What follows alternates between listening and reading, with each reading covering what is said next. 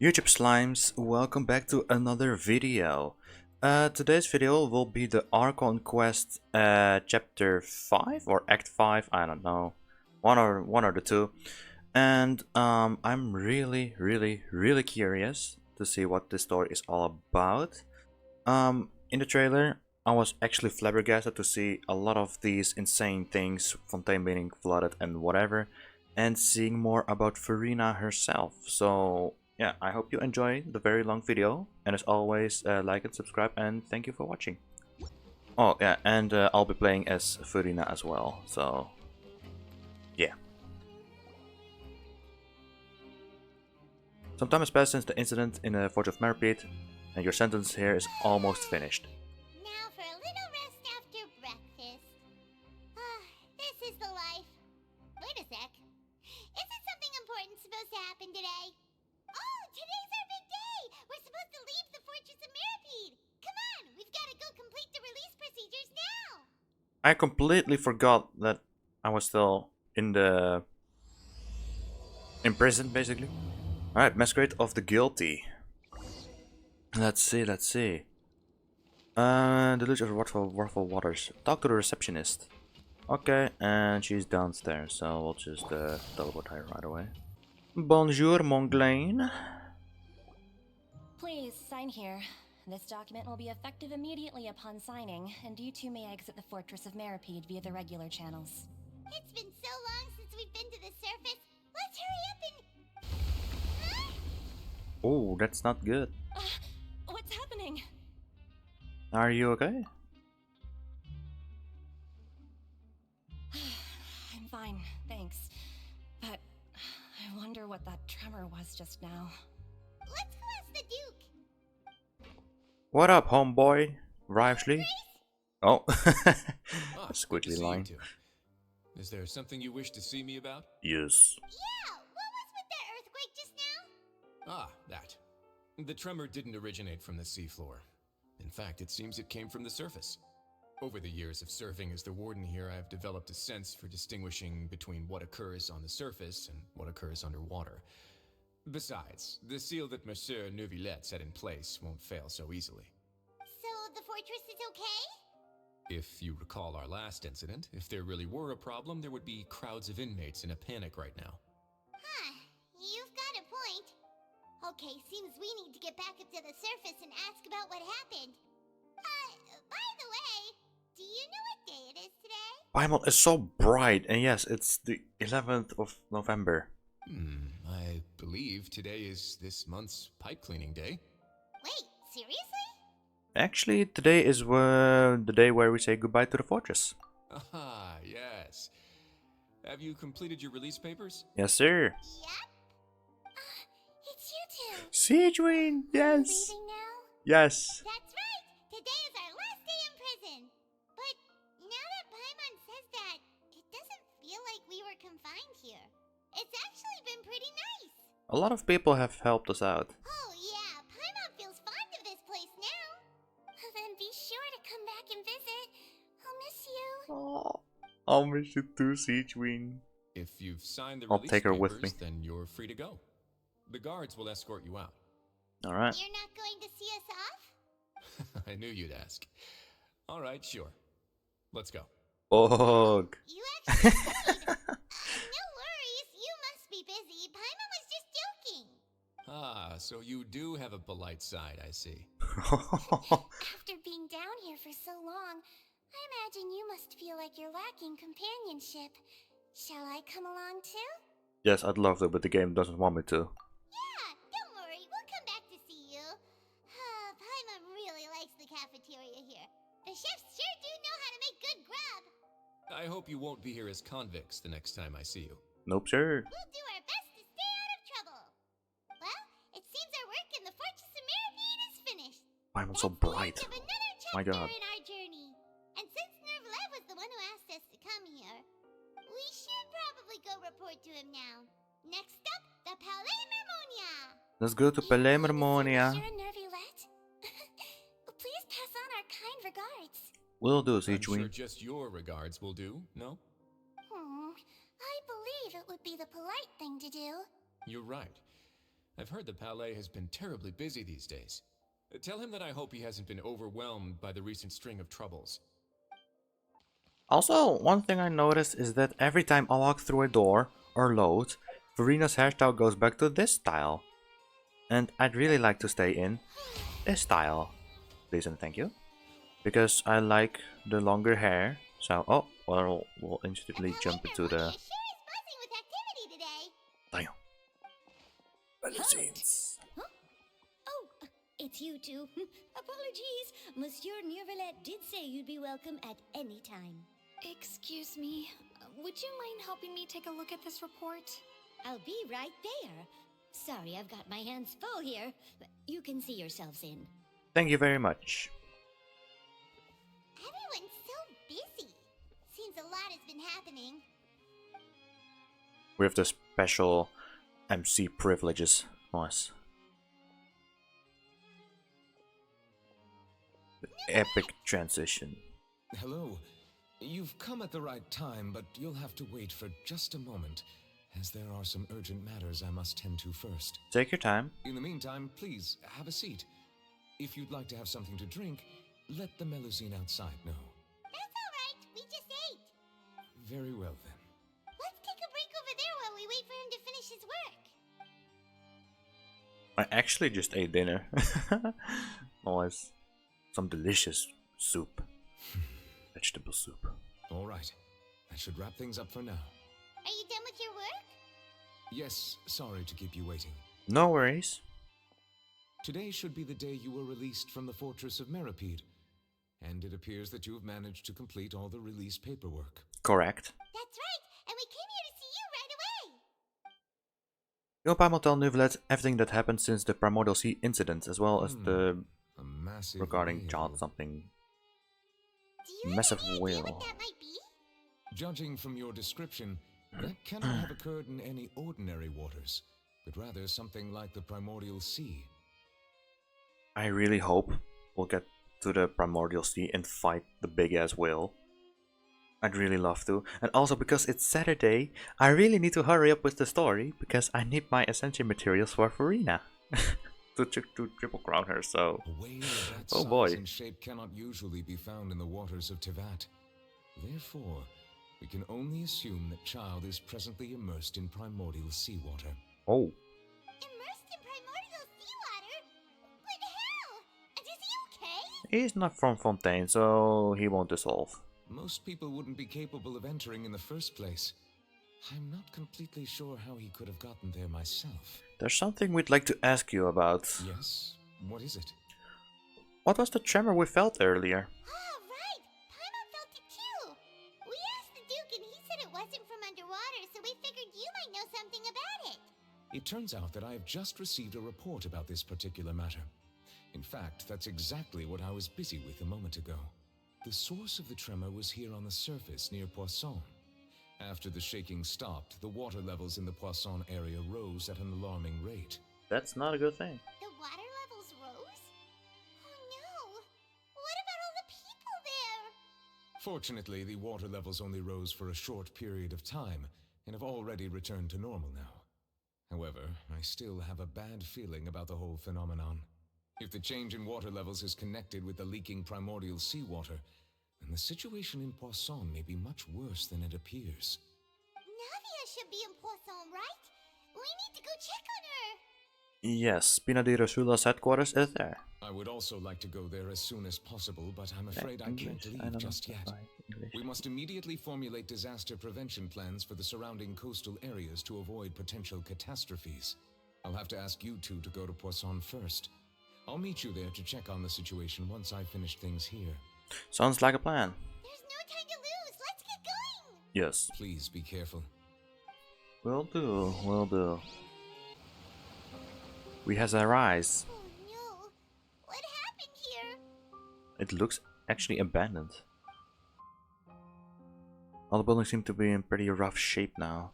There's nobody around. We're all dissolved now. Let's not assume the worst yet. Navia should be around here, right? We need to make sure she's still... Alive. That means we need to check on her. Mm-hmm. I'm sure. See? Verena is already back in this state. Fine, then I'll play with her in this state. Look for Navia in Poisson. Oh, there's a guy over here. Are you alright, my guy? We haven't seen a single soul all the way here. Oh, this is getting scary. What will I ever do now? Disaster victim M. Look, there's someone on the roof over there. Just stay put. We're coming up. Watch your balance. All right, just hurry. Hmm. I'm not young anymore. How will I survive on my own? My Desiree! Oh, he looks pretty sad. My leg! My leg! How could this have happened? It hurts! Just hang in there. Help is on the way. You can hold my hand if it makes you feel better.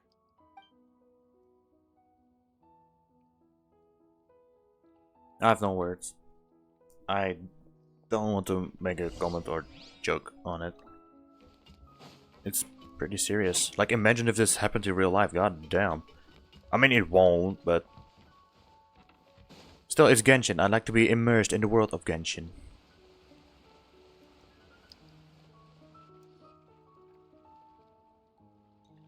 Oh, it's Navia. She's over there. Hey, Navia, are you okay? She doesn't look too happy. You're here. We heard there was a situation in Poisson, so we came as quickly as we could. Yes. As you can see, the water level suddenly rose. It caused quite the disturbance, in fact. She is not okay. Demoiselle, there was a wounded resident next to a building southeast of here.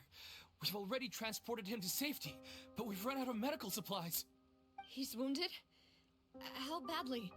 He fell, so it's probably a broken leg. He's pretty shaken up. When the water level rose, he desperately climbed up to the roof. Once the water receded and he saw the ground, he became terrified and eventually... He jumped down then. Find the leader of Squad 1 and tell him to take the wounded resident to see a doctor. He should know where to go.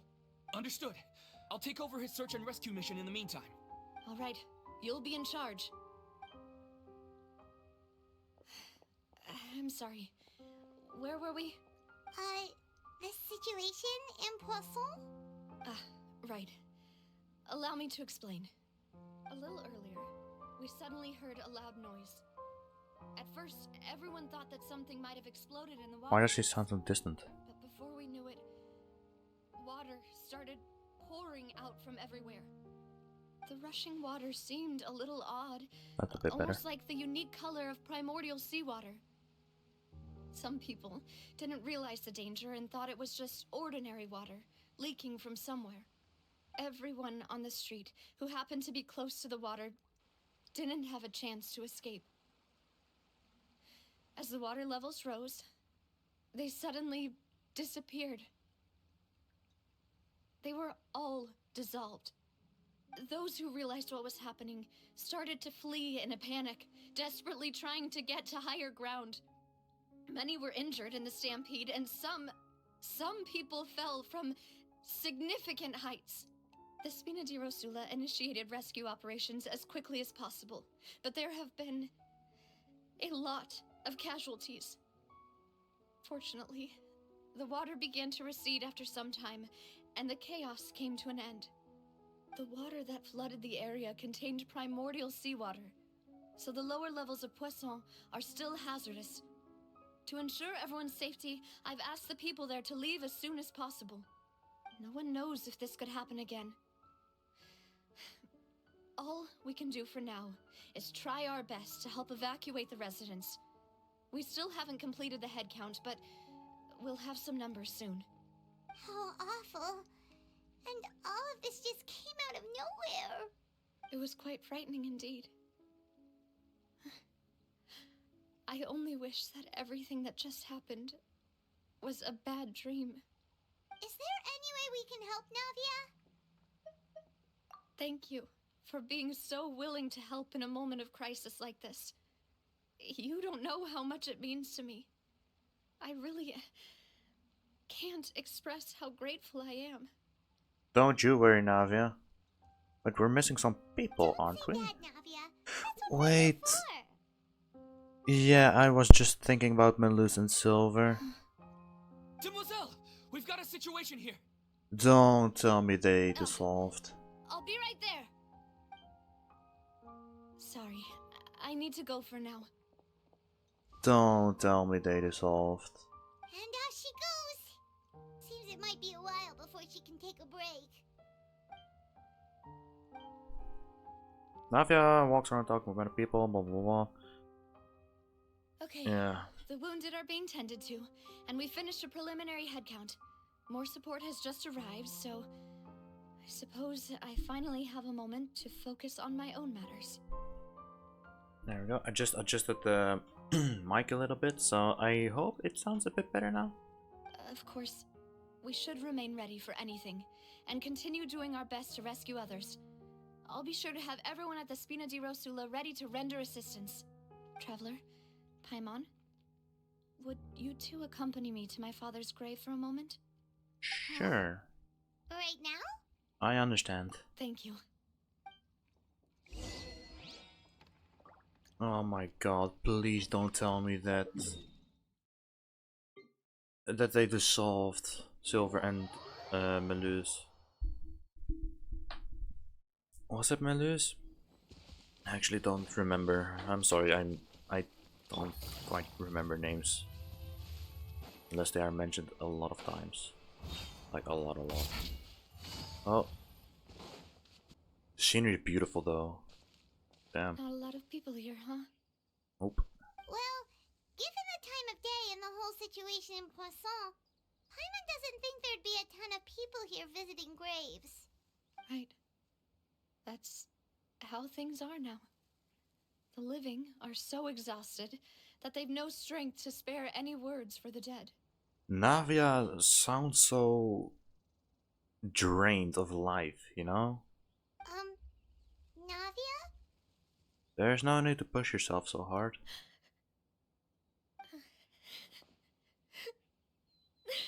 Navia, what's wrong? Sorry. I just... Melus and Silver. They won't ever come back here again. What should I do, Papa? Huh? What happened to them? Everyone agreed on the rescue plan, but still... I was the one who initiated it. They were helping evacuate the residents, but they couldn't leave in time. And they were caught in the seawater. What should we do? I've known them for so long. And I know they weren't afraid. But I could at least hold a funeral for my father. And I know where he rests. But as for Melus and Silver, they're just gone. I just can't.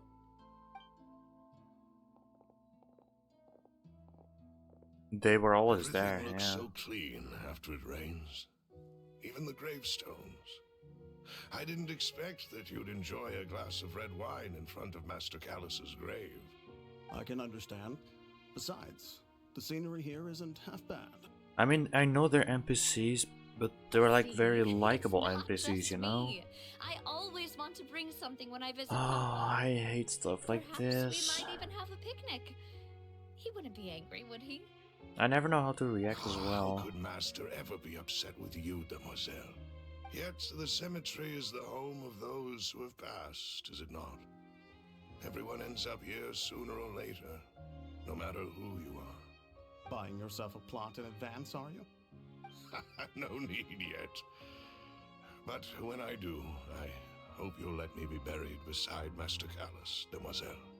Hey, stop joking around. I'm quite serious. That way, it'll save us both the trip to see each other whenever you visit your father's grave. Jesus. That makes sense. In that case, could I be buried on his other side? After all, besides you, demoiselle, the two of us could certainly be considered Master's closest companions, no? Personally, I believe we fill those shoes just fine. Why are you bringing this up all of a sudden? Seriously. All right. I'll remember your requests. But I'd really prefer not to talk about this stuff. And what do you mean by saving me a trip? I'd make the journey even if I had to visit you two somewhere else. I'd promised to let them rest in peace here. But here I am breaking that promise. I'm sorry for letting you see me in a mess like this. I don't usually cry, really. Well. Paimon doesn't know how to help you feel better. But, well, she understands how you feel. I had always thought I could make my wishes come true. But now that I think about it, that never solely relied on me. Many things can only be accomplished with someone else's help. Malus and Silver have helped me so much. But by contrast, I could do nothing for them.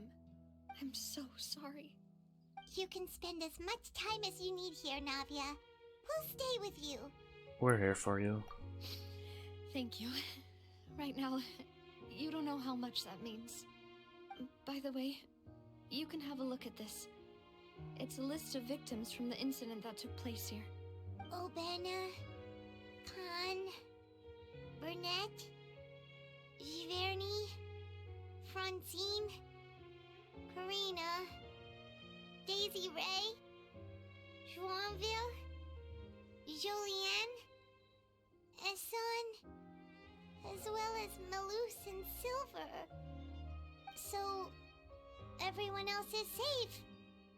But still... It's okay. We just started, I'm already I know crying. what you're Fucking hell. And Ah. we lost Malus and Silver. But we were able to save more than we anticipated. That's a good thing. The overall outcome indicates that the cost was worth it. No one's sacrifice is truly necessary. Right! Don't think that way, Navia. One person might be saved at the expense of another, sure, but that isn't something we should ever consider a trade. Malus and Silver were not the price for saving anyone. They're heroes. You're right. Thank you, Paimon. What you said just now was pretty amazing, actually. That's actually pretty cool. I remember your words. Same, actually. Really? Yeah. Seems you've become more eloquent in the time since we last met. Fucking Arlecchino, I will fucking smite you down, woman. I don't like you. A knave? What are you doing? I don't like that you bullied Furina. Jesus. Is everything going well on your side? Yes, my people are carrying out the mission according to your request. Wait, then, all the residents just, of Poisson have been evacuated, and we're preparing to relocate them to higher ground. As for these supplies, we have everything taken care of. There is no need to worry. I don't trust Arlecchino. Very much. I still don't like her. Do you two know each other? I was also surprised about that. We just met recently. Right, Miss Navia? Usually, I would call this a coincidental encounter. That doesn't quite fit this time. Besides, it never even crossed my mind that a Fatui Harbinger would come looking for me. Thanks to the Knave, Spina di Rosula received generous support from the Fatui, which allowed us to complete the rescue and evacuation work so quickly. Mutual aid is essential to fostering positive developments. We were already in the area, in any case, so it was nothing. That said, I must say that you're a lot sharper than you let on. I'm sure you understand what I mean. I apologize for all the ways in which I tested you previously. We've never worked with a Fatui before, and it's extremely important for us to know who we're working with. My subordinates have reported that Fatui soldiers have been observing water levels and taking head counts in various locations. I hear that they've also prepared a large amount of emergency supplies. I'm quite surprised. This is nothing to brag about, nor do I intend to. It is simply the way of powerful organizations to act forcefully, whether they are doing good or ill. You've witnessed that firsthand, in any case. As I've told this traveler before, I know of the prophecy, and I intend to prevent the impending disaster. Yeah, well, that's true, but you're still, like, trying to get the noses to fucking Tsaritsa, which I don't want to allow. Lending your organization a hand was a natural first step in accomplishing that. As such, do not be troubled by this token of our sincerity.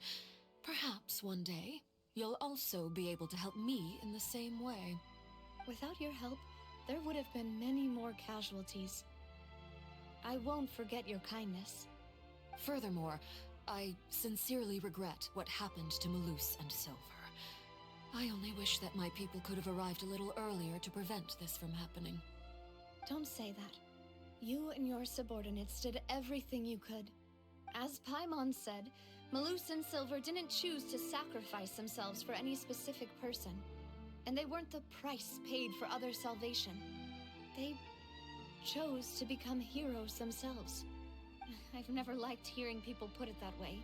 It's like trying to relieve pain by saying some noble-sounding words. But right now, there's nothing more suitable. They really did become heroes. You're right. I'm sorry for your loss, Miss Navia. Water is life to Fontaine's people, and it also spells disaster. It's no wonder that people always say that prophecies represent fate. Fortunately, I've never been one for such opinions. So, you're one who will try to change fate, then? Of course. That is why I'm going to Hotel Bouffe de Thé. I still have some things to take care of, and the children need my attention. I still don't trust By her. the way, traveler, Paimon, one more thing. Are you going to give me an indirect threat, huh? Alright, then we'll just... Huh? This isn't right. Paimon thought you would ask us to walk with you for a moment so you could tell us something in private. That is a clever and useful conversation technique, which I do like to use when necessary. But there's no need today. It would not hurt to have Miss Navia listening in. Traveler, I'm sure you remember that I said we could work together when we had the chance. You and I both know that there may be issues with the Primordial Sea. Previously, it was the fortress of Meripede's sluice gate, and this time it was the water levels in Poisson. These are both signals. So the time for jolly cooperation has come? Indeed. Allow me to share the latest intel I've received from the House of the Hearth's intelligence network with you. Okay. During some recent investigations, a child claimed to have discovered some ruins near Poisson. The ruins date back to ancient times and seem to be worth investigating in many ways. Okay. Judging by the dating of the ruins, they may be related to the prophecy and the coming crisis. The situation is becoming more urgent, so any pertinent information will prove extremely precious. My people initially came to prepare for ruin exploration. Unexpectedly, this disaster struck, and at present, we're all busy prioritizing the rescue effort. So that's why the Fatui were already in Poisson. I wanted to take the children along, but unfortunately, Linny, Lynette, and Fremine have all been dispatched to higher ground to assist affected residents.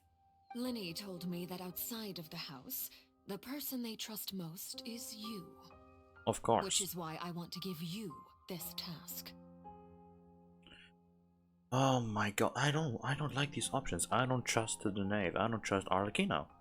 But I do trust Linny, Lynette, and Fremine, so I'll just play along for now. The House of the Hearth's members see each other as family, but Linny, Lynette, and Fremine said that they also see you as such, even though you are not from the house. I'm sure you already understand how earnest they consider their friendship with you to be. Oh, that somehow makes Paimon feel kinda happy. The intel I just shared about the ruins could fetch a high price. But since the children consider you family, it's only natural that I freely share it with you. Got it! So all we gotta do is go to some ruins, right? We can handle that. Excuse me, but may I tag along? You wish to join, Miss Navia? But are you sure you're up to exploring some ruins? You need to rest. Well, I'm sad, yes. But I can't just go back and plop myself into a chair by the roadside and do nothing. That's also kind of true, yeah. There's no point in being depressed while we still have a disaster on our hands. As my father's successor, I must live up to the hopes he had in me. Besides, I'm also doing this for myself. I need something, a distraction, to keep my mind off Malus and Silver. Navia's strong, but she needs company right now. We can be that company if she goes to explore the ruins with us. Since you put it that way, I have no objections. What do you say, traveler? We'll go to the ruins together. All right. The ruins are to the south of Poisson. Here's the map. Okay, the three of us will handle it. Come on, let's pack up and get going. Yes. Wait, are these ruins new? Or are they from the new area? I think they're from the new area. Like this whole piece is new, right? So, are these the ruins the knave was talking about? Whoa, talk about old. They seem to be pretty ancient, all right. Let's go in and have a look. Just be careful. Don't worry, Navia, I am careful. Alright, the place of secrets. The two intelligence indicates that this place may play host to heretofore unknown clues. Okay, and we'll just go with the Farina team, which is actually rather strong. Alright. I'm not going to assume that there are a lot of chests, so I'll just kind of walk right through the dungeon. Ooh, Hilly Churlies. Door of Resurrection activated. Nice. Yeah. Go kill them! Hiya! You're not critting. Here we go. Good boys. Let me actually heal a bit more. There we go. Alright. Wait, do I have to go here? Oh, ho! Okay, that was quite unexpected. Hey, chest. Bonjour, Hilly Chirals. Yeah, goodbye. And I drowned. Why does the sensitivity feel so slow? Like the vertical. There's nothing there? I think. Okay, it's just a waterfall thingy. Alright. This place has also been contaminated by primordial seawater. Yeah. And a lot of it, too. A Fontanian would most likely dissolve the moment they fell in. You should go back to safety, Navia. Right! You can't go down if there's primordial seawater. It's too dangerous, and it won't be any help for you to just stay here. Don't get by my wrong. We're not saying you're useless. It's just that... No, you're right. I can't do anything in this situation. I'll leave this to you. From the look of things here, maybe there's no way back. Yep. That complicates things. Maybe the only way left is forward. In that case, do you want to wait for us here? The water levels here are unstable, and there's a chance the water will rise. So staying here wouldn't be safe either. I'll go together with you. Perhaps we'll find the exit just up ahead. Seems like there isn't any other option. Alright. Come with us for now then, but please be careful. I'm also thinking that if You play as Farina, Let's try climbing over from the side. but can Farina touch primordial seawater? I imagine she also dissolves? Oh, I'll just get teleported back. I see. But what if I do this and then be like, ah, yeah.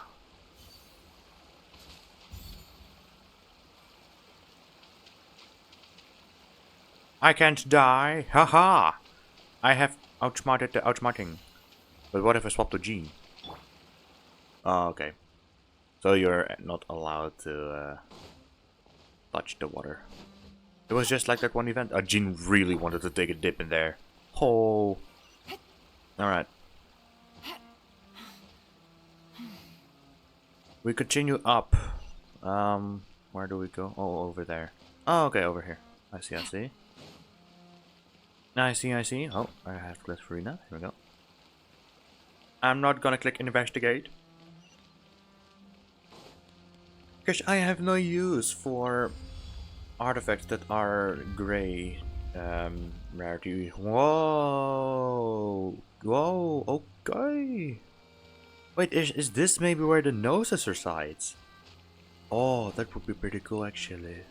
There's a lot of subprimordial seawater. Wait, whoa, the camera. Oh, this is a weird camera. Oh boy.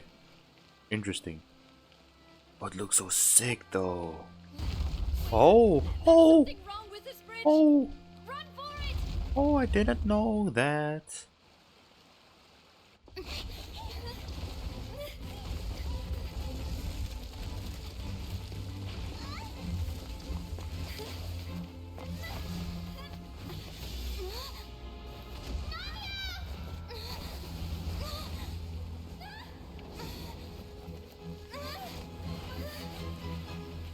Oh no. Oh no. Oh no. Oh no. Oh no. Oh no. Why is it loading? Oh no.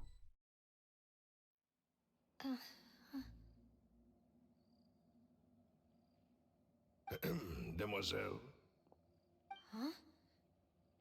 Demoiselle, what are you doing here by yourself? Would you be standing here till dark if I hadn't come to get you? Maybe she just wants some time to herself, Malus. Hmm? Oh. Was I sleeping? No. Yes, it would appear so. I must be tired. That's quite possible. However, you were the one that suggested we go out for a walk. Oh, right. I nearly forgot. It must have slipped my mind when I dozed off. I haven't had a nap today yet. Have I? This is a familiar feeling, yet something's a little Everything is a strange. bit disorientated. Is something the matter, Demoiselle? Oh, no. No, I'm fine. I was just trying to recall why we came out for a walk. Do you remember Mr. Giverny? He'd requested our help before with foreign merchants who had a debt dispute with him, and we'd resolved the matter not long ago. We were headed to see how things were going with him at the moment. Ah, right. Yes. I remember now. Oh, Miss Navia. Ah, Mr. Malus. And Mr. Silver, too. It's good to see all of you. How have you been? I've been great. Thanks to your help, those bothersome merchants finally realized that I wasn't the one they were looking for. Wait, Why, is I she wasn't even the kind of guarantor for like that person. talking to all the people who were They were dissolved by knocking on the my door primordial day and night. seawater? Even my neighbor Obina was getting fed up with them. I think she Sometimes is. force is required Like, to these NPCs are calm all the people someone that down and get them to dissolved. listen to what you have to say. That's right. Oh, by the way, Burnett, what was it that you wanted to give to Miss Navia again? Oh, yes. One moment, I have it right here. Miss Navia, these are some flower seeds that I prepared. Please take them. They're a very good variety, and they'll become very big and beautiful once they bloom. I don't know what we would have done without your help, so this is a little token of our appreciation. I hope you won't refuse. Ah, did you cultivate them yourself? Thank you so much. I'll certainly take them. Malus, we do still have some empty flower pots at home, right? Why, we can have as many pots as you'd like, demoiselle. Perfect. In that case, we'll swap out some of the decorative plants for some of Mrs. Burnett's flowers. Very well. Wait, something seems to be off here. She's realizing it. Excuse me, madam. If I'm not mistaken, your name is Burnett, correct? That's right. Is something wrong? You were No, on the there's list. nothing. This is the first time we've ever met, but your name seemed familiar to me. I must have heard it when I was discussing things with your husband previously. I've heard this name before. Sometime recently, I'm sure of it. And why are there so few people around here? Where did everyone go? We must mind the time, demoiselle. We still have important things to attend to today. Huh? We do? Like what? Well, now, did you forget? Miss Navia, here you are. I've been looking for you. Please, come to the Opera House. Your trial is about to begin. My trial? Wait, why would I need to go to the Opera House? Yes, she's right, demoiselle. It's just about time now, so we should get going. Oh? All right then. Wait, that's so weird. Navia didn't die, I'm sure of it. I do believe we saved her, but how we saved her, I do not know. It's Navia! She's here! And her two attendants are with her. Goodness, everyone's finally here. There sure are a lot of people here to see the trial. And they all seem to be oddly excited about something. I even know some of these people. Karina, Desiree, Joyville, Jolien, Essen. All the people that got the salt are here. And why do I have no recollection of this case? And as for the judge... huh? Where's Monsieur Neuvillette? Please sit in the defendant's seat. Don't worry, Silver and I shall accompany you. All right. But are you sure you can stand behind me? Typically, it wouldn't be allowed, but today is an exception. But against who What kind is of she? place do they think this is? Come on, do they have any idea what they're Who's doing? that? Seriously. Enough with the whispering! Could someone please tell me where Monsieur Neuvillette is? And why I'm standing trial? My dear Miss Navia, have you not yet realized what you've done? In that case, allow me to explain. As all here know, you are Master Callus's successor, the head of the Spina di Rasula, someone held in high regard by every soul in Poisson. After you took over the Spina, you treated all of us just like the late Master Callus had. If anyone in need reached out to you for help, you responded. Not only you, but your butler, your subordinates, nearly everyone in the Spina di Rasula fought for the well-being of those in Poisson. Okay, that's a good thing, so why is Wait a she... moment. Aren't Yeah. you just proving that I'm a good person? Yes, correct. Absolutely right. And that is why you stand accused. What? You have helped so many people get through so many difficulties. You are one with us. We are inseparable. We are one big family, all of us who are from Poisson, inextricably linked. And with you being so important, we couldn't possibly do without you. Therefore, this fair and honorable court shall declare you guilty, and you shall stay here. You will be together with us forever. Huh? What are you saying? Everything you have said is correct. I have indeed done a lot for my hometown, and I would be willing to be with you all, but what is the purpose of having me stand here like this? What is there to discuss? Ah, well, if that's what you think, then I have no further comments. How wonderful, Miss Navia!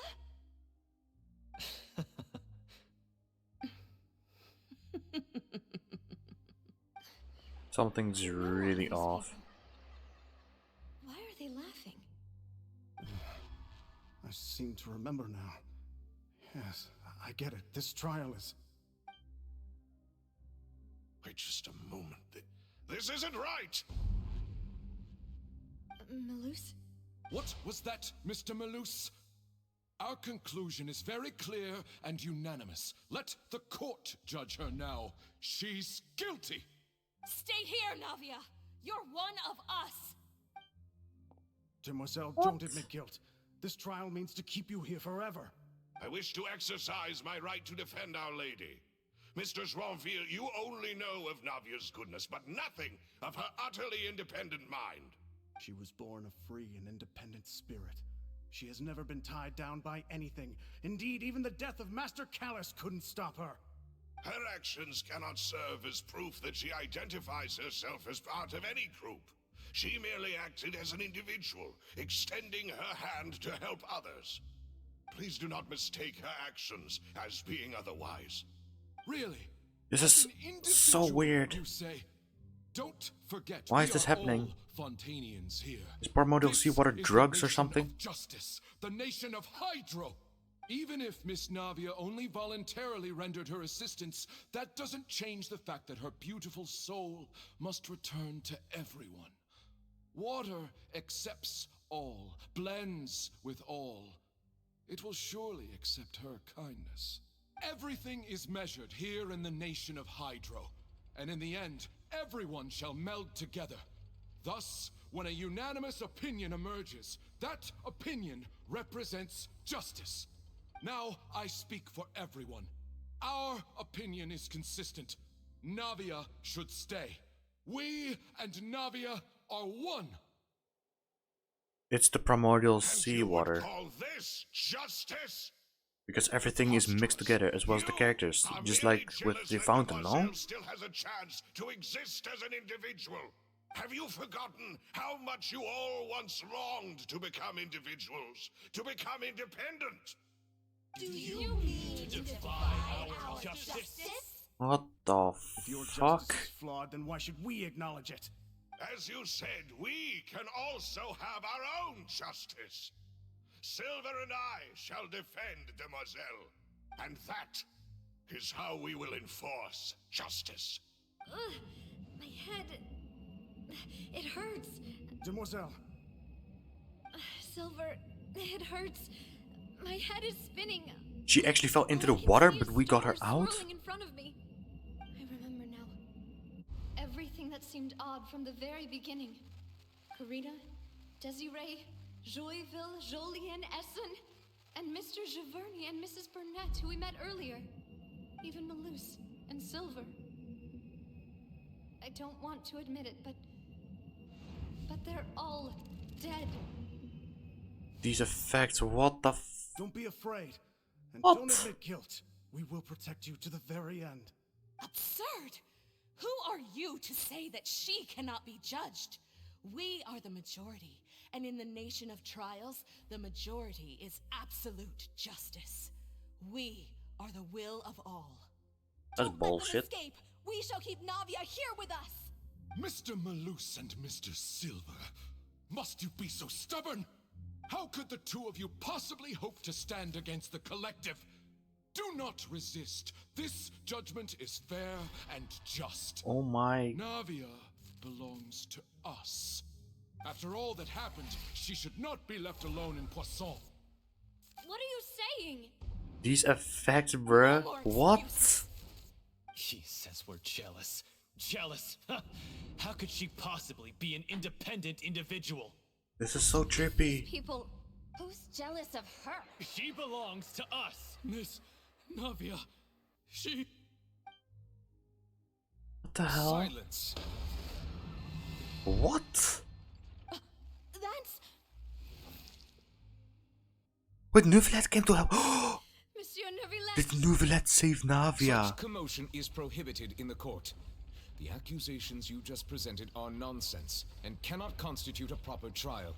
The court Neuvillette! will adjourn for the rest of the day. In this, I shall hear no objections from any unauthorized party. Our thanks, Monsieur Neuvillette. Please leave with me, Miss Navia.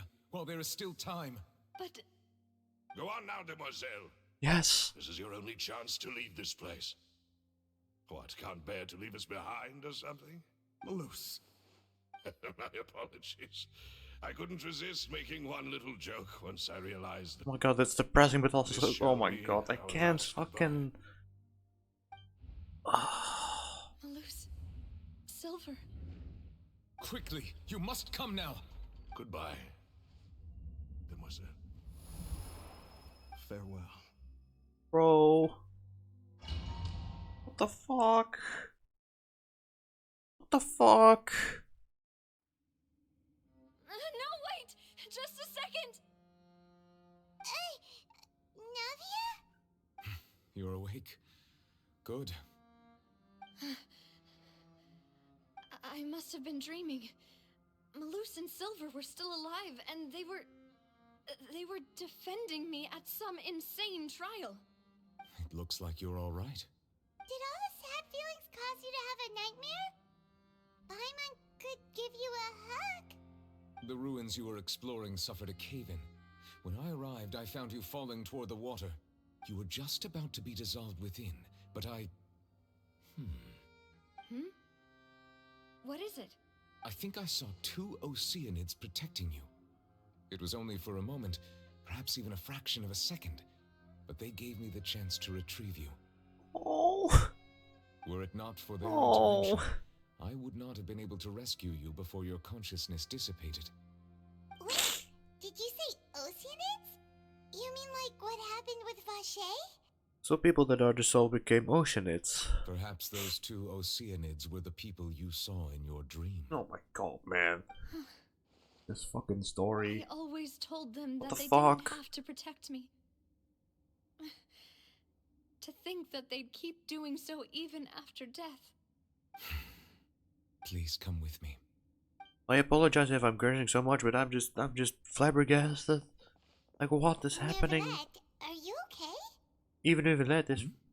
Oh, Rest. I am quite all right. Oh, never mind. Perhaps there's something we could chat about? Sure. Why do you look so stiff all of a sudden? Oh, Oh my Paimon god. knows. You're the type who feels awkward when there's nothing to talk about, right? Oh my god, Paimon, don't need to rub it in. I merely thought that we should give Navia some time to herself. I guess I agree. Why didn't you just say so then? Don't you think it's even more awkward to call us over like this and then have nothing to talk about? Yeah, that's I pretty. suppose so. What's this option?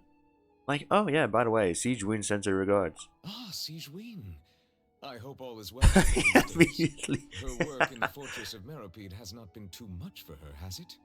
Nuvelet is such a simp for the Don't medicines. I worry, like she's it. I doing love fine it. down there. She's an amazing head nurse. Nuvelet is so kind. I see. Well, that is good. Not gay, I but have always I worried love that Siege Nuvelet. Win would need a lot of time to understand the world of humanity, just as I have. Oh, and the Duke also says hi. Even though Siegwing made him do that. He hopes that you haven't been overwhelmed by all that's happened lately. Thank you. I have indeed been busy lately, and I also hope that everything is going well in the Fortress of Meropide. He still doesn't know what to talk about. Oh my let's god. chat about something else then. You're the expert here, Paimon. What should we talk about? So, Neverlet, you're probably quite the swimmer, huh? Yes, of course. This isn't going anywhere. He's just answering. Let's try something else. How did you find these ruins? Did the knave tell you? Yes, in fact.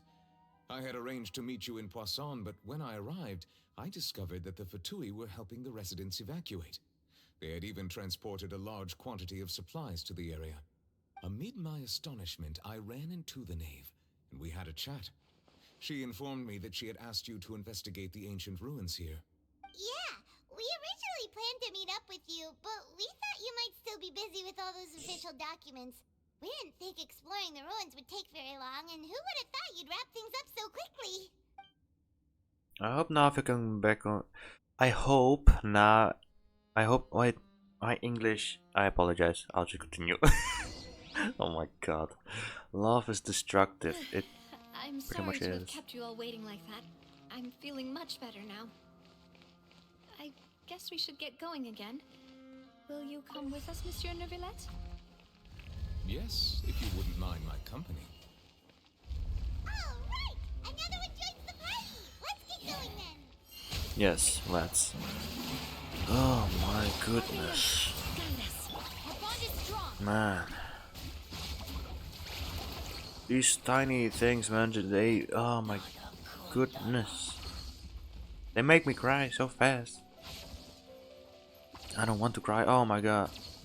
The thing's weird again. Also, yes, I know I'm using Skyrider Sword at level 90 on Cookie, but it gives a lot of energy recharge, and I couldn't be asked to build another or farm for another sword.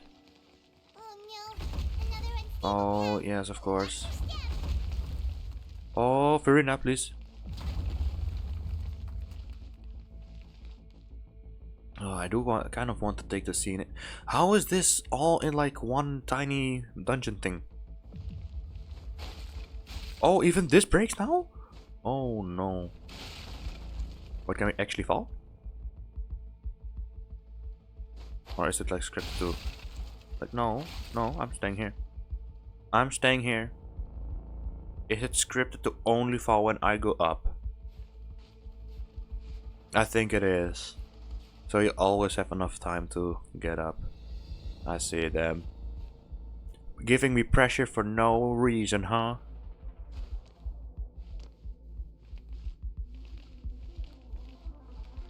Oh, never mind.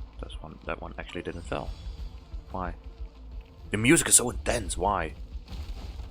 Watch out! There are rats over here! Nice. Alright. No, I'm staying.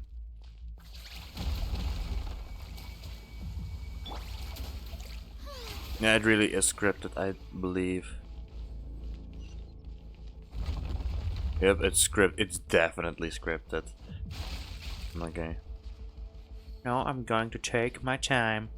I'm jesting, I'm not gonna waste your time though. I just wanted to test. Oh.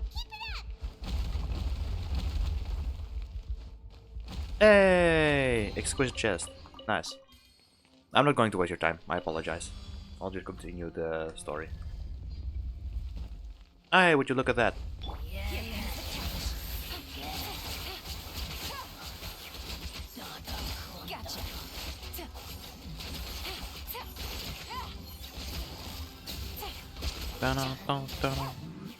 Alright, nice. Wait, can I grab your materials? I still need... Okay, never mind.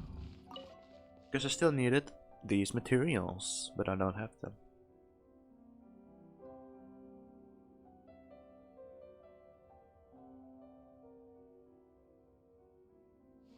That's a big elevator. Let's go, Farina. You even have your long hair now. Nice. I thought I had on it. Of course not. I do like it. So cool. Even just this scene is just like... Wow. I really have a lot of respect for the developers, and especially the world building and stuff. I don't know what you call these people. Oh. Yes, this looks amazing. I love it. Looks like we've reached the end. Yep. This is the place. There should not be any other hidden spaces in the vicinity. The path sure had some twists and turns, but it turns out that this place isn't actually that big. There seems to be something on the wall.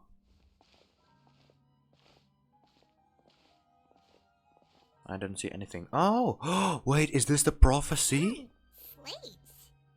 Oh, that's Farina. They were put here as an offering. Could we take them down and have a look? Perhaps we should just leave them be for now.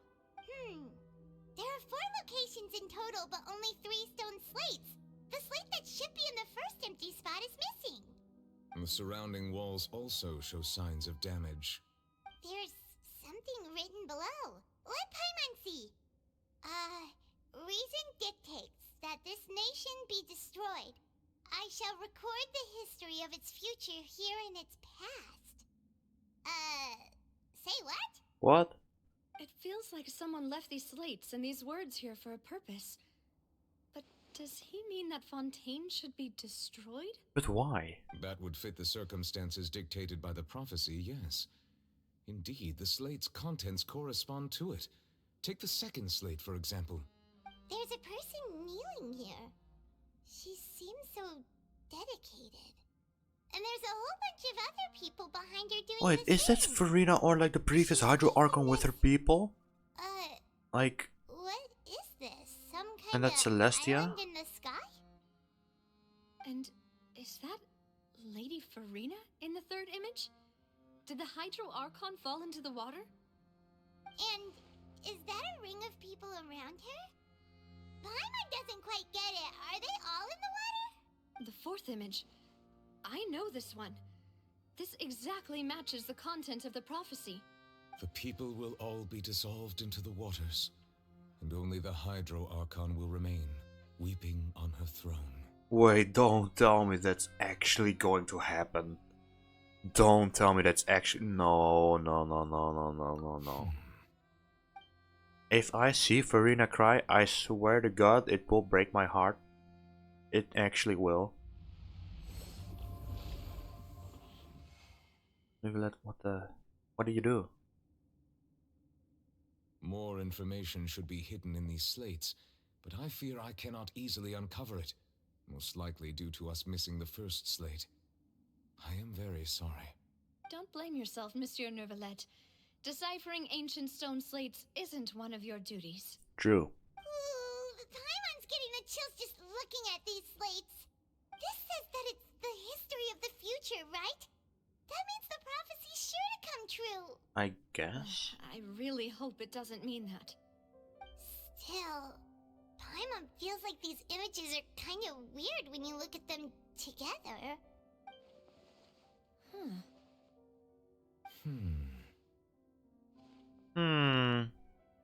That's right! If the images are in chronological order, shouldn't the fourth, the waters drowning Fontaine, come before the third, where the Hydro Archon herself falls into the water? And yet the order is reversed here. The second image is also quite concerning. If we go by timing, Lady Farina only emerges in the third image. That means that the person in the second image might be the previous Hydro Archon. Egeria, then. I had never met her, but her appearance here does match the records. The previous Archon kneeling before the floating island in the skies, as if confessing a sin. Did she herself commit that sin? And if not, And Celestia why became would she pissed be in and such a gave posture? Fontaine a curse, or the Archons at least a curse? Also, I'm still wondering why these ancient stone slates are here at all. Judging from their contents, could this place be the origin of the prophecy? Does that mean that someone, or some people, once saw these slates? But who would have created these slates and left these words here? It seems that any further clues will have to come from Farina.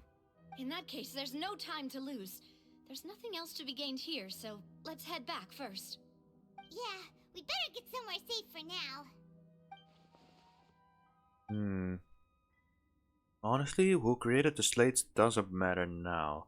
The real question is whether things will truly play out as the prophecy foretells or not. I really hope it doesn't. I really hope it doesn't. I wanna see her cry.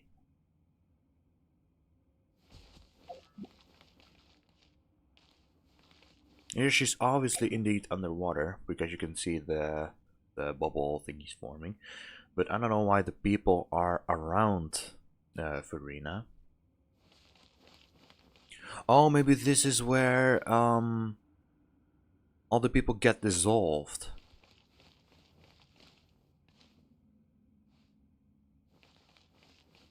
I think it has to do with the first two, with the previous Hydro Archon. that they got some sort of curse, which is like this whole prophecy thing, where the entirety of Fontaine, you know, I can't English. Oh my god! I also just noticed, Farina wears 2 different gloves. Wait, can I? So does it change? Interesting. Let's split up here. I'm going to check on what's happening with the Spina. You know how it is. There's some things you just need to be there for yourself. You still have energy for that, Navia? Paimon's already beat. Just head back to the Fluvsandre and have a rest then. Thanks for keeping me company all this time. I got you, Navia. I'll depart as well. Thanks for your hard work today. Rest well, everyone. Will do. Traveler, I will go talk to Farina tomorrow morning to ask about the stone slates.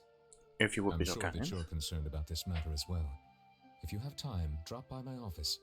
I will share the results of our discussion with you. Alright, I'll see you tomorrow. Are you really gonna talk to her about this directly? Will that be a problem?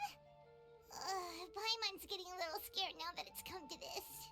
She has long been harboring secrets and will not give them up easily, which makes it all the more my duty to ensure that she understands the present situation. Alright, we'll leave it in your hands then. You're probably the best person to talk to her anyway. I will be carefully considering my words tonight. Traveler, Paimon, our safe house at the Fluvsandre is always open to you as ever. So please don't think you're an imposition. Alright, I'll be on my way then. Take care, Navia.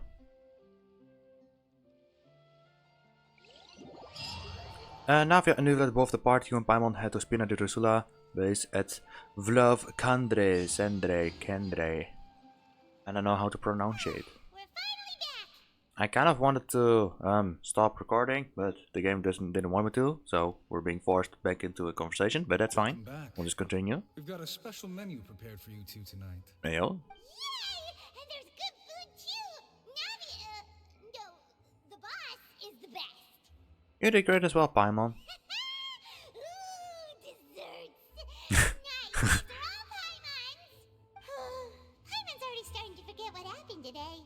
Oh. Wait, ain't no. Is that who I think it Ain't is? no way. Ain't no way. No way that Mona's here.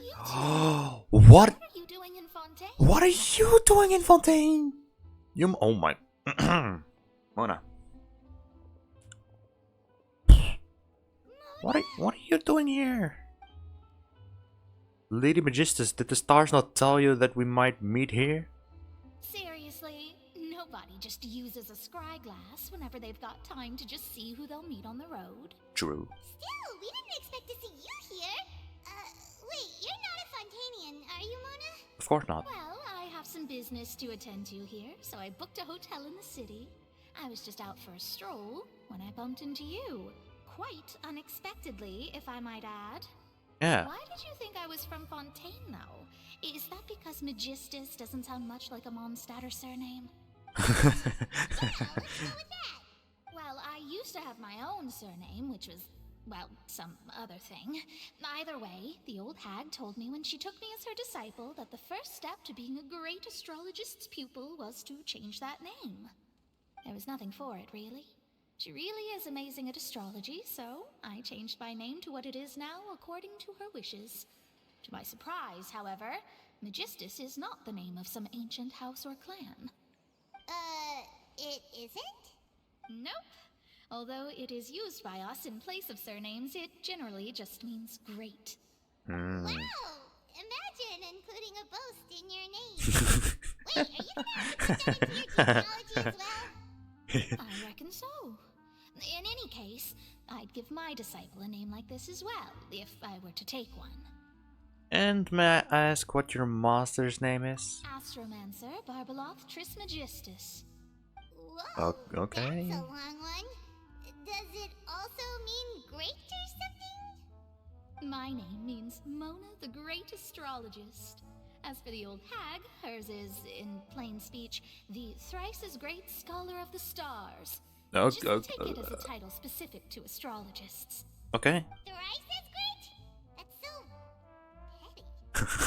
I know, right? That's just how she is. She used to call herself Magistus, actually, but when she took me in, she changed her name to Trismegistus. Them. Talk about excessive. Magistus is thus the calling card of our school, so to speak, which makes it about the same as a surname. It's alright if you don't get it. You can look into it further should you need to study astrology more deeply. Oh, triple appetite pie, Mom. Terrible! But anyway, you're not Fontanian, are you, Mona? You're from Mondstadt, right? Of course she is. Well, I was born in Mondstadt, yes. My parents migrated to Dorman Port, and I traveled with the old hag for a while, after which I settled down in Mondstadt City. Oh, that's a good thing then. At least we know you won't be dissolved by Fontaine's waters. Speaking of that, I'm sure you're aware that a bunch of things have happened here in Fontaine, right? I know you're not a local, but I'd avoid getting too close to any water that looks strange all the same. True. There's something ominous about it. Well, the water, I mean. Did you come to Fontaine because of the prophecy, Mona? That was the main reason, yes. Just a while back, the Steambird invited me to take part in a panel and speak about the circulation of the prophecy as an astrologist. The invitation was sent quite early on. I don't think anyone expected Fontaine to be in this much trouble. What do you make of that prophecy, Mona? Just tell us what you think as an astrologist. Your word would go a long way to make things more certain and less scary. What I can tell you is that I'm an astrologist, and that this prophecy concerns the fate of Fontaine, even that of all Tevat. Ascertaining this is akin to reading the fortune of the whole world. I'm afraid that this is not something that just anyone can do. If I could do it, you would no longer call me an astrologist, but a visionary. But on the flip side, the prophecy is so huge and powerful that it must surely come from a powerful visionary. Its contents involve the fate of the world. Disregarding it would be a mistake. A visionary? Sounds really powerful and all, but does such a person really exist? Of course. The old hag could do it, and I'd bet there are others amongst those Hexenzirkel colleagues of hers who could do something similar. I need to ascertain the accuracy of the prophecy. Are you sure? Yes. All right, I'll help you. It isn't often that I see you with such a serious look on your face. I'll tell you once I hear back from her. Thanks, Mona. You're amazing as always. Oh, well, this is something only I can do after all. So yes, your praises are quite welcome. That's the greatest of astrologists for you. Of all the people we know, you know the stars the best. Indeed, indeed. That's the spirit. Oh, sorry. I came to see what all the commotion was about. If there's anything you need, do not hesitate to inform the Spina di Rosula. Oh, whoops. Guess we were getting a little too carried away there. Well, I'll go tend to my own business now. If I receive any news, I'll be sure to come find you two again. Yes. Take care, Mona. Quick as rushing Okay. water. And here we are with the Spina guy giving us suspicious looks. Well, we were making a ruckus. But we were able to recruit Mona's help, didn't we? Our Fontanian friends will thank us someday. I'm sure they will. After the conversation, you decide to get a good night's sleep to replenish your energy. Can we stop getting me into a dialogue, please? I kinda want to play Leave a Company. Yes! Yes, yes, yes. We'll get going. Yes, I'll definitely get going. We'll definitely get going. We'll definitely get going.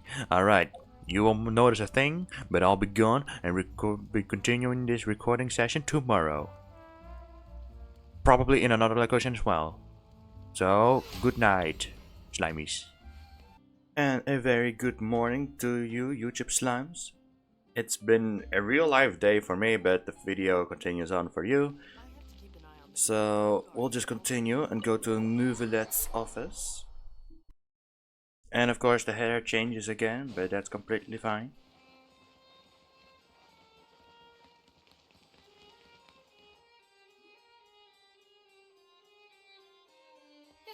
You're here!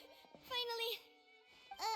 Is something wrong? Monsieur Dear Valette and Lady Farina, they seem to have gotten into a dispute. Please go see for yourself. Okay. Like I said, I've already explained everything. And yet the problem has not been properly solved. There is little space for excuses between us. It is not my intention to offend you, but please, tell me where you stand. You are the Hydro Archon Focalor, are you not? Look at this. This is a list of the victims from the recent Poisson incident.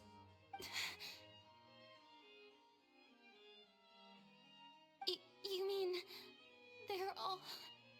We did not arrive in time to avert this disaster, and I will not have it happen again. I will say this once more. You must tell me everything you know. Yesterday, I found 3 stone slates in some ancient ruins near Poisson. Do you know anything about those? Seriously? You're questioning me like this is a court case now. I don't know anything about that.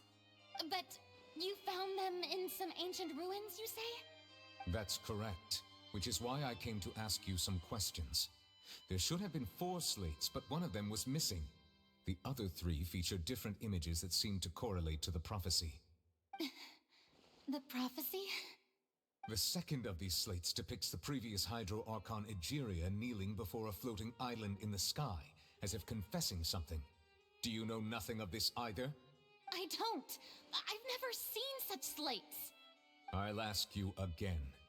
Do you really have no information regarding the previous Archon? My deciphering of the slates indicates that the Hydro Archon Egeria once had to confess to, or apologize for, a certain sin. If anyone would know about it, it should be you. All gods don't have the same secrets, you know. She was herself and I'm me. Is it really so strange that I know nothing?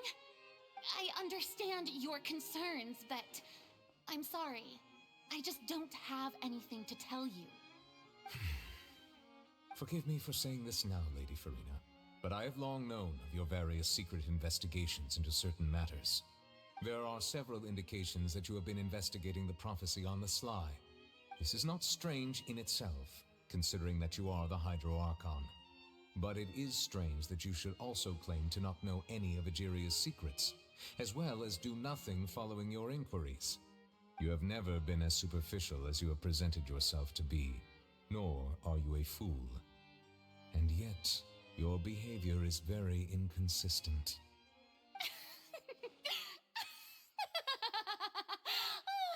So you've been watching me all this time, have you? I didn't think you were that type. You...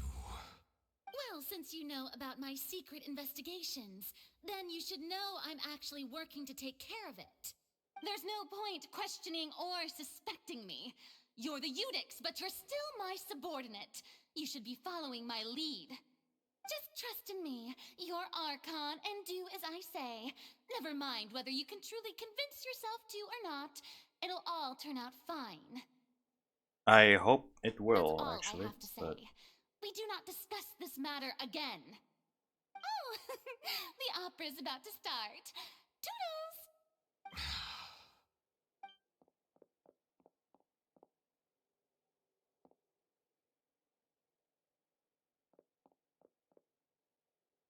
Did Farina not notice us standing by the door? Wonder what's up with her. She seems... was smiling. Oh. She didn't seem in the mood to care if we were listening in or not. She seems deeply troubled. I assume you've been outside for a while now? Mm-hmm. Oh, you noticed. Seems Farina didn't even realize we were here. She was in a great panic, though I cannot discern the reason. Our discussion reached impasses time and again, a state of affairs that we cannot allow to continue. Still, I do not understand. Dialogue is the basis for understanding, so why did she keep refusing to engage? I'm afraid questions alone might not suffice. We need to make her understand how dire the situation actually is. Everyone in her inner circle has noticed that she is hiding some secret. The issue is her attitude. I fear that she will not reveal anything unless absolutely forced to. We may have to create a situation in which she will have no choice but to speak. Oh? Like what? Normally, people will only reveal the truth when standing trial. Perhaps we must have the Hydro Archon experience just such a scenario. Oh. But So Farina's that been was... in so many trials, and she's really good at dodging questions. How do we make sure that she won't just slip away at the first chance she gets? So that part was in the trailer. That's why Nuvilet said that Farina will get the death sentence. It's just to get answers out of her.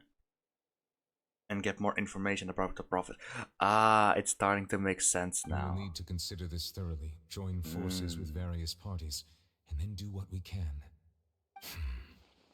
If at all possible, I would prefer to recuse myself from this affair, but we must prevent the prophecy from coming to pass. I agree. This may be cruel to her, but all Fontaine is in crisis.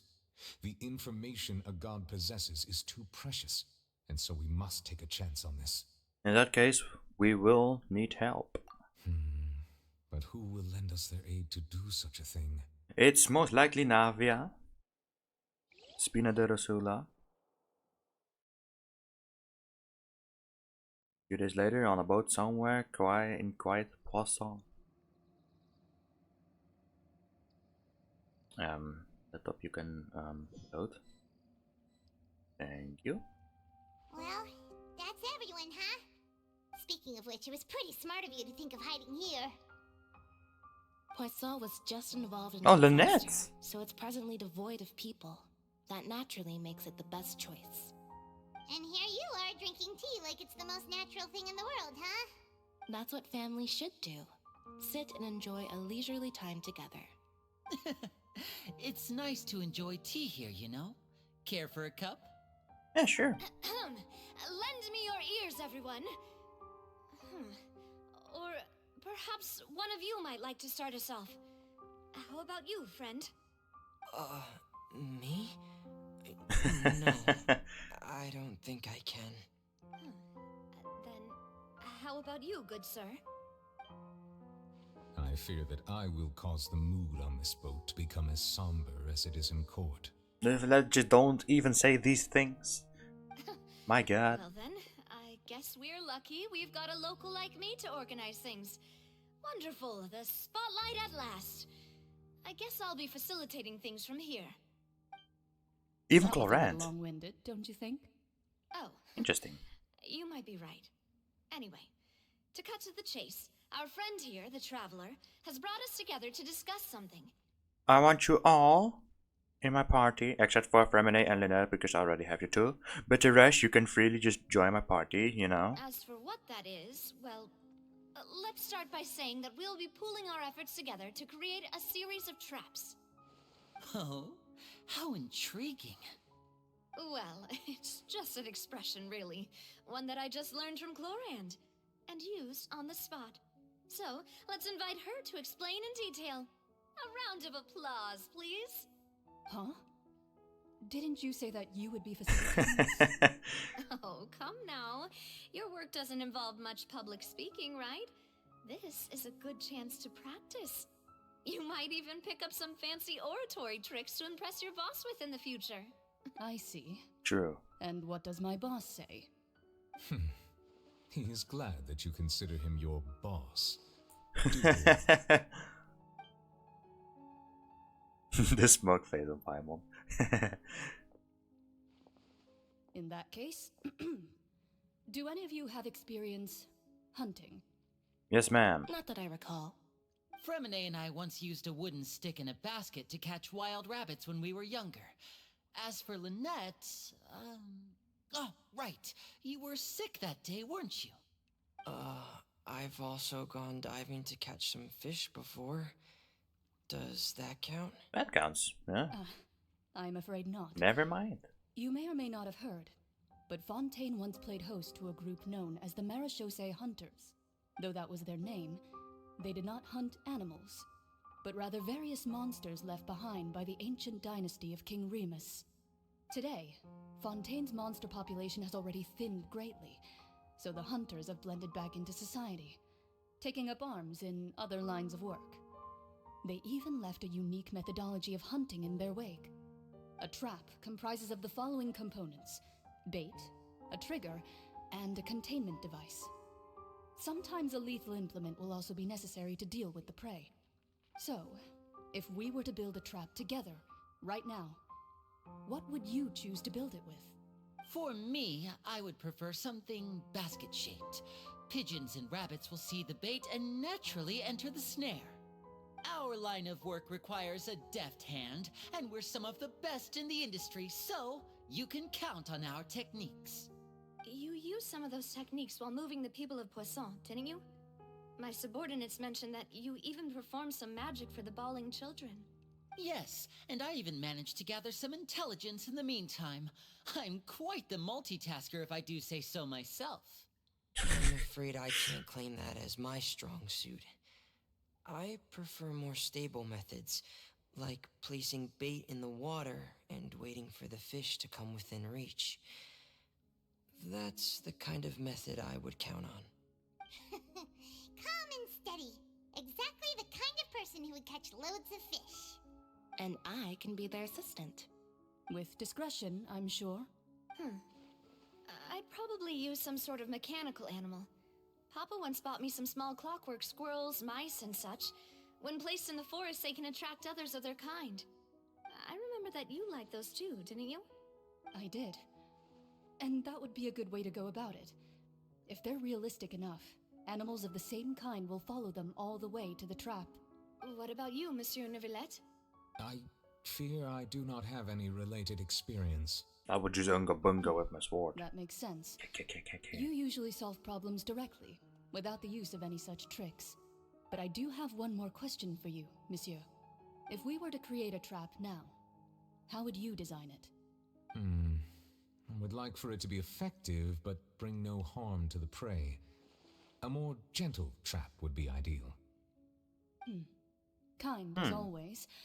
However, our intention doesn't necessarily change the containment device and the type of implement we need. If we wanted to kill the prey in one strike, we would need a powerful implement. However, that also goes for prey that must be captured and safely contained. Wait, why's that?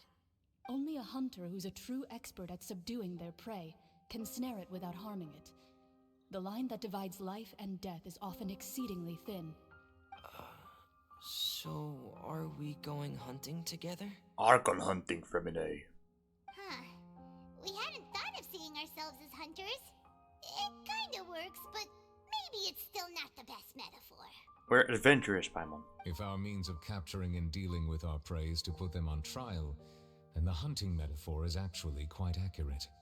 But we shall require much more courage than any hunter to judge a god, a being whose seat is an exalted throne. That's right.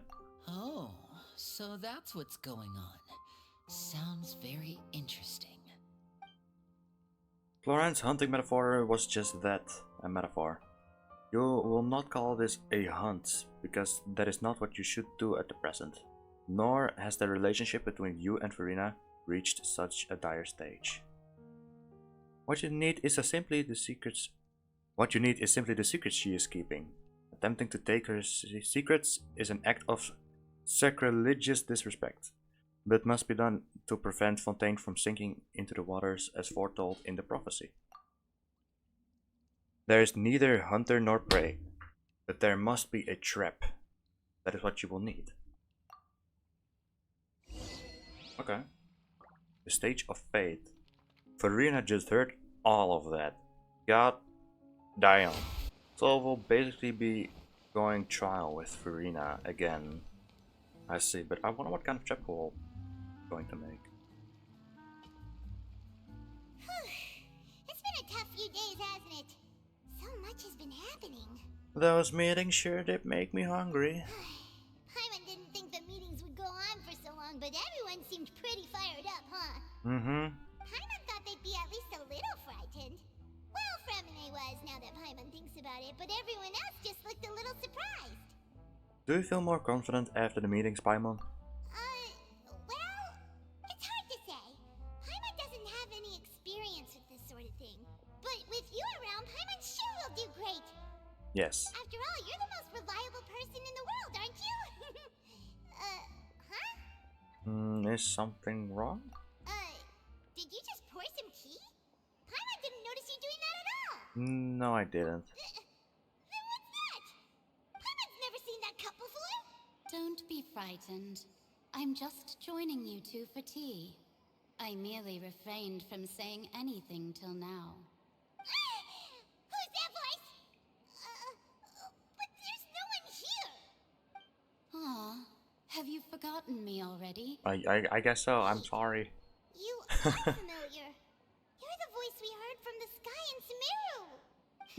What we did? The voice from the sky, I fear that description is wrong.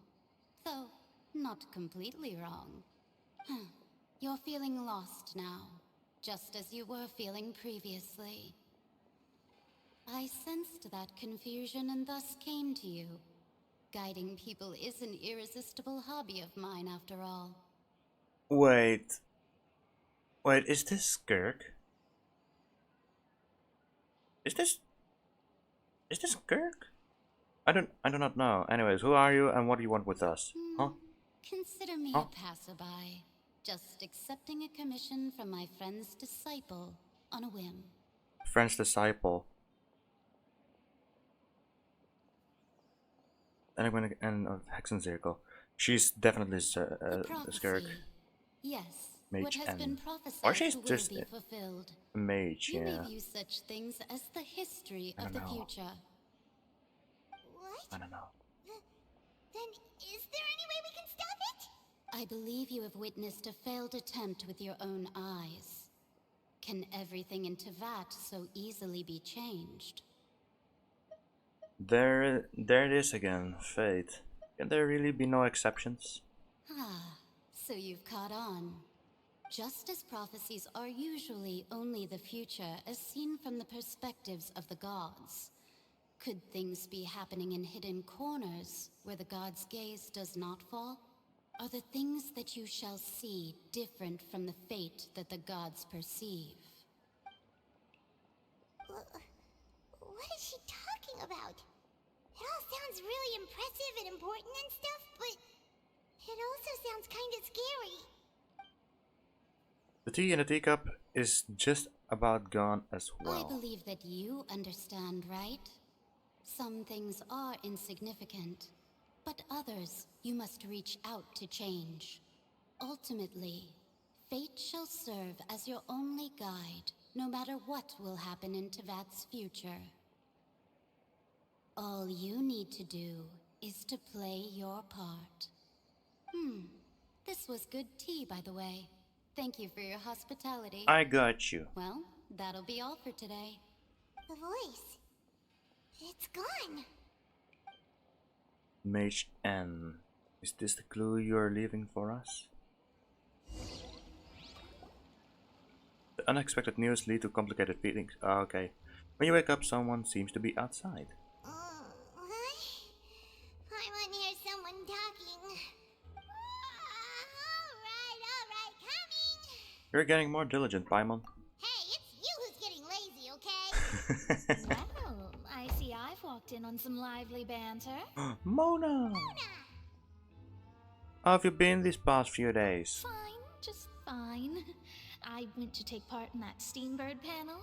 It turned out to be more interesting than I expected.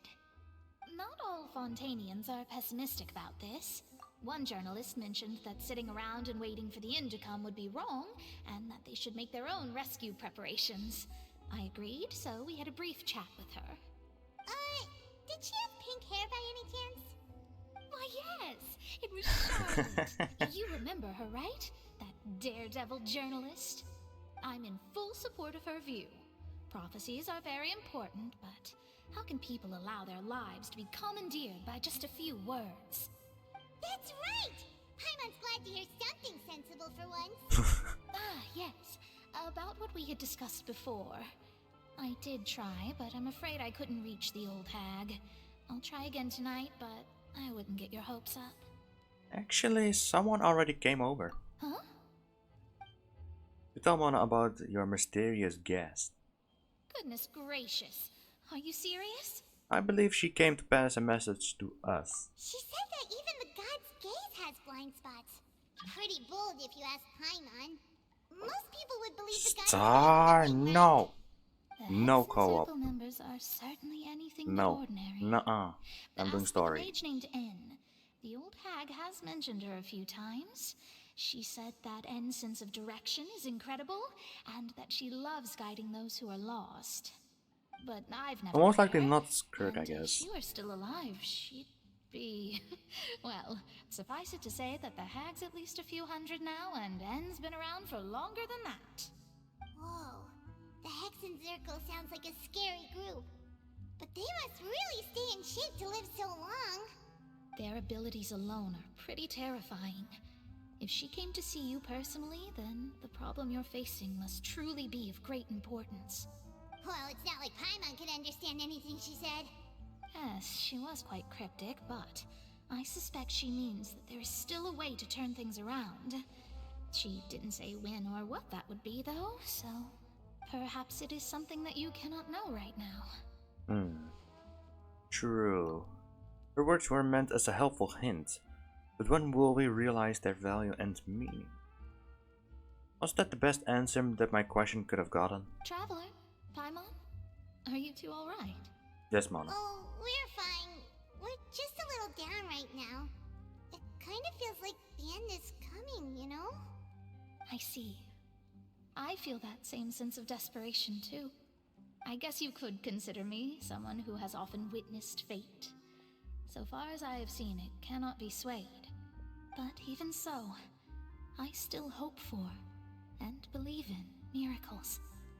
Astrology is eternal and rational, but fate may not be. It is cruel, but it can also be beautiful. Perhaps that's what En was trying to tell you. Not to lose heart, and to believe that what you are seeing playing out before you is not yet set in stone. I did originally think of steering clear of all this, but I couldn't. Even if this is all futile, I still wish to help everyone. If we don't struggle to the last, then how can we face the end when it comes? Huh. You do have a point. There I go, talking about astrological principles again. Sorry about that. The moment I start talking about work-related stuff... oh, I need to get going. Don't worry about it, Mona, and thank you. It was worth trying to comfort you, even if only a little.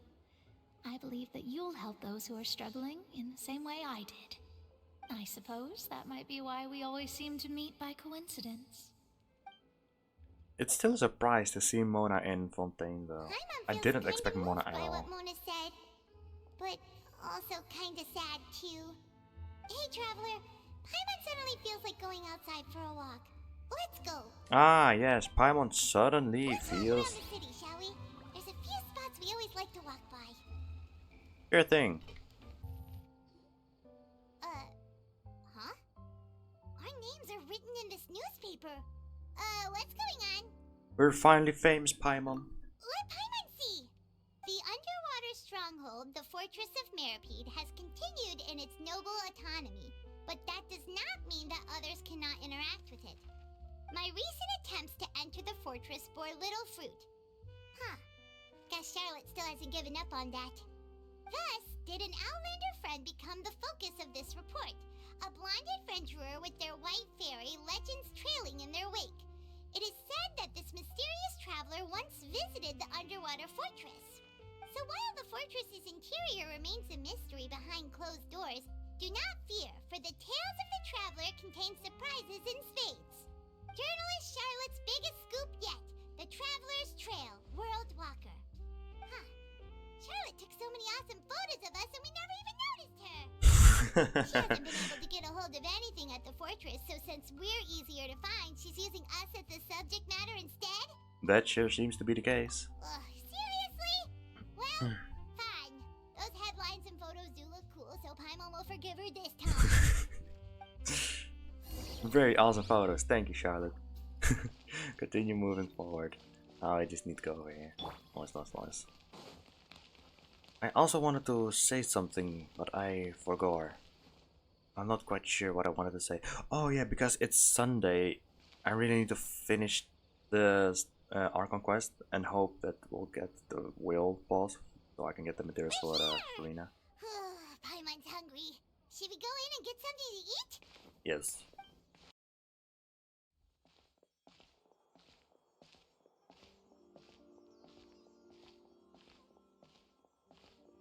Hey, quick!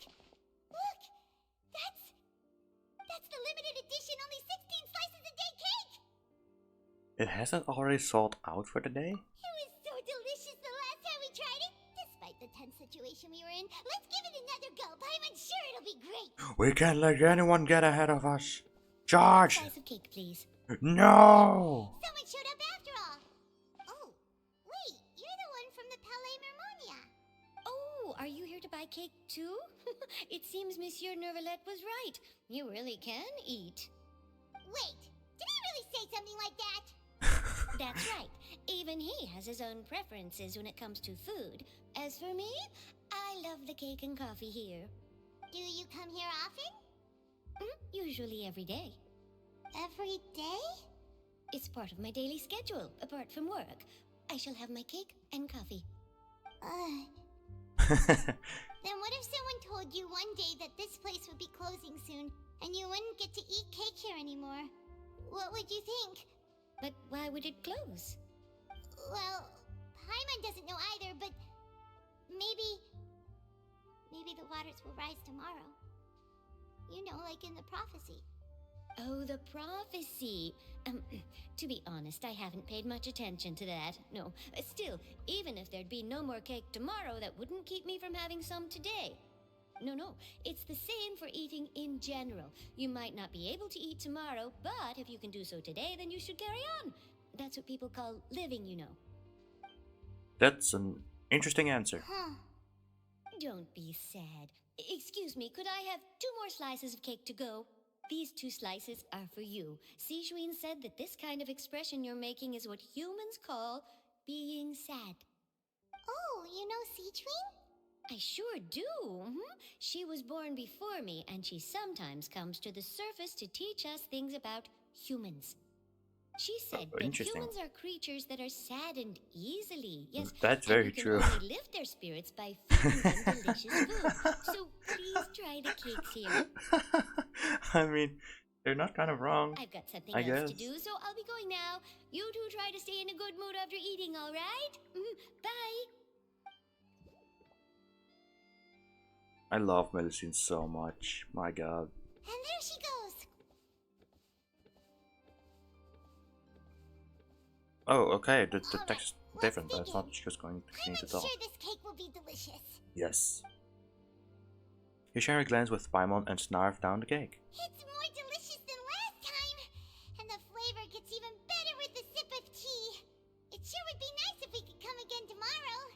Sure would be nice if we could always eat delicious food here. Paimon, no need to talk so depressing. It's fine. We'll fix this. Fontaine's not gonna... I'm having flashbacks of the trailer, but just ignore everything and just continue to move on with the Archon Quest. Oh, we're near the Steambird office. Let's go look for Charlotte and have a chat. Charlotte! Bonjour. Wow! If it isn't the Traveler and Paimon! Oh, have you seen the article I wrote about you? Sure did. You've got some nerve. You just used us to make some quick mora. Can we negotiate a profit split? Oh, you needn't worry about that. I heard that you were in Poisson some time back, so I sent you a letter to discuss just that. It appears you didn't receive it, though. Damn. It's all right, though. I've set aside the amount intended for you. I've even set the table with some food. Hey. Really? Nice. Oh, you're the best! You're almost a little too easy to win over, Paimon. If you were a journalist with ulterior motives, you'd be in trouble now, you know. Oh, Paimon knows you're not like that. Still, what brings you here all of a sudden? Were you looking for me? When Mona mentioned you, we thought of coming to see you at work. I see. It seems you've already bumped into Mona here in Fontaine. So she mentioned me? What did she say? She said that you're a travel of a journalist. Nice. In which case, can this daredevil journalist dare to request an exclusive interview with the legendary traveler and Paimon? Huh? So your article in the paper today doesn't count? Oh, of course it doesn't. That was more like live photography. What I'd like to do is dive deeper and ask you to talk about the things you've seen and experienced. You seriously want to interview me? Yeah, are we even qualified enough? Why not? If I say you're worth an interview, then you're worth it. But not right now, of course. I'll need a few days to prepare. Oh, in that case, we'll just chat when you have the time then? Oh, so that's a yes? Ooh, splendid! I'll tell the editor-in-chief immediately. I'll have to apply for lighting, a venue, some props, and... Whew, so much to get done now. Talk to you later. Oh my god. Wait, Charlotte, Paimon's still got a question for you. And what's that? If, just for example, Fontaine were to be Again with the tomorrow, question, Paimon. what would you do today? Huh, that's the prophecy you're talking about, isn't it? I mean, I do hear about it often, but I've never once thought that the day could be tomorrow. If you're seriously asking, then I might try and think of a way to leave Fontaine. Oh, but I'm still a journalist first and foremost. That means I have a duty to be reporting from the scene. And secondly, I wouldn't forsake my homeland that easily. From what I've seen, most people don't know what they'd do should the worst come to pass. In truth, it might be better just to behave like normal rather than worry over such an end. So in all likelihood, I'd probably still be prepping at the office for that interview of ours. I know what you're thinking. That sounds a bit sad, but I've always believed that it's best to do what you enjoy. True. Just think about it. If this nation really were to be suddenly destroyed tomorrow, but I still successfully finish an exclusive interview with a truly unique person, then the story I would wind up writing would truly be timeless. And then do you know what I'd do? Well, I'd write that story, send it for printing, and use messenger pigeons to get copies out to the various nations as soon as possible. I'm not a dreamer, nor am I a workaholic, but I do love my job, and I'd be proud of leaving such an article behind. I guess you could say that I was born to be a journalist. Charlotte, I have mad respect for her. She has true passion for her work, and I can really respect that. Damn. Anyway, that's my answer. And on that note, that's a really good answer. Oh my. That's so nice. All of a sudden, Paimon actually kinda envies her. Anyway, let's go and take a look at the sea, shall we? That's so random, but okay. So I was thinking, like, if Paimon asks these questions, could we be laying the trap by asking these questions constantly, or am I just overthinking things? I probably am. Paimon's been thinking. Yes. If it wasn't Fontaine, but all of Tevat that would be destroyed tomorrow, where would we go and what would we do? Paimon. No, Paimon should ask, if you could choose, what would you like to do? I would effing twist fate. It's just like Charlotte said, suddenly trying to consider what you to do is pointless. We've always been moving to the next destination, so we haven't spent much time thinking about these kinds of things. We didn't have to either, with us always being on the road and whatnot. Until that moment comes, I think I'll keep journeying on. You mean, still traveling? Yes, cherishing every single moment that I have to look upon this world. Huh. Wait, isn't that what we've always been doing? Yes. The banter goes back and forth between the two of you as time slips by. As night falls, you return to your accommodations and end this busy day. The next few days are just as calm. Charles comes to find you and conducts the interview in Spina di Rosula's safe house at the Fleuve Xendre. I don't know. Navia, having finished her business in Poisson, even drops by to take a photo with the two of you. All goes well.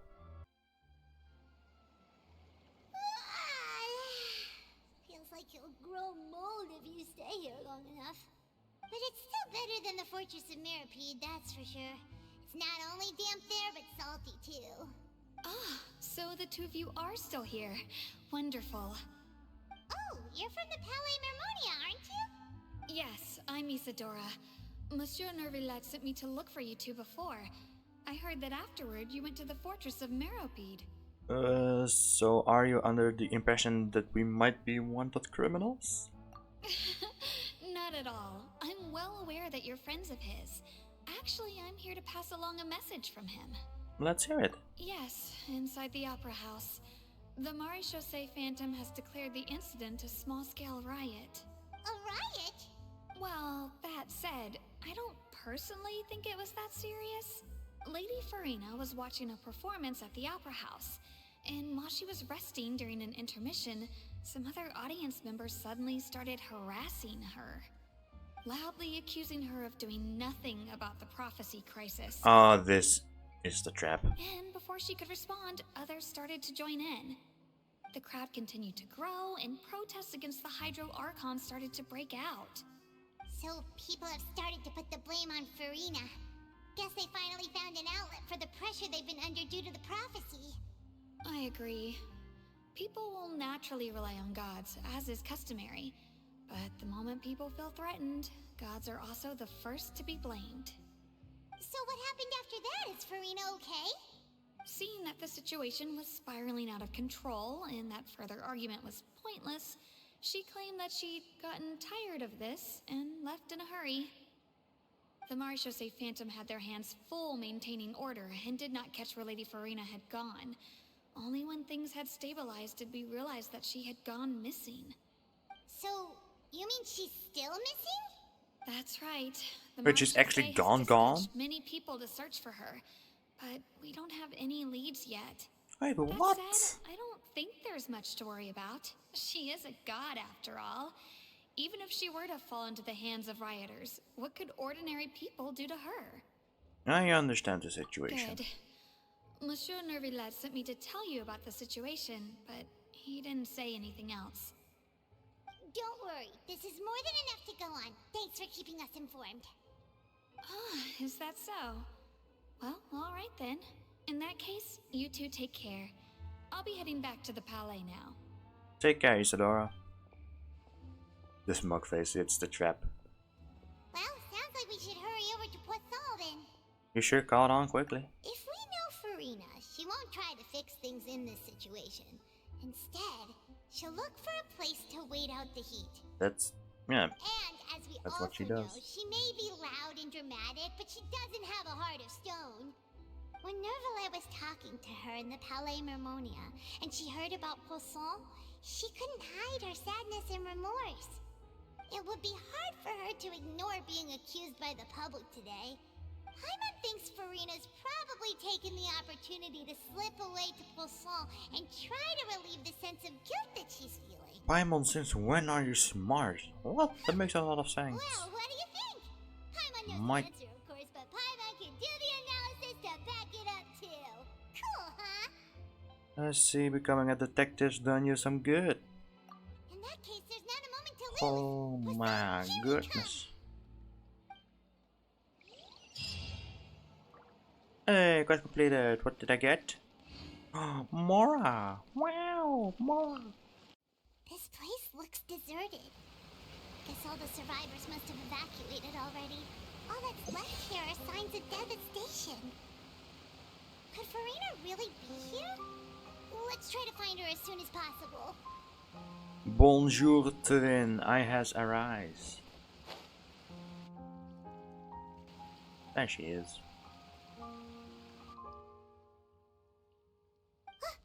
That's Farina, right over there. She really is here all on her own. Let's stay quiet for now. Should I just give up? This is all meaningless. What was meant to happen did happen after all. Everyone's dead. I'm sorry. I am so sorry. Give up, Farina. There's no point in holding out. I'm sorry. But what can I even do other than to repeat meaningless apologies over and over? Who's that? Brina, calm down. It's just me. Oh my goodness. traveler jump scare. Oh. So it is you, blonde traveler from another land. Why, I almost thought you were someone from that mob of my ignorant subjects. Come to kneel and beg for my forgiveness. Farina, you were crying just now, weren't you? The tear stains on your face are obvious. What do you mean, tear stains? Oh, I remember. The show at the Opera House earlier this morning was so moving. I'm still trying to process it. Who did that uncivilized rabble think they were, disturbing my enjoyment of the arts? They even dare to tout their Archon. I must teach them a lesson. I can just imagine their twisted and frustrated faces once they realize that I'm nowhere to be found. Oh, and I'm sure Nouvellette and those people from the Marsh Sauce Phantom are freaking out right next to them too. Stop trying to act tough, Farina. Of course not. Hey, there she is! The Hydro Archon's over there! Quick, after her! Oh shit. Farina, those people seem to be after you. They are? They're just some rabid fans who want to cut the line because they haven't been able to meet me in person, aren't they? That's against the rules. I can't let them get their way. Farina just ran off. Quick, we have to catch up with her. Quickly use your Yelan. Use her sprint. Or, okay, we'll just do this instead, I guess.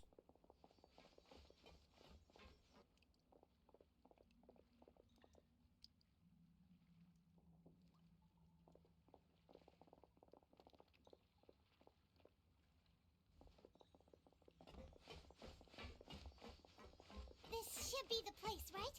Hey, Farina! There's a good hiding spot over here. Quick, come to Paimon before the rest of them catch up to you. What is this place? Hurry, they're almost here. Fine. I suppose haste is warranted. Lead the way.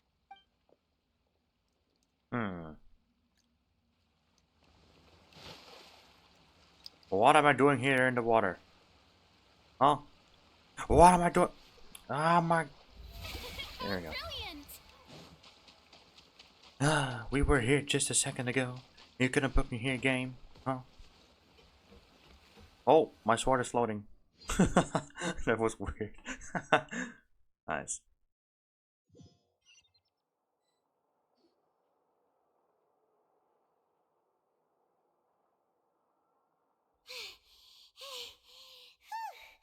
Paimon's exhausted.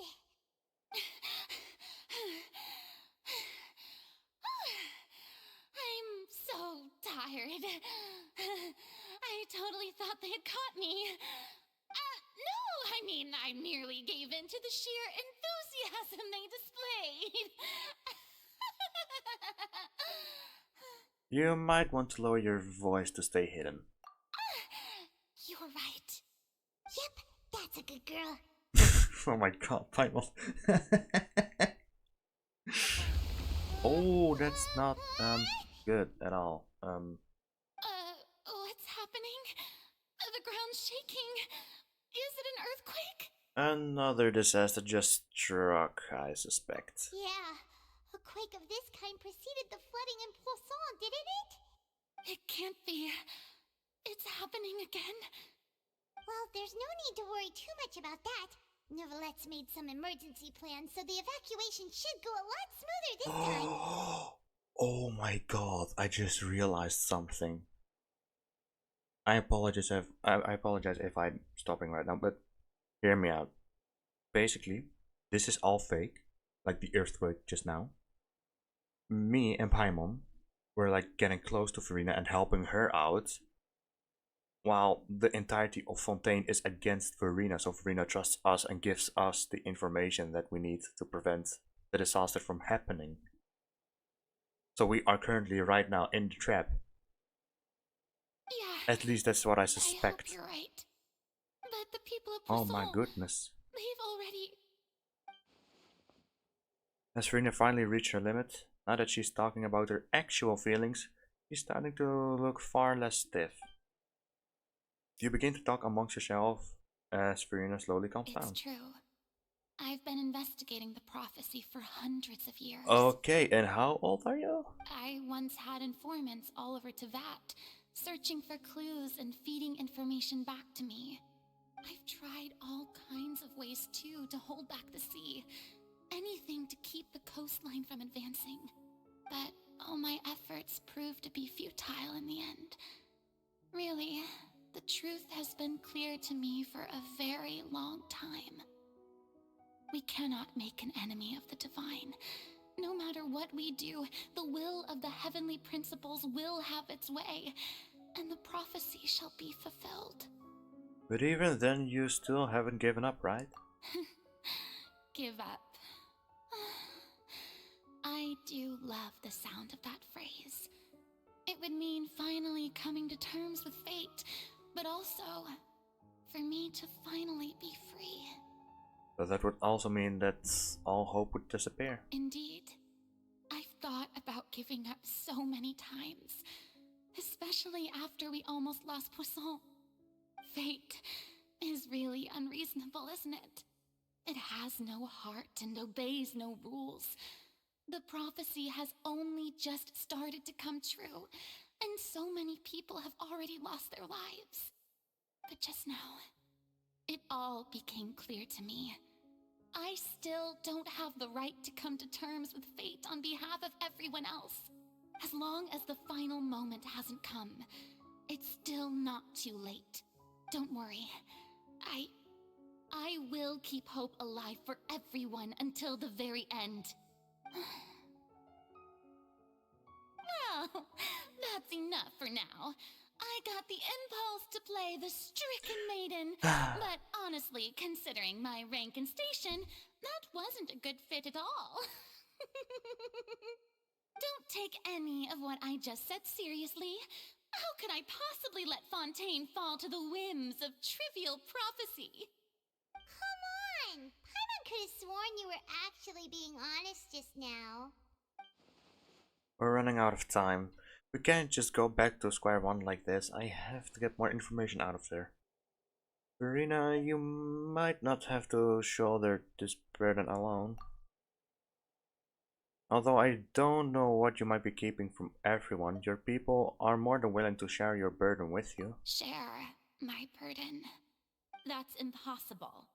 It was fated right from the start that this would be my duty alone. But even if your burden doesn't need to be shared, you can still choose to confide in someone. Just share it with me. I'm what you'd call a witness. A witness? Yes. I've heard that you came to Tevat from beyond the stars, yes. In other words, you never belonged here. Mm-hmm. And if Tevat is, in its entirety, a show on a stage, then you're just a spectator, aren't you? You could consider me that, yes. If that's the case... There's no time left. Please, Farina, just spit it out. Oh. There it goes.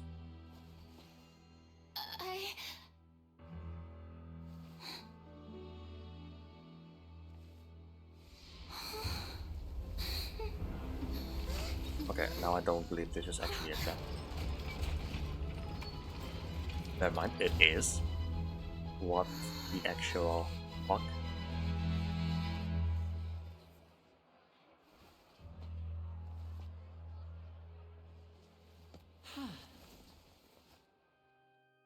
Okay, now I'm also confused. What the fuck? Ladies and gentlemen, this concludes my opening performance. Now, without further ado, we may proceed to the trial of our god. So this is what it is. Yes, you deserve praise for the effort you took to raise the dramatic stakes. Do not forget, however, that I am Focalor, the god of justice. the embodiment of justice itself. Does it not strike you as even the least bit absurd to bring the very concept of justice to trial? May I interpret these words as your refusal to stand trial? In that case, you will have the opportunity to defend your honor through a duel. Yo? You Florent? would draw your blade against a god? She would. I see. It seems like you have made up your mind.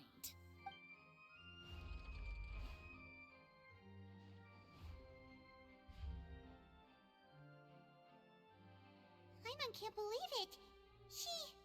She just surrendered. What the heck is going on? Did I just see an Archon surrender to a human? Wow, how utterly humiliating. Lady Farina, what is the meaning of this? It would seem that there has been a misunderstanding. To be clear, the raising of both hands is not always an indication of surrender. Looking for excuses again, huh? I raised my hands just now to indicate my acceptance of the trial. No duel shall be necessary. I will admit that I've been running away for a long time. I'm sorry, everyone. I was unable to protect the people of Poisson. It is my duty to stand trial for my crimes. You are not the only ones to be disappointed in me. I, too, am exceedingly disappointed in myself. But now, it is time for the Hydro Archon to show you her courage and resolve. I, Farina, will use this trial to show the world the true meaning of justice! This time, I will protect you. Applaud and rejoice! One of the most outrageous and fantastical arcs known to the opera epiclese is now unfolding before your eyes. Mark my words, this shall be one of the most exhilarating and brilliant shows ever to grace the stage of Fontaine! The trial of the Hydro Archon, Focalor, will now begin! Woohoo! Oh, now we're making history! Why does it feel like Farina just took over the whole thing? Like, come on! Didn't she just get forced to stand trial for her crimes? Also, even though she's still acting super dramatic, she is taking this seriously this time, right? Alright then. Who will be my opponent in this trial? The court asks the prosecutor to please take the stand. Oh, me. I am. Okay. Thank you, Your Honor. Is that so? Very well. Then please speak, witness of Tivat, my accuser and fated opponent. We are so close to getting her to tell us the truth, and it still turned out like this in the end. It's okay though, as long as we can defeat Farina in court, we'll still have a chance to figure everything out. Oh, and now I'm going to the left side. Oh, okay. And Also, we start yet again. Please allow me to ask, as a final question before the trial begins. Just how much work did you do to force me onto this stage? Well, we did do a lot of prep after the meeting that day. I can go over the tasks assigned to the Spina di Rosula, since they were rather straightforward and easy. Navia, the president of the Spina di Rosula. Most of the people who participated in the disturbance this morning were my subordinates. They changed into plain clothes and came to the Opera House as regular audience members, waiting for the perfect opportunity to incite insurrection against you. The people's resentment against their Archon has been building as more and more of the prophecy is fulfilled. A spark was all we needed to turn smoldering anger into a flame. Moreover, according to our understanding and analysis of you, when something like that occurred, you would likely flee the scene and head to Poisson by yourself. So, we arranged for a second group to lie in wait there. So, you mean The ones who scoured the settlement for me were also from the Spina. And their goal was to force you to step into the giant magic box so you may personally participate in the greatest magic performance in all of Fontanian history. That's right. That house was a magic box, rather than someone's residence.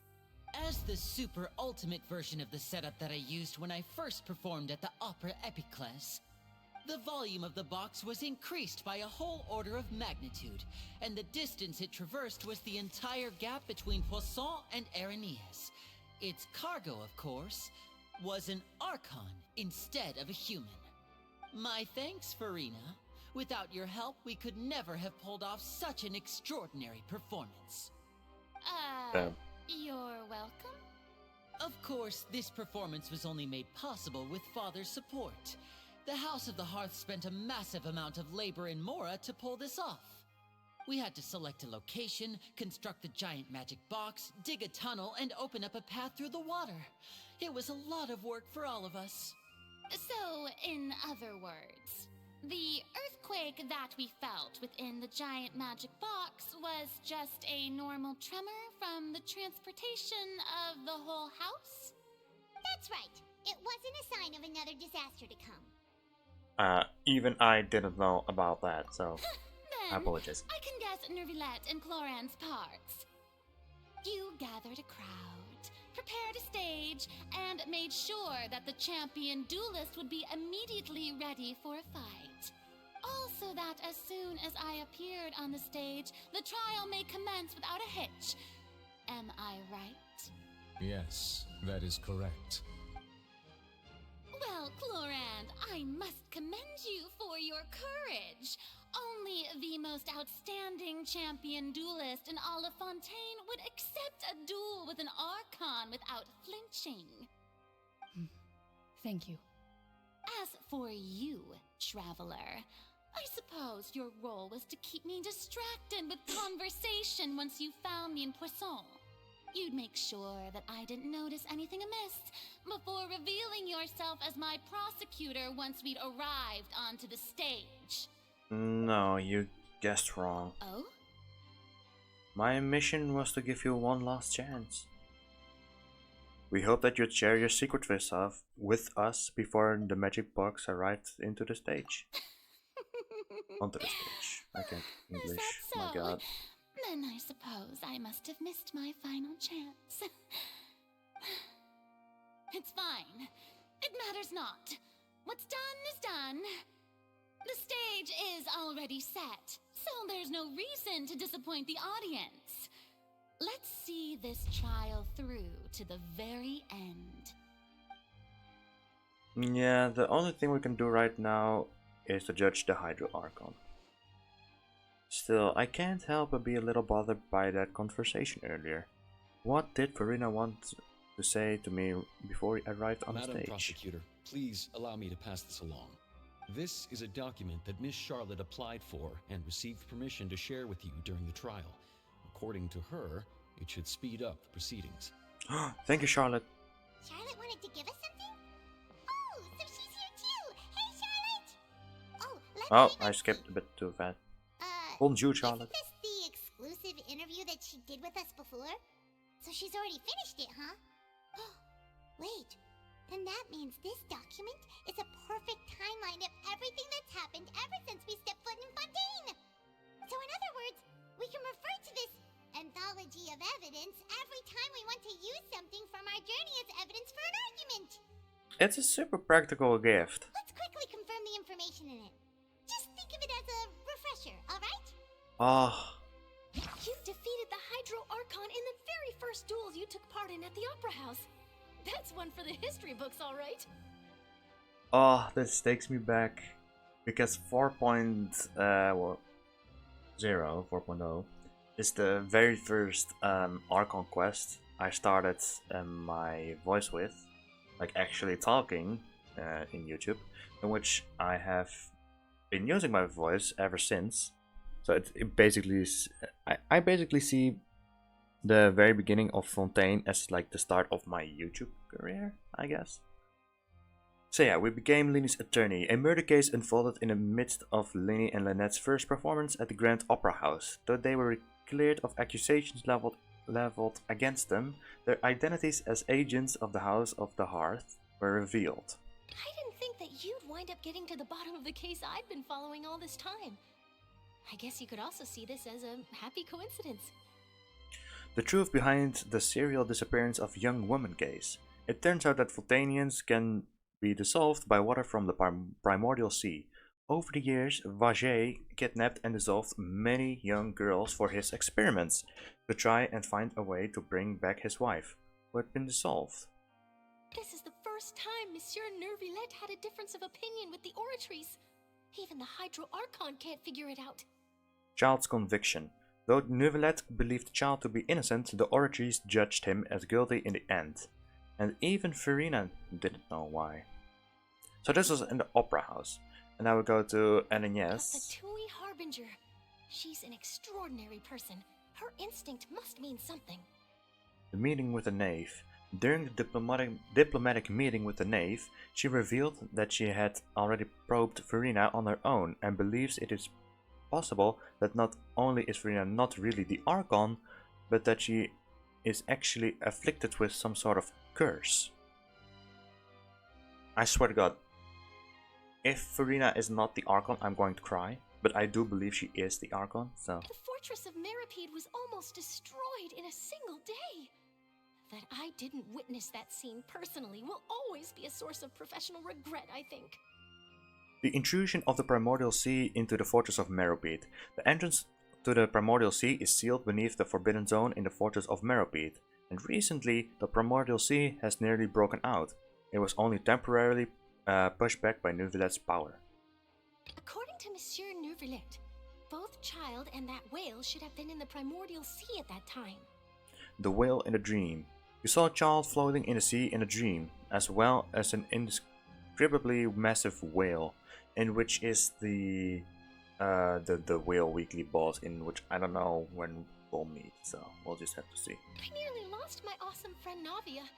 To be honest, that still gives me shivers. Navia falling into the seawater. While exploring the ruin near Poisson, it began to collapse and Navia fell into the water containing primordial seawater. Only the protection of the dead members of Spina di Rosula prevented her from dissolving. The words of someone as extraordinary as a witch can probably only be truly understood when something surreal happens to you. Tea time with N. N communicated with you by connecting your consciousness. She believes the prophecy will certainly happen, but that you needn't give up all hope. Okay, and that was everything. That's basically what happened, yeah. The prosecution and the defense are both in position. The trial shall now begin. Oh, come on, Nervillette. There's no need to repeat all the unimportant legalese. Just fast forward to the part where the prosecution lays out my offenses. As the defendant and the lead actress of this performance, I still haven't even been informed of my supposed guilt in all of this. Of course, it is only natural for humans to struggle to understand the actions of a god. However, you will need more than that to convict me of a crime. That's true, but my charge here is unrelated to your conduct as an Archon. Instead, I would like to charge you as a fraud who's never been the Archon in the first place. Oh, okay. I'll stay silent. Wait, what was that? Lady Farina's a fraud? Hey, I came here thinking that we were going to try the Hydro Archon for forsaking her duty, but did I hear that right? She's not our Archon at all? Charge accepted.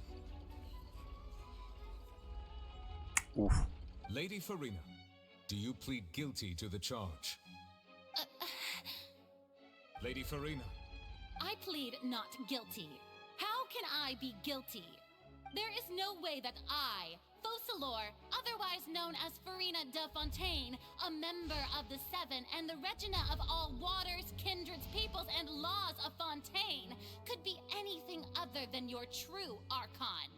Yeah, even though Lady Farina can be rather eccentric, isn't it going too far to doubt her very identity?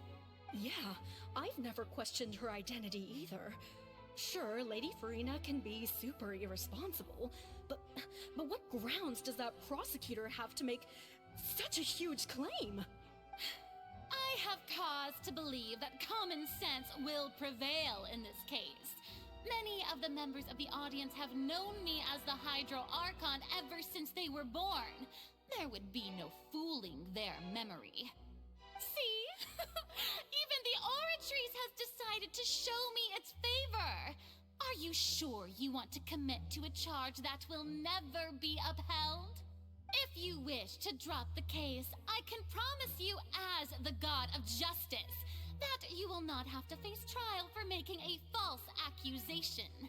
We will treat everything that's happened as a dramatic spectacle and move on with our lives.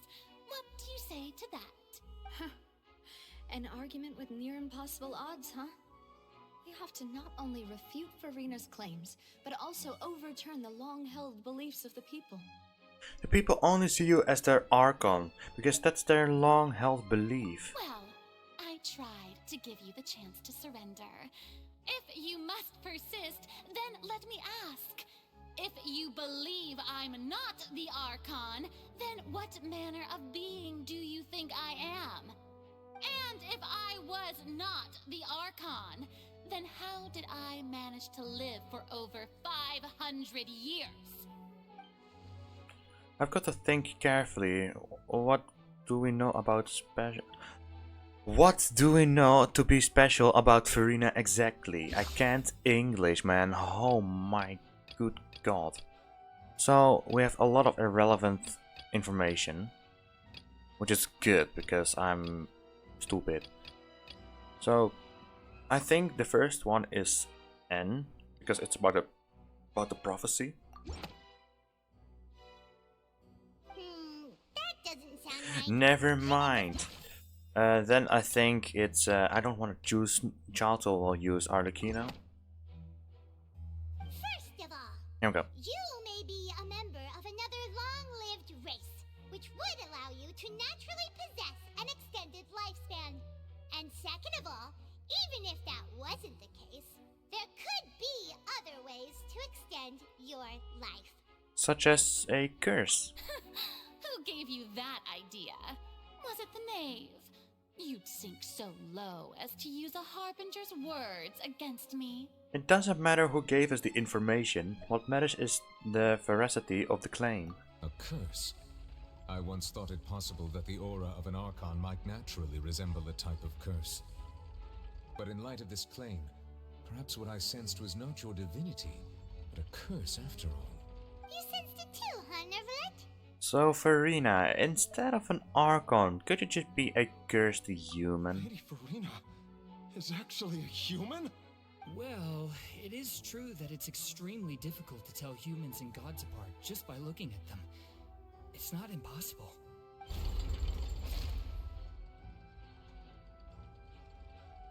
Well, don't start celebrating too early now. Even if I have been carrying a curse like you said, how does that prove that I am merely a human being? Besides, everyone knows that the main difference between a human and a god is the possession of authority. Gods can do what humans cannot. That's why they're worshipped as gods. For centuries, manifestations of my authority have served the nation of Fontaine. One need only to turn their eyes towards the Oratrice Mécanique d'Analyse Cardinal in this very opera house, or consider the endemnitium that is used in every aspect of life. Wait, that one child proved the opposite. Farina actually has no control over the Oratrice at all. And that one was with a child, because the Oratrice over there was being weird. You tried to reference the Oratrice, but weren't you as confused as all the rest of us when the Oratrice declared Child to be guilty without any proof? Otherwise, you should have come up with a good explanation for that by now. Didn't I make myself clear at the time? The decisions of the gods are naturally difficult for humans to comprehend. There is no need to provide an explanation. Lady Farina, I believe a reminder of your current circumstances is in order. While the court is in session, the principles of justice and the law must come before all else. While you are an Archon, you are also first and foremost the defendant in this trial. You will prove yourself unable to defend against the prosecution's charges if you continue to withhold vital information against the rules of the court. I never thought you'd use that kind of rhetoric against me. That was no trick of rhetoric, Lady Farina. I've merely reiterated the rules of the court. Rules that all should respect and follow. So, you neither knew why Child was declared guilty, nor did you understand the structure and operations of the Oratrice. Instead of having been created by you, the manifestations of authority you mentioned have been made by the real Hydro Archon, haven't they? The real Hydro Archon? Well, now you're really losing me. It is true that I did not know why the Oratrice gave out a guilty verdict that day. But the Oratrice handed out that verdict unilaterally, and it has been operating independently ever since it was first created. You can't argue that just because a divine creation is flawed, that the god behind it must also be no god at all. She's still throwing out all kinds of excuses.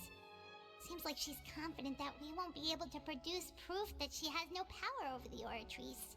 Sure, we can put the Oratrice aside for now. But then, Miss Farina, could you give us a brief demonstration of your power as an Archon? My power as an Archon?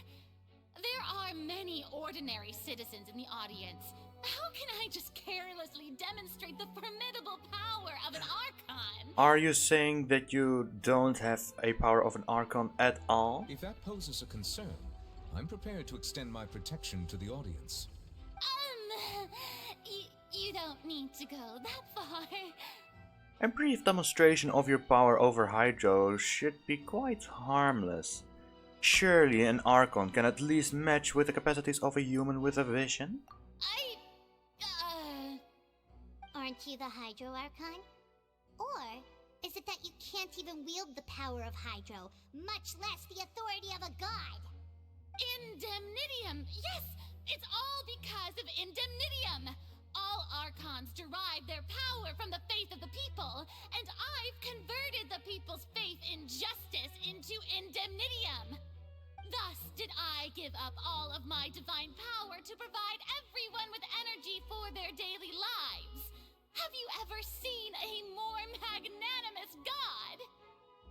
Isn't that a huge stretch? Yeah, no matter how generous an Archon can be, how could they give up all their power? Can a god with no power even still be called a god? It seems like nobody's buying Farina's excuse. Hey, come now, everyone. Please don't stare at me as if I was a liar. I'm still the same Farina you knew, right? The one that you loved. Shouldn't you want to believe in me? Please? You've got to believe me. If what the prosecutor said is true, she really has committed a grave offense. Did she deceive all of us? And all of our parents and grandparents too? And all of our ancestors? Ever since they were born? Enough! That's enough. Tell me then, if I'm not the real Hydro Archon, then who is? Kokomi and Yelan! If you have no evidence of another Hydro Archon's existence, nor can you find anyone who can back up their claim to be such, then what grounds have you to say that I'm not actually the real deal? Wow, she came up with yet another argument. How can we refute her now? Seems like she really doesn't want to give up. If we can't prove that she isn't the Archon, we could try to prove that she is just a human. And if she's only human, then I think the Fortress of Merpy. Farina could have done something about that, no? That doesn't sound No, right. never mind. I meant this one, the woman's case. It has been Yes, I'm smart. established that all Fontanians can dissolve in water from the primordial sea. And that means... Since you insist on claiming to be a god and not a human, then there's a method that you can use right here and now to eliminate all suspicions of you being the latter. Miss Navia, please apply to serve as a temporary attorney for the prosecution before addressing the court. Though you act in partnership with the prosecutor, you must still adhere to proper procedure. Super sorry, Mr. Chief Justice. I swear this really will be the last time that I'll speak out of turn. Now, I've brought some seawater from Poisson. As everyone knows, a massive flood struck the area not long ago, taking many lives, including those of some of my closest friends. So, Miss Farina, would you dare to touch some of this seawater? If we are to believe that you are indeed the real Hydro Archon, touching this seawater would have no effect on you. All it should do is strengthen your case. Oof. But if you don't dare to touch it, then we would have basically proved the reverse.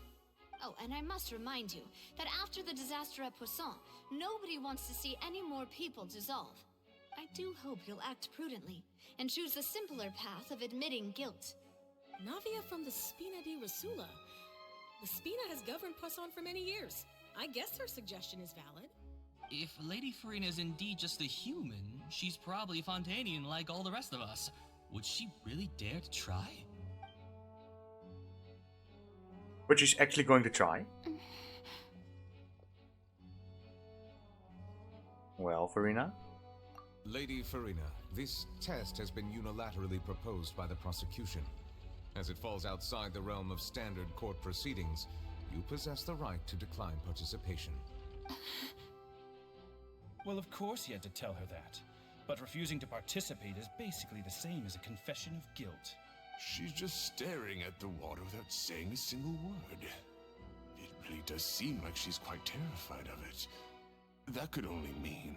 What's going on? Is she really planning to... that's not what we thought she would... But she's still Fontanian, right? So the water has effect on her, even though she's an Archon, no? Due to the inherent risk of the test, Lady Farina, you may... Oh! Hey! She actually...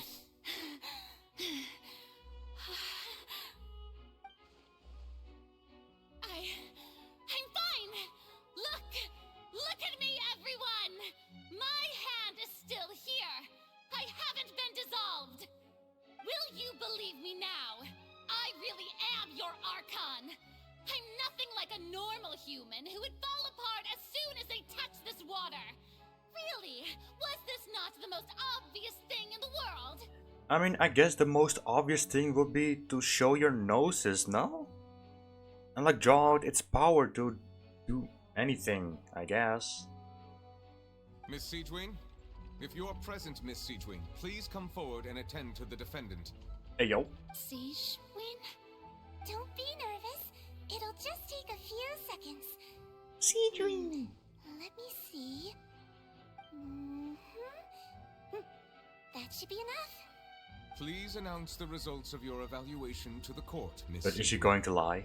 As everyone doubtlessly saw, Miss Farina was displaying symptoms of hyperventilation and flushed skin.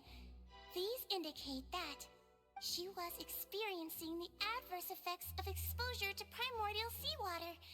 The extent to which she was affected is the same as other humans when exposed to primordial seawater of a similar concentration. Thank you, Miss Siegewing. Lady Farina, you may return to the defendant's stand. Oh wait, Damn. what did she just say? I didn't get dissolved! Shouldn't that be enough to prove my innocence? Well, considering your tendency to run from your problems, we did originally prepare a direct sample of the seawater around Poisson. However, after extensive discussion, we exchanged it for a sample that is not concentrated enough to dissolve an actual human.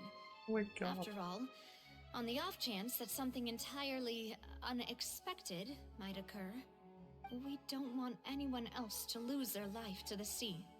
Also, I'm sorry to interrupt yet again, but I just wanted to thank you people for watching the video.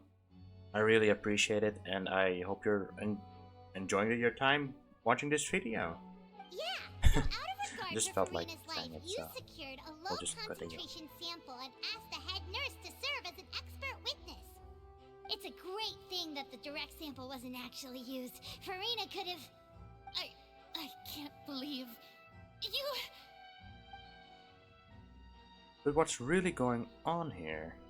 Farina can't have not known the consequences of touching that water as a human. This is too unlike how she usually acts, unless it's actually more important for her to keep up her facade than to save her own life. But hadn't she given up on everything a long time ago? Listen to me, everyone! Please don't give me such cold and disdainful looks! What happened just now didn't prove a single thing! Or maybe if Farina confesses anything, that the prophecy then will come true because the heavenly principles are keeping an eye on Farina? Farina is the real Hydro Archon, but if she tells any of her like very deep secrets or anything and lets the people know that Fontaine will be in grave danger? Maybe? Think about it! How can you conclusively prove that an Which is Archon why can't also be affected by the primordial seawater? Which is the reason why Farina is willing to... This is why it's more important than Farina's own life, because she actually wants to protect Fontaine. Also, if I was really just a human, why would I dare to just put my hand in that kind of water?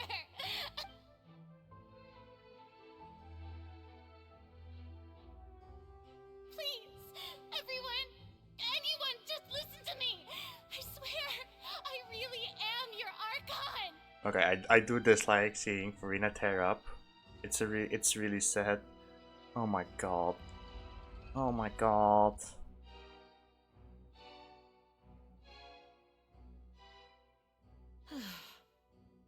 I don't think anything she says at this point will sway anyone. The odds are just too stacked against her now. With all the things that have been said, Paimon doesn't think there's any way left for Farina to win. I believe the time for arguments and presentation of evidence has come to an end. If there are no objections, we will move on to the final judgment.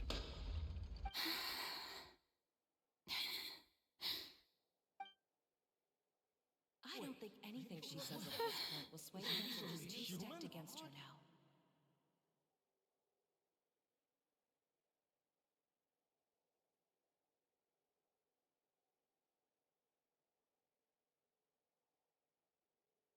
In my capacity as Chief Justice, I shall now render judgment on Farina's misrepresentation of herself as the Archon of Fontaine. As a human who knowingly deceived her fellow citizens, Farina is... guilty.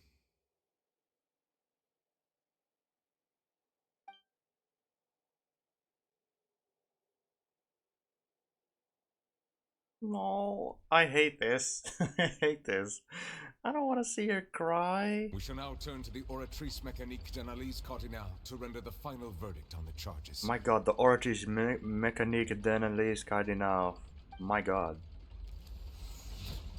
Wow, it's the wishing from Honkai Star Rail. But still, I do dislike Farina crying. It's so sad, I hate it. According to the judgment of the Oratrice Mécanique d'Analyse Cardinale, Farina is... guilty. Well, what's wrong? What's the Oratrice's verdict? Did the Oratrice just declare Farina to be innocent? No. The Oratrice also displays a guilty verdict. Isn't that correct then? However, the exact wording of the verdict is thus. The Hydro Archon, guilty, to be punished via the death sentence. The death sentence? Wait, the Oratrice said that. That's actually one of the available sentences? I've always thought that it was just a myth. The one and only time the death sentence has been handed out at the court, and it's been given to the very person we've worshipped as the god of justice? What an unexpected twist. Wait, but the machine actually said that it confirmed that Farina is the Hydro Archon, no? Farina's been sentenced to death by the Oratrice? We just wanted to use the trial to show her the seriousness I mean, of things, so she'd tell us the truth. now it's really serious, but How did things escalate this quickly? This outcome is indeed quite strange. According to Fontaine's current definitions of justice, as well as its recommendations for criminal sentences, is this sentence really appropriate for the crimes that have been committed? Yeah, even Fache wasn't sentenced to death by the Oratrice. You know, the real evil mastermind behind the serial disappearances case. what's more strange is instead of Farina, the Oratrice rendered the judgment on the Hydro Archon. That's exactly what I just mentioned.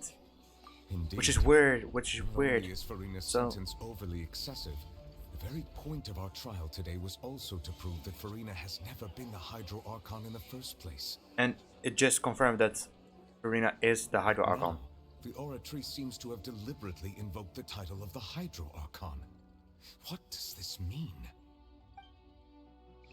Cutscene? I think cutscene. Never mind. Excuse me, if I may interrupt.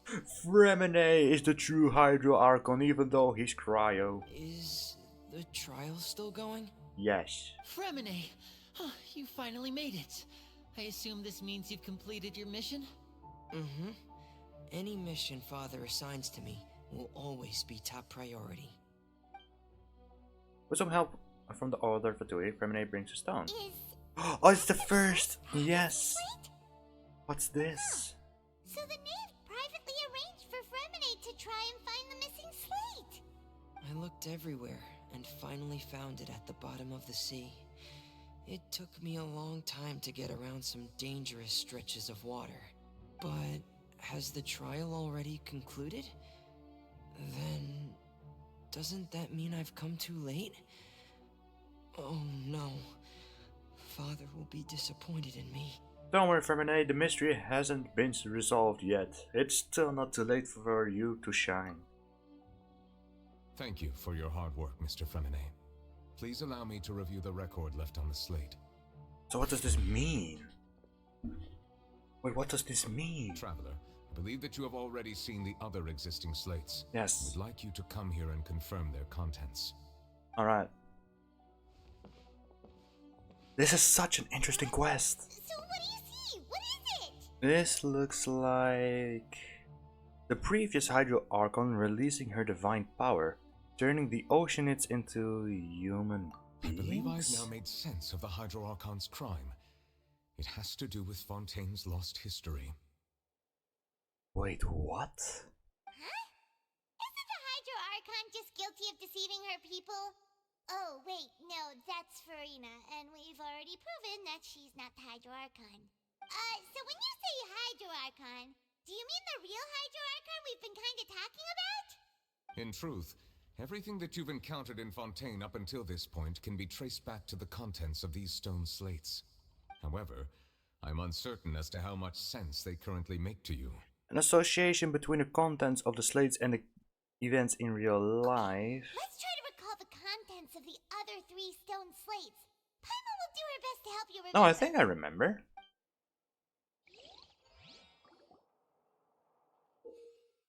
Select to check the descriptions on the stone slates to extract key information from them.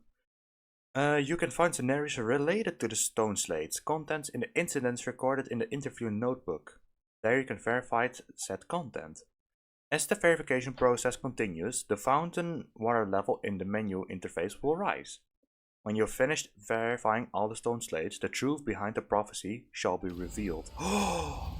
The real events related to the prophecies The stone slate describes what you just said. on the prophecy slates. It seems to show the previous Hydro Archon using her divine power, and then the Oceanids turn into humans. Does that mean that Fontainians are transformed Oceanids? Oh, Paima wasn't expecting that. But if Oceanids can turn into humans, then perhaps this process can be reversed as well. Which is the primordial sea water. The second stone slate shows Celestia floating in the sky, and the Hydro Archon and her people worshipping it together. But the heavens still brought judgment down upon Oh, so the turning oceanids into human beings isn't allowed in like the world of Tevat, which Celestia gave the Hydro Archon a curse. This So must be the point when the Hydro Archon and the Fontanians were branded with their original sin. yes. Does this mean that the original sin and the Hydro Archon sin are the same thing? I guess so. The third slate shows the Hydro Archon sinking into the sea surrounded by many people. That reminds Paimon, didn't we also watch that happen to someone else? Well, the fourth slate is the prophecy the Fontanians have been talking about. People dissolving into the sea, the Hydro Archon crying on her throne, and so on. We didn't believe that such a crazy disaster could happen at first, did we? But after that incident, it was just a question of when and not if.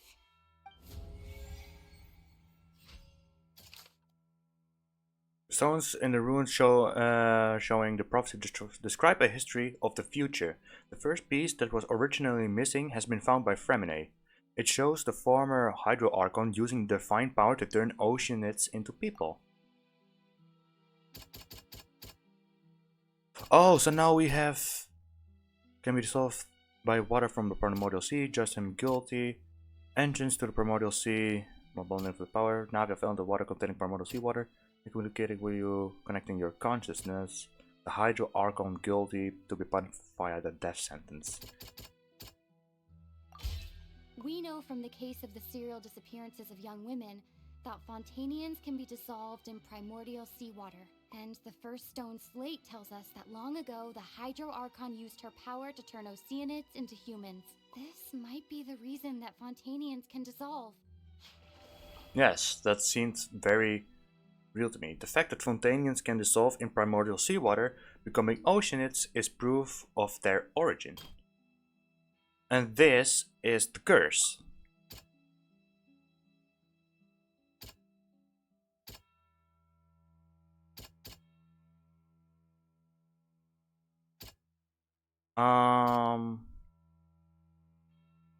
I actually don't know which one to do right now. So we'll just continue to one of these ones.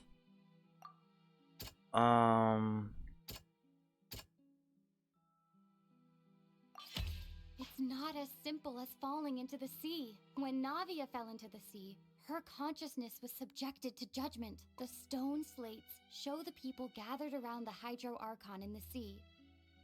Could that be alluding to the same thing? Okay. This one is, I guess, Farina? Never mind. No, then I guess it's Child, no? No, it's Nouvellette. The entrance to the Primordial Sea is sealed beneath the Forbidden Zone in the Fortress of Merpeet, and recently the Primordial Sea has been nearly broken out. It was only temporarily put back by Nouvellette's power. The prophecy from the stone slates found its way into society, but not many people believed it at first. The Fortress of Meropide was nearly flooded with primordial seawater, which we know can cause Fontanians to dissolve. It seems increasingly likely that the prophecy may come true. If we hadn't dealt with it in time, things could have gone very badly. And then the last one is Child then. Or no, one of these three. So this is the curse.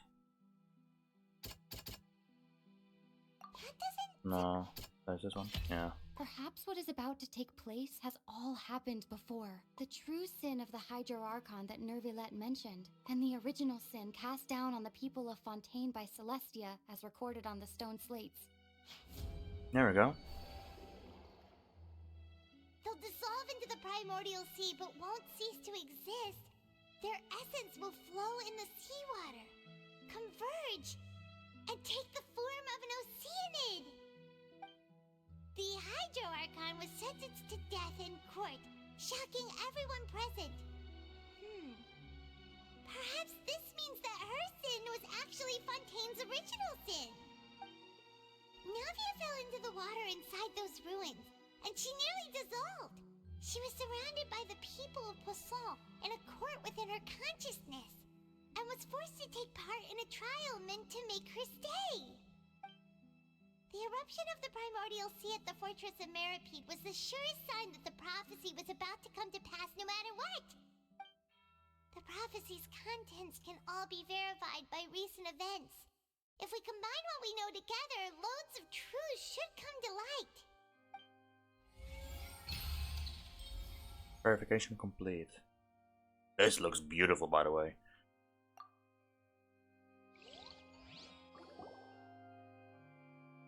Alright, can you load, please? I don't wanna edit this part out because I'm lazy. Okay, here we go. Huh? Oh, Paimon gets it now! So that's how you can make sense of it! But then it feels like we're going to have to share some truly shocking revelations. Let's hear them. The first slate reveals that Fontanians are not real humans. Incredible. Linny, did you hear that?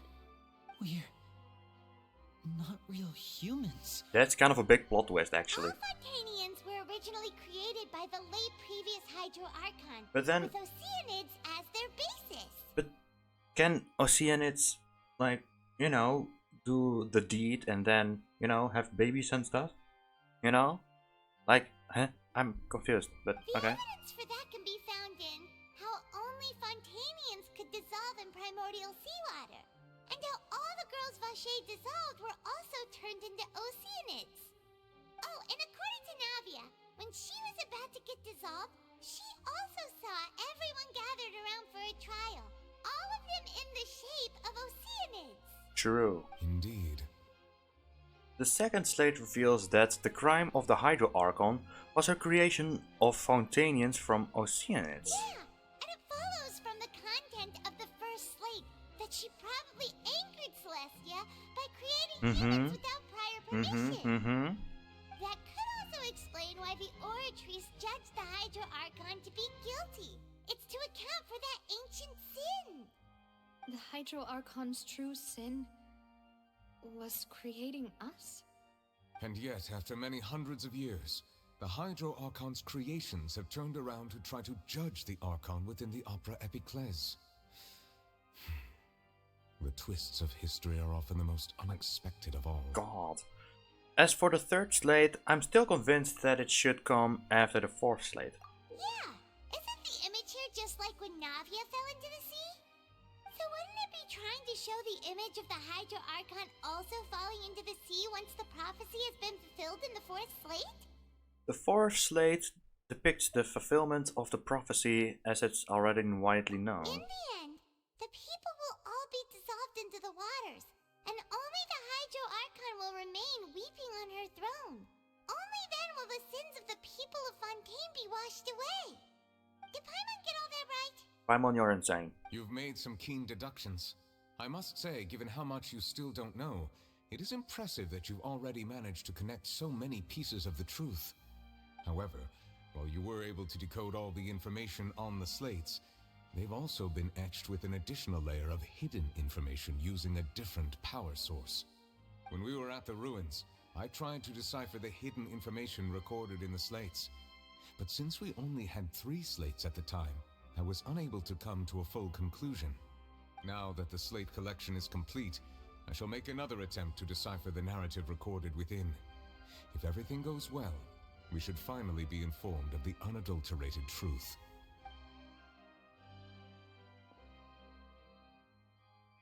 And how is Verena doing? Well? Did you get it? I believe I should share this truth not only with you, but with all the people of Fontaine as well. I will try to briefly summarize it for you. Okay. Your hypotheses regarding the origin of Fontanians and the sin of the Hydro Archon were both correct. In the Fontaine of old, the previous Hydro Archon sensed the yearning of her Oceanid familiars for life on land. So basically The a Oceanids forced were enamored evolution. with the beauty and romanticism of human beings, and wishing to have those experiences for themselves, expressed to the Hydro Archon their desire to become of a similar kind. However, even though water as an element is intricately linked with the power of life, the Hydro Archon, as one of the seven, did not possess the authority to create a new form of human life. True. Not one to give in, she eventually found a way to create permanent humanoid bodies for her familiars by appropriating the power of this planet's primordial sea. She poured primordial seawater into the Oceanids' blood vessels, creating humanoid mimics in the process. But if Fontainians were to ever come into direct contact with water from the primordial sea, the power within their bodies would escape these artificial restraints and return to the sea. As a result, their forms would collapse, and they would be reverted to their original forms as Oceanids. Of course, the Hydro Archon never received permission from the heavenly principles to create a new human race. And thus, the Hydro Archon and all of her creations came to shoulder the original sin of appropriating the power of the primordial sea. That is the true history of how the people of Fontaine first came into being. So we were all Oceanids before we turned into human beings? That's way too much information for me. I think I'm just going to pretend that I never heard a single thing. Wait, but if that's the truth, we can't let the Hydro Archon be sentenced to death. After all, her only sin was creating us. This really might be too much information for your regular Fontainian, but it does answer a lot of our questions. True. Alas, your hypothesis regarding the third and fourth stone slates was inaccurate. The slates' respective positions are, in fact, correct. So they are in the right order. A key point of the visual on the third slate is how all the individuals depicted in the water are humans rather than Oceanids. They have not been dissolved, which implies that the water depicted in this slate is not water from the primordial sea. The nation of Fontaine is the nation of Hydro, as well as the nation of trials and justice. Instead of being the literal element, the water in the scene symbolizes judgment and justice. You may also recall Navia's experience. When she fell into the sea, her consciousness was surrounded by that of many others who intended to hold a trial to determine her fate. Therefore, the meaning of the third slate is that the people of Fontaine shall try the Hydro Archon at the court of justice. Oh my god. Yes, it refers to our present situation. Oh my god. I think I'm following now. So, what you're saying is, even though we decided to put on this trial to avoid fulfilling the prophecy, we instead fulfilled it. In truth, everything we've done has happened exactly as the prophecy foretold. So now, it seems, we're the ones making sure it comes true. What should we do? I don't know, it feels like there's no way out of this. Huh. No matter oh what, god. The prophecy will be fulfilled. Is this what it feels like to be a prisoner of fate? If that's the case, does that mean the scene in the fourth slate will also be Oh fulfilled? no. Traveler, I would like to point out another small fallacy in your deductions. Okay. About the fourth slate. You probably thought that the eruption of primordial seawater beneath the fortress of Meripede served as the surest sign that the prophecy was about to come to pass, yes? However, I believe that rather than being a sure sign, that eruption could in fact only be a small warning of something far worse to come. As for the root cause of the catastrophe, I believe you've already encountered it once before. I have... Oh wait, is it that one world quest?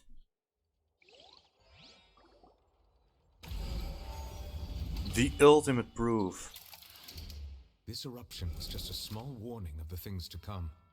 We must find the root cause of the disaster. Because what is the true source of this catastrophe? Oh my god. The whale in a dream. It was both dream and reality. There we go. If we're talking about a true culprit, that could only be that thing inside the primordial sea, right? Oh my god, now that you can actually see child in the middle of the picture, that thing is massive. The truth The original sin, the trial, and the root cause of the disaster. Oh, wait, whoa, whoa, whoa. Wait, what's this? Wait, what's this?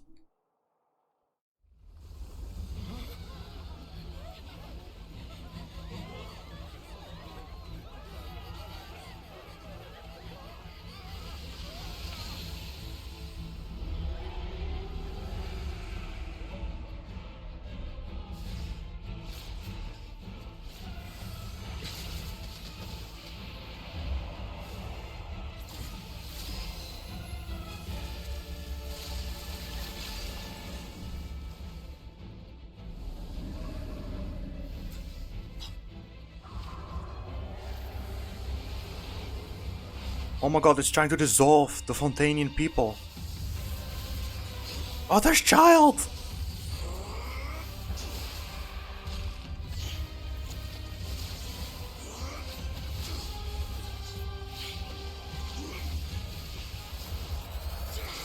Oh my god, that's so cool.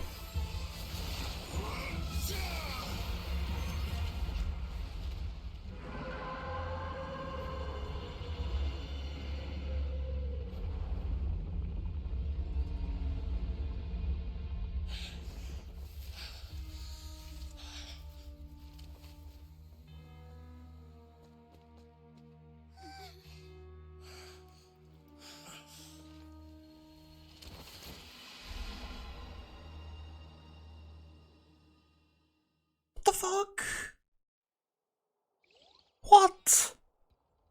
That was way too close. Oh my god. Wait, was that the huge whale you saw in your dream? Yes. And my god, that thing was So amazing. we've met it at last. I understand very well why it is chosen to make an appearance here. That whale does not belong to Tevat. It is a monster that has traversed the stars, weeping all the while. It has been greedily consuming the energy from the planet's primordial sea, using it to grow. That is the main cause for the rising sea levels. And once it has finished consuming all of the energy contained within the sea, its next step will be...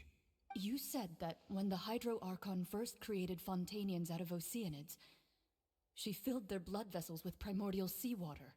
Precisely. That whale finds the blood of Fontanians nigh impossible to resist. Therefore, when it left the primordial sea, it decided to make its next stop a packed opera house full of food. Food in the form of Fontanians. We just barely managed to push it back, right? In that case, won't it come back to target the people again once it's managed to recover its strength? That is correct. Indeed, it is more accurate to say that we should thank that Harbinger for buying us some time. Without him, the whale would have likely come onto land far sooner. From the way he looked, he must have been fighting the creature for quite a long time. That battle maniac. We've always known that he had a special connection with that whale, but we definitely didn't expect it to help us out like this. You know what? I respect Child more. He actually protected the Fontanian people, which I can respect. So, Child, you're slowly getting back on my good side, but I still dislike you. But you're doing a good deed. Now that we know that this whale is the actual cause of the disaster recorded in the prophecy, all we need to do to stop the prophecy would be to find a way to beat it up, right? Just beat up the whale. It is too late. What do you mean? It had already absorbed too much of the primordial sea's energy before we could notice it. At this point, it has become practically integrated with the sea itself. Oh. Even if the entirety of Tevat were to be destroyed, it could still survive and swim off towards some other world. That's not something I will accept. We've already done everything we can, and we even found the true culprit. We've come so far. You can't just tell me that the last hurdle is some impossible foe. That's just not fair. Indeed, that's not how a grand performance should end. I'll fight it to the end, no matter what. So the prophecy will be fulfilled no matter what, huh? I'll beat it up because I'm also from the stars, bish. The prophecy. Yes, what has been prophesied will be fulfilled. You may view such things as the history of the future. After everything, it still turned out like this. We couldn't fight against fate. Wait, but if this is all about fate... Just as prophecies are usually only the future as seen from the perspectives of the gods, could things be happening in hidden corners where the gods' gaze does not fall? Ultimately, fate shall serve as your only guide, no matter what will happen in Tevat's future. All you need to do is to play your part. Could it be that even if the prophecy will be fulfilled, there will still be a way to save everyone? Did I miss something? Wait, I forgot about Farina. What was it that she wanted to say to me in that last moment in the giant magic box? What is her real secret? I guess we'll know right now, no? What's happening with the aura trees? I believe it is preparing to carry out the death sentence.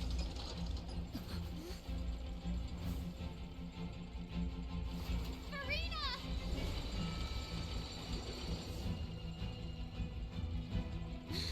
No, I still need answers.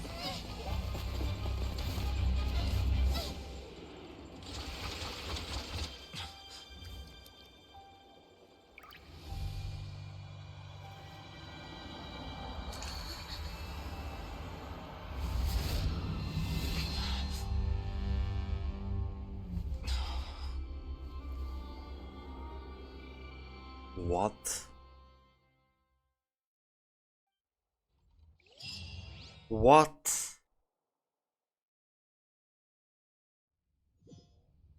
What? Who are you?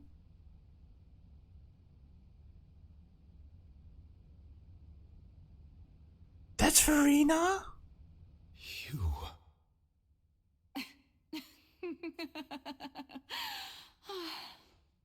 Sorry. That shocked expression on your face is just too amusing.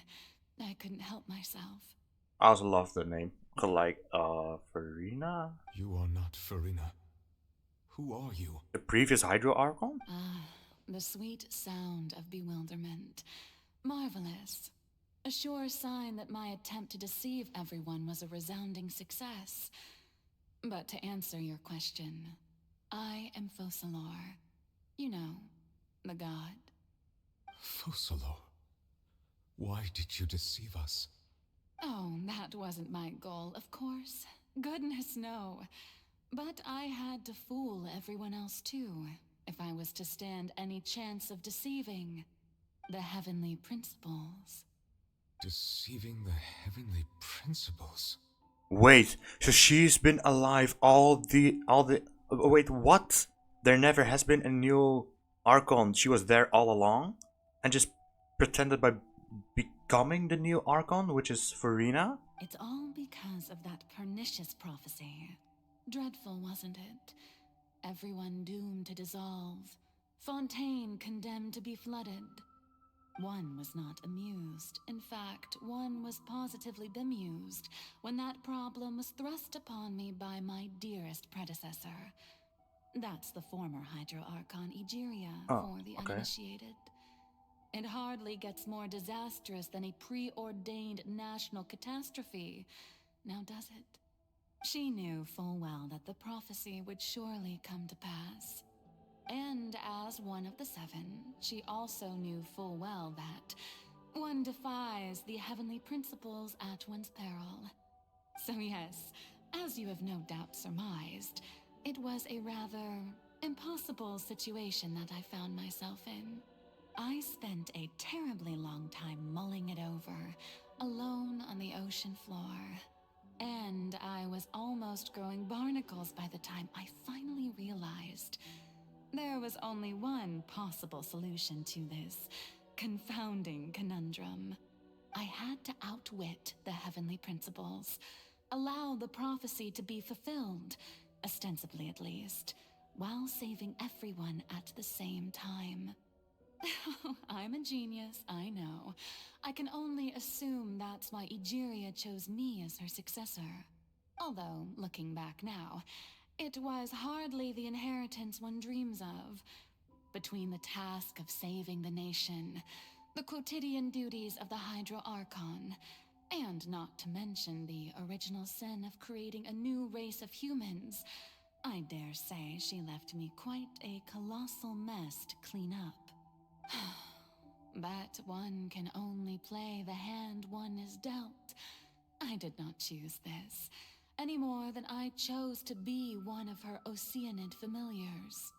So you were also once one of the Oceanids, transformed into a human by Egeria's hand. Wait, so then Farina was once an Oceanid, got transformed into a human, and was bestowed the title of an Archon. Yes, I was. I always dreamed of becoming human. And I still do, even now. In my eyes, to be human is to be part of the greatest opera ever known. After becoming a god, I separated my divinity from my body and spirit, leaving behind only a self that was as naive and bewildered as my past self on her first day as a human being. The me you see before you now is that divinity. And the human counterpart I left behind, Oh my god. I named Farina. Oh my god. She could feel joy, sorrow, and everything in between. She could be as vain and conceited, or as meek and vulnerable as she wished. Her strengths were of a kind only a human could possess, as were her shortcomings. But in my eyes, Farina's humanity was what made her perfect. She was perfectly human in every way. The person I always wanted to be. Anyway, so then I cursed her. All part of the plan, of course. The plan to deceive the heavenly principles. Wait, is this why Farina has like the heterochromia eyes? Like the different eyes? Like one is actually the divine side inside her and one is like herself? Do you still remember the final scene of the What prophecy? the The Hydra effing FF? Archon alone, weeping on her throne. In order that the prophecy might appear fulfilled, I invited Farina to be an actress, to play the part of the Hydro Archon in the prophecy. Under the curse I placed on her, so long as I, Focalor's divinity, continued to exist, she could not die. But nor was she free to live her life in the pursuit of happiness. Instead, she was forced to take the stage in the opera house, to embrace the role of leading lady, to forever play the part of the god from the prophecy, all to create a deceitful appearance of that prophecy coming to pass. I suppose now you probably understand why your court is called the Opera Epiclese. But Farina is only human, isn't she? Even though she has had a long life, her mind is no stronger than that of any other ordinary human being. I cannot begin to fathom what she has had to endure. It must have been torture for her. It has indeed. And although she is, in a sense, me in human form, I most definitely owe her an apology for it. It's been 500 years, and all along, she's been playing her part in the most unimaginably long, unbearably lonely, and agonizingly painful opera of all time. Oh.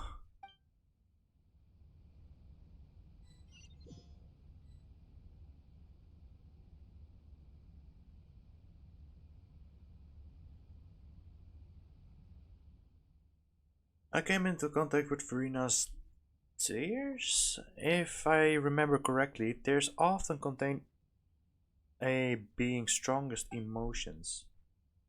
With sufficient strong hydrosensitivity, I can form an emotional connection, just like I did with that Oceanid at the fountain of the scene. I can't English because my brain is all fact.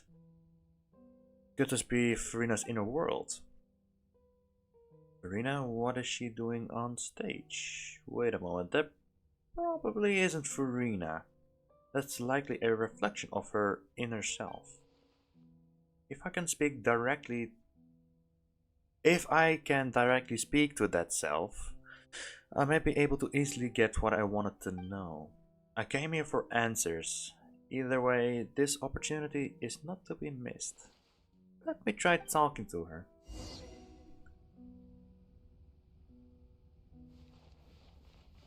So, Farina is human, and not Archon, but also Archon and not human. And also like part Oceanid. Oh my god, this is so effing confusing.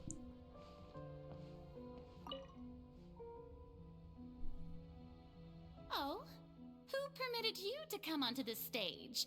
Now, I understand your admiration for my august self, but I must ask you to keep to the rules. Farina? All right. It is not my intent to reprimand you. There is no need to state your name. Just be off with you. Do not distract me from my performance. I did notice that text at the bottom. I mean at the top as well, but I'll just pay it no mind, I guess. But I don't see an audience here. Oh, do not jest. Can you not feel it? I am Focalor. The eyes of countless Fontanians are upon me. I must, at all times, display the utmost elegance and nobility. Something's off. There's no getting through her. Even in her heart of hearts, she's still playing the role of the Hydro Archon. What sort of resolve must she have that even her inner self and her subconscious would have such an impenetrable defense?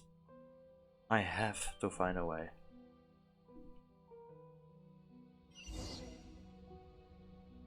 Turn off all the spotlights, okay?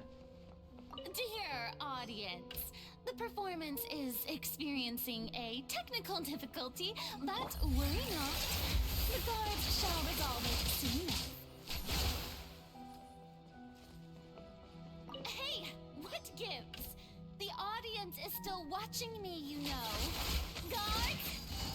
Wait, where are the guards? Guards!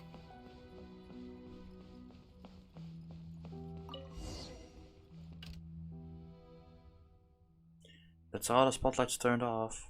In Farina's heart, they must have symbolized the eyes of the people on her. Speaking of which, I think I just received some sort of signal. Was that her true voice? A ticket. When did that end up here? Oh, I'll have to sit down, I guess. Either way, it looks like the show is about to begin. In any case, show me how you truly feel, Farina. Scene 1. Before a mirror, Farina.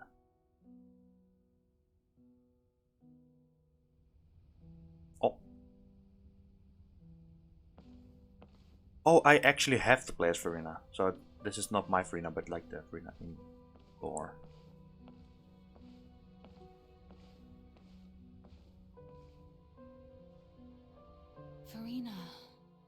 Farina. Huh? Who's that? Who's calling me? Where are you? Be not nervous. Be not afraid. I am before you. Wait a moment. You're near me? How can this be? Mirror you, huh? You know what? That's not bad. Let's go with that. Mirror me? What do you wish to say? The prophecy. Have you heard of it? What prophecy? Wait. I know. I think. I don't know why, but it's in my head somehow. The people will all be dissolved into the waters, and only the Hydro Archon will remain, weeping on her throne. Only then will the sins of the people of Fontaine be washed away.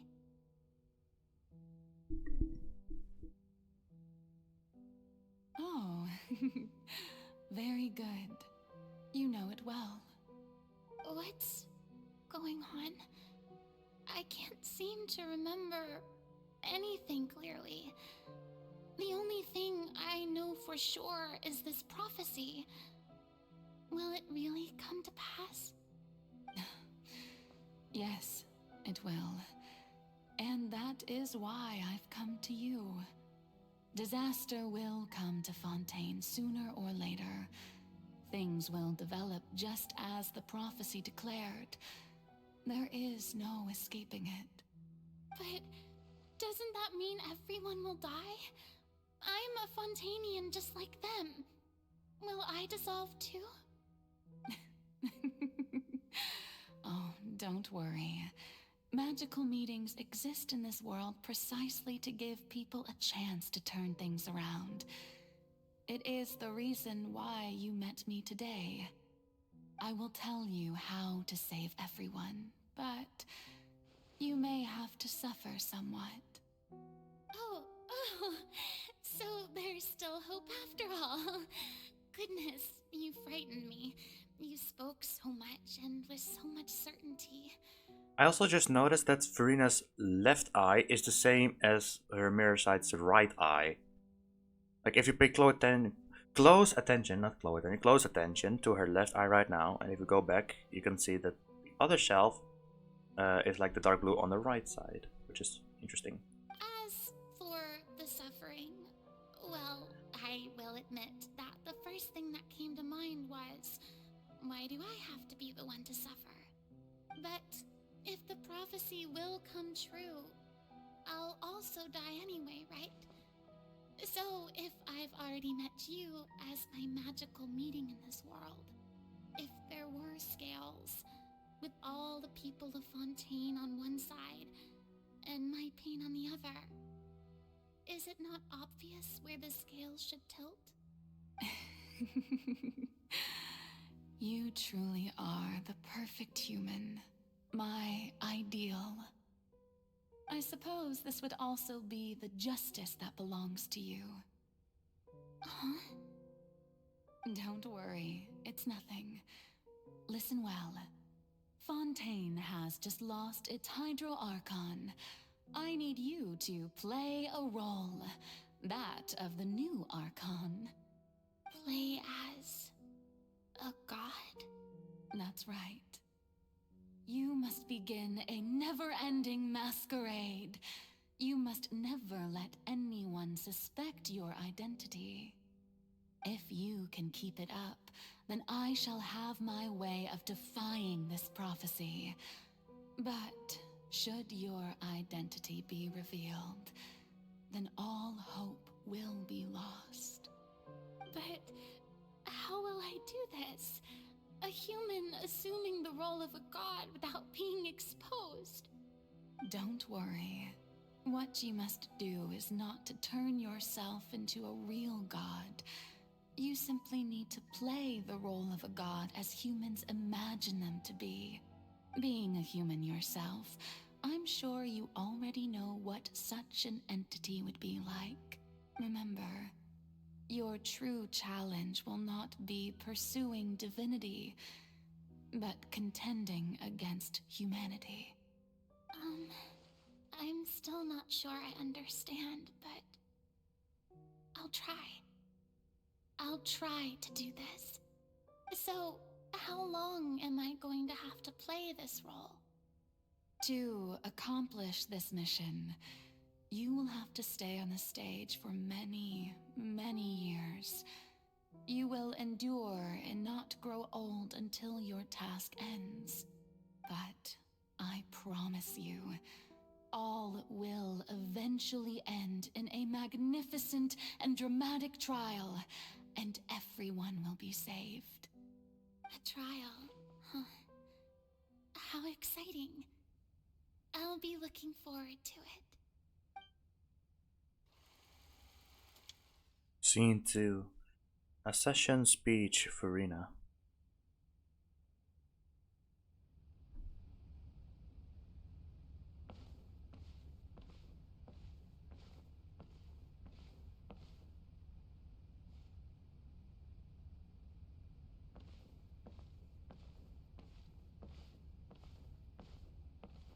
I have no words, really. It's mind-blowing, to say the least.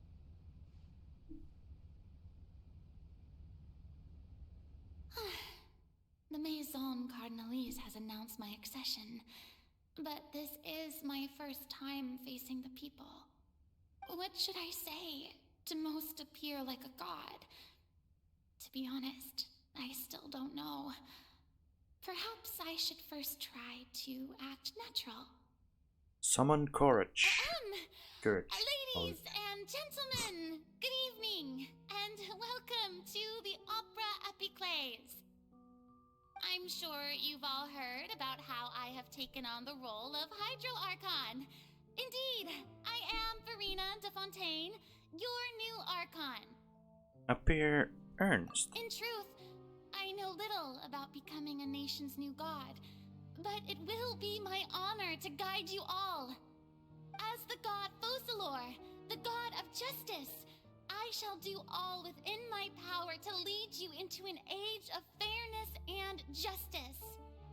Close politely. Once again, thank you all for coming. If you should have any questions or suggestions, please send them to the Maison Cardinalise. The future of Fontaine will require us to work together, after all. This should do it. I thought I might stammer, but thankfully, I was able to convey my thoughts just fine. Okay, and next. That's the new Hydro Archon. Is this some kind of joke by the Maison? I would have thought that a being that surpasses humanity would be a bit more assertive. Hey, did you hear that? She even told us to send her suggestions there at the end. Shouldn't gods be all-powerful? She's being so modest. What's the difference between her and an ordinary person, then? If you ask me, perhaps the succession didn't actually happen. She might just be a Maison-back puppet. Wait, what's going on? Why is everyone suspecting me of being a fake? Oh, this is bad. If I get exposed here, there'll be no saving the people from the prophecy. Right. Mirmi said that I just need to play the role of a god as humans imagine them to be. Calm down, Farina. Think. What do the people want? How would they imagine a god to speak and act? Assertive, with a strong sense of presence. One who can dispel all doubt. That is the character I'm fated to play.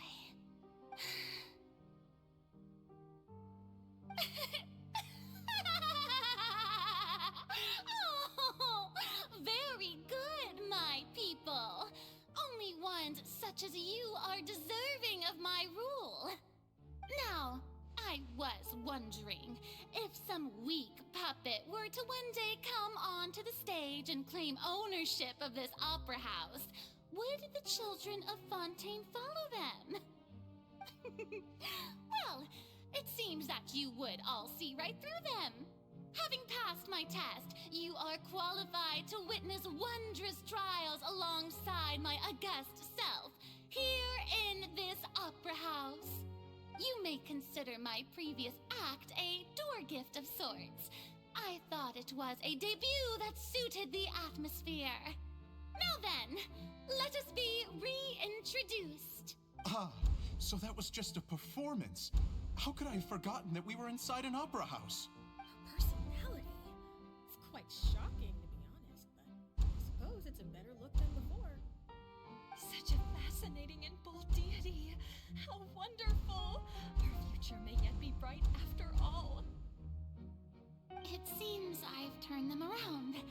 Best follow this flow and restart my accession speech.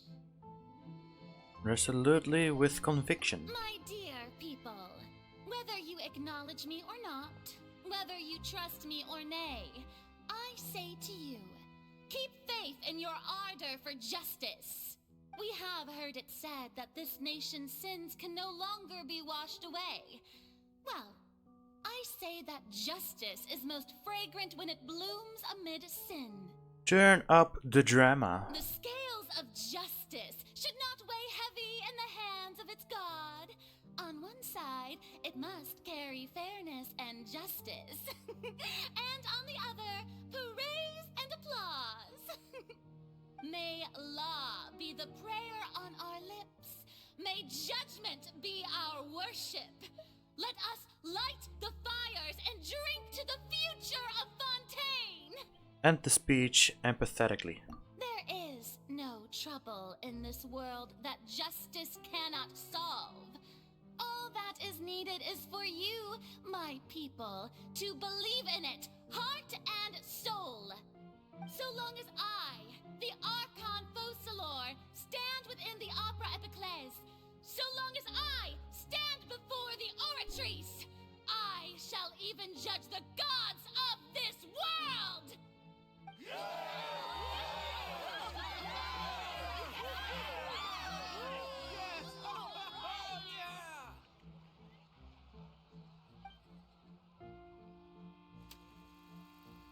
Scene 3. Opera House, Farina.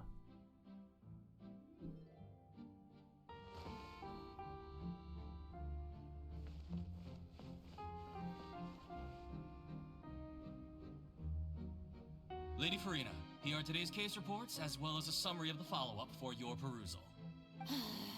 Come now, was I not just at the Opera House in person? Leave these kinds of things to Neuvillette. Besides, none of these trials were the one that I'm looking forward to the most. If I may be so impertinent, what kind of trial are you truly looking forward to? A magnificent, dramatic, and wondrous trial. A trial to end all things. How could you hope to understand? That's true. I fear I lack the ability to grasp your divine thought, Lady Archon. No need for fright, and do not take what I said before too seriously. Go now, do your duties. The trial I await. It will come one day.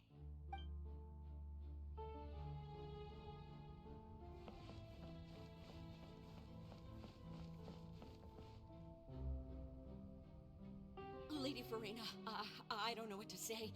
Thank you for agreeing to see me. No need to thank me. Or rather, thank your own sense of perseverance instead. Long have you stood in line to meet me, have you not? Oh, I'm afraid that's just an inevitable consequence of my divine charm. All right, Deoteria, is it? How is your son's illness? You remembered me, and you knew of my family, too. He is doing much better now. In fact, he is far more of an ardent believer than I. He was the one who forced me to seek an audience with you, and to bring your words back to him. Oh, good. Very good. If this should happen again in the future, please do not hesitate to come and tell me. Going down to citizens' homes every so often, while not usual practice, should serve as a fine change of pace. You're such a gentle and wise god. Thank you once again, on behalf of my son.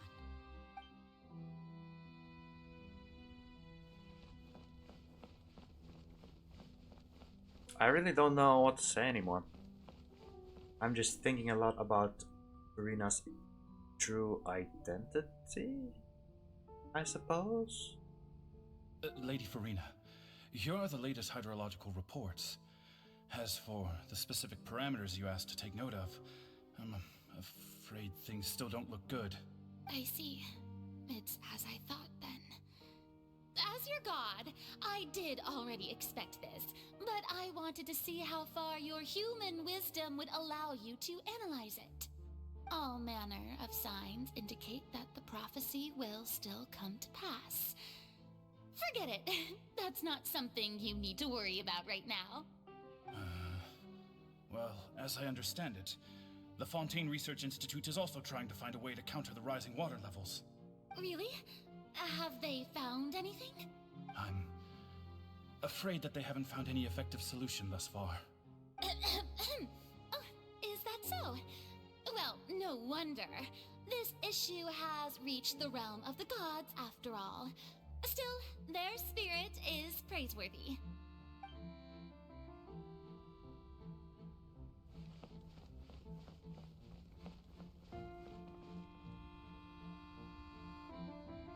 The day is finally over. I haven't had a moment to breathe this whole time.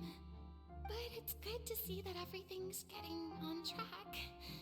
There are no longer any voices of suspicion. Maybe this is fine. I just need to keep going, and everyone will be saved. Alright, Furina, don't think too hard about this. You need rest. Tomorrow's a new day. Scene 4. Opera House, Furina. Lady Furina, here are the new trial reports for the latest cases, as well as a summary of the follow-up. There'll be no need for that. I've seen them already. There's no need to go back over scenes I've witnessed in person before.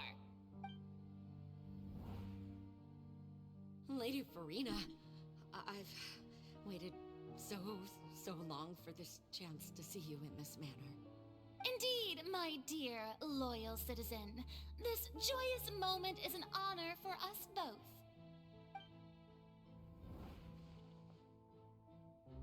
Lady Furina, we're detecting significant hydrological anomalies near Poisson. Understood. Keep monitoring. Keep me informed should anything come up at the Institute.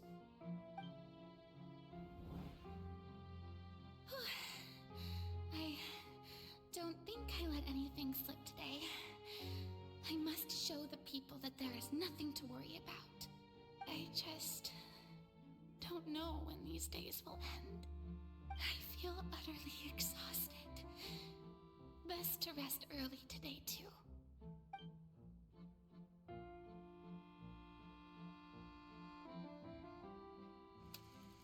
She really is working her ass off.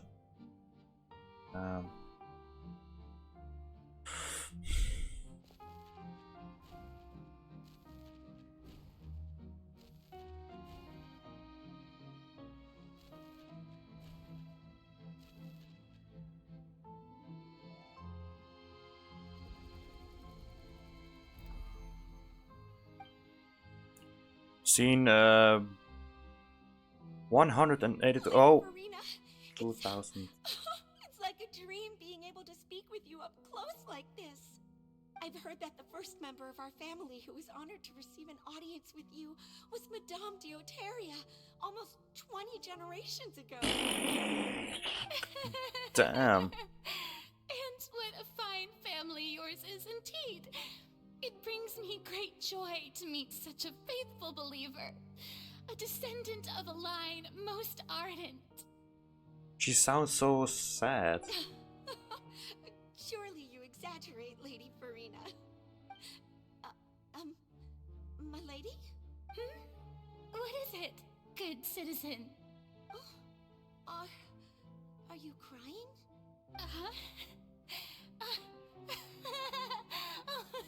Really now?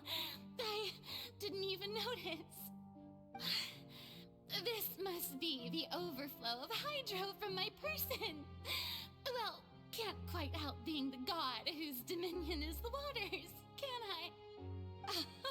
No wonder. No wonder. A manifestation of your power, then. Oh, Archon, I am honored to have witnessed it. Honored indeed.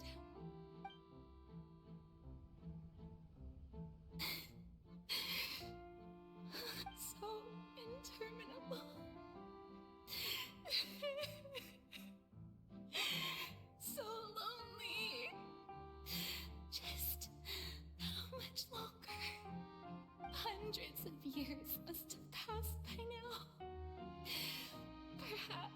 The show must go on for hundreds more. I never imagined that it would hurt so much. Have I reached my limit? No. Perhaps I reached it long ago. Today I didn't even notice my own tears. I want to tell someone, anyone, about this. But would that not destroy all I've done so far? I've conducted so many investigations across the centuries. But there's not even a sliver of hope that we might break the prophecy. All I can do is keep heart. I must maintain this act.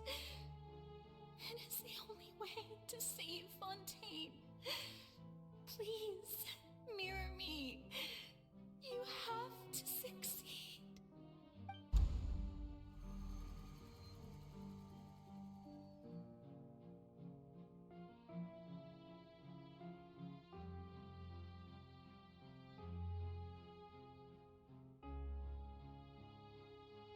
Farina, you don't have to shoulder this burden alone. Although I don't know what you might be keeping from everyone, your people are more than willing to share your burden with you. That's my voice. Is this scene from when we were within the giant magic box? This is great. I didn't think that this scene would replay in her inner world. Surely I'll find out what she wanted to tell me this time. My burden. That's impossible. It was fated right from the start that this would be my duty alone. But even if your burden doesn't need to be shared, you can still choose to confide in someone. Just share it with me. I'm what you'd call a witness. A witness? Yes, I've heard that you came to Tevat from beyond the stars, yes. In other words, you never belonged here. And if Tevat is, in its entirety, a show on a stage, then you're just a spectator, aren't you? If that's the case... She's right. I could confide in her, couldn't I? But if things don't play out as expected, the people of Fontaine will be the ones to pay the price. No, Farina. You shouldn't be selfish. But what if it's really alright? Farina, you've worked so hard for so long. Surely it would be okay to put yourself first for once. Just this once. Is it such an outrageous thing to do anyway? To find someone in whom you can confide your frustrations and sorrows? Surely it could not hurt. If you let this opportunity slip through your fingers, it might never come by again. Think about it long and hard.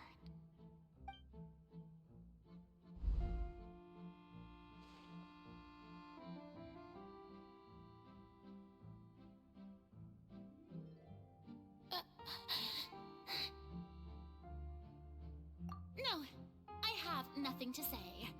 I am Farina, the Archon of Fontaine. Everything will surely get better. All you need to do, dear spectator, is to witness my performance until the curtains fall.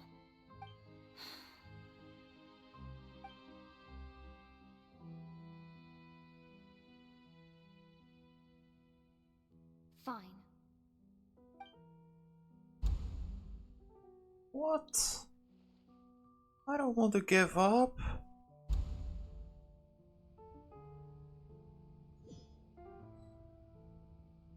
So even Farina doesn't know the truth? You've never once let her in on the full plan? Yes, it had to be done. To deceive the heavenly principles, you must first deceive yourself. She did very well. If she had let her resolve falter even once in these 5 centuries, Fontaine would have been doomed to the most tragic fate. It seems that trusting humanity was the right decision after all. I believe that I understand how your deception works, but that is only half the truth, is it not? How would you build on this foundation to save the people of Fontaine? That is the most important thing. Ah, good, good. Of course, the Eudex of Fontaine has pinpointed the crux of the issue. I'm sure you've long sensed that the Oratrice is no simple machine, yes? I've always suspected that it had its own consciousness, and Lenny did mention that he heard a human voice within the core chamber. It now seems that that person was you, hidden within the machine all along. Am I right? And then I became one with the Oratrice, taking Fontaine's gnosis with me. Yes, Aha. it would seem so, wouldn't it? I suspected as much that the Gnosis was inside the Oratrice, but I didn't expect Focalors to be there as Your well. understanding of this device still lacks sufficient depth. In truth, it is no enactor of justice. It is, in fact, a device created to kill the god of justice. I beg your pardon? Oh, you have it. And to be more precise, not only will the Oratrice take down the god of justice, it will also take down the divine throne upon which she has been placed. I mean, did you think I would be the sort to enjoy peaceful repose while Farina suffered? My work over these last 500 years has been to constantly accumulate indemnitium within the Oratrice. But really, some have already discovered that only a small fraction of the energy generated by the device was ever used to provide power to Fontaine. The vast majority had to be, accumulated to enact this death sentence. It was all a part of your plan then? Both the trial and the sentence? Indeed. This power, accrued over 5 centuries, could have sustained Fontainians for millennia had it only been used for that purpose. Almost all of it has now been stored within the Oratrice. But only power of this magnitude could hope to destroy the Hydro Archon's divine throne, shaking the rules established by Celestia and breaking through the institution that is the Seven.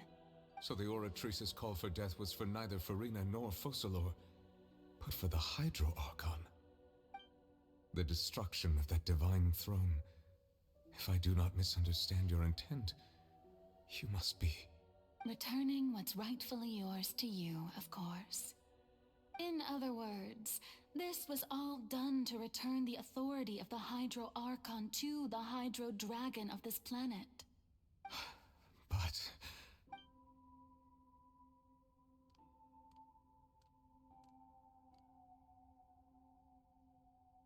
Oh, what? Getting sad again, are we? The authority of the ancient dragons shall soon be yours once more, O Hydro Dragon Sovereign. And this is the face you make. all you've done throughout the years is just so you can sacrifice yourself at the very end. I've never quite seen it that way, you know. Even now, I'm quite pleased at how well my deception worked.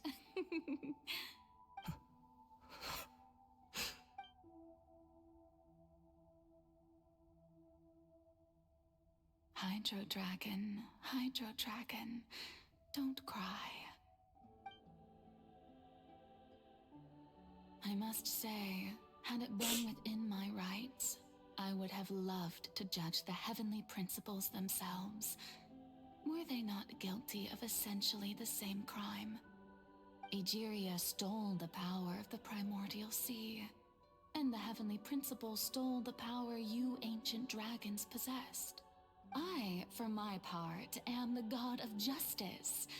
And is it not just that your original powers should be returned to you? Speaking of justice, I have always believed that justice lies in the process of pursuing human existence itself. So, if the theft of the primordial sea's might was Fontaine's original sin, then, leaving matters of procedural right and wrong aside, the descent of the Fontainians as humans and their right to exist in this world would be Fontaine's original justice. In other words, existence was Egeria's justice, and to me, justice is the continuation of that existence. Defying the prophecy and ensuring that Fontaine's people shall live on. That should be the justice enthroned over all others. At this point, we, whether it be myself or all other Fontainians, have shouldered the burden of this sin for far too long. Iudex Neuvillette, the highest judge in our land, when you regain your full power as an elemental sovereign, what verdict shall you pass upon us?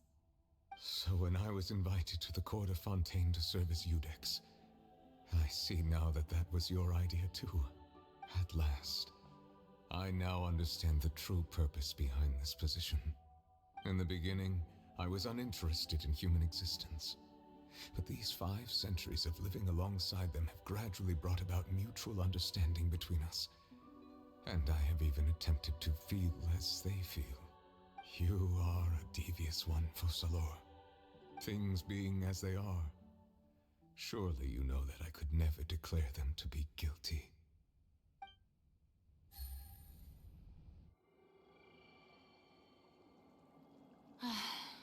The hour of my execution is almost here. For the sinner, the curtain call has come. I know I may not sound it, but faced with death, I find myself a little afraid. Perhaps this is one thing both gods and humans have in common.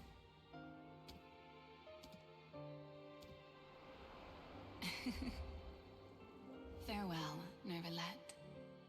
I hope you've enjoyed the part you played these 500 years.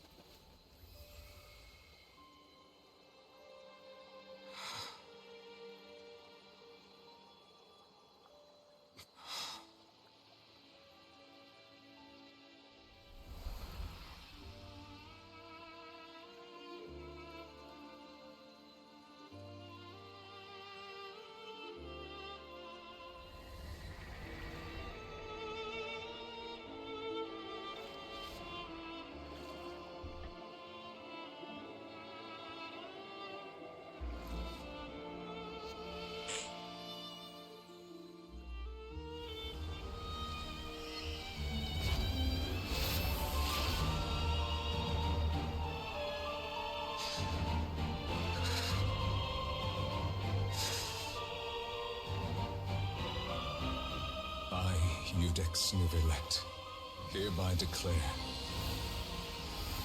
people of Fontaine, your sins are forgiven.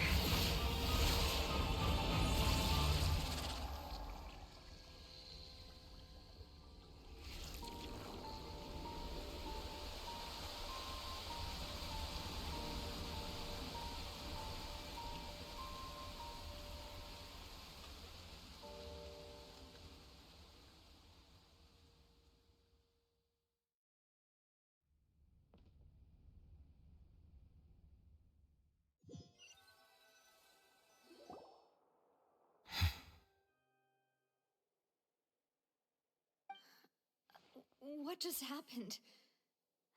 Has the death sentence been carried out? Was that bright light some sort of misdirection? I have a feeling that something huge just happened. But since we're all still alive and haven't been dissolved, I assume whatever happened was good for us. It's time to end this. We must mete out punishment to that beast. Didn't you say just a moment ago that it can't be defeated? I have gained the strength sufficient to deal with it. Through certain means, I now have the ability to separate the power of the Primordial Sea from that creature. We should seize the opportunity to pursue our quarry. Traveler, now that the oratories can no longer function, I require an executor to help me mete out justice. The root of the calamities befalling Fontaine, the beast that enacts the prophecy. Its name is the all-devouring Narwhal. Come with me, traveler. The hour of execution has come.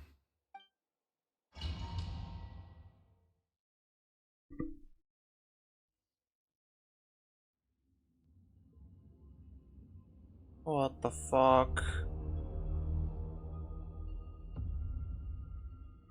What the fuck?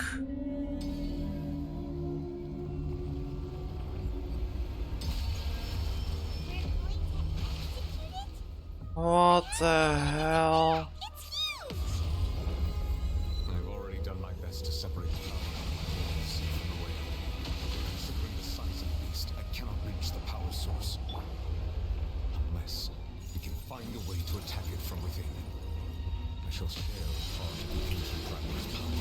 We shall hold it together.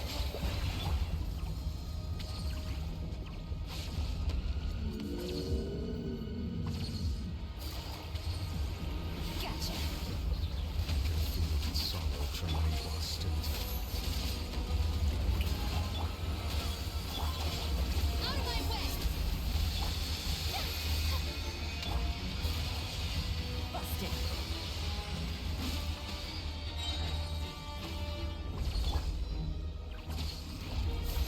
The all-devouring narwhal cannot resist its instinct to devour. Continue to trigger its hostility. Chance will present itself.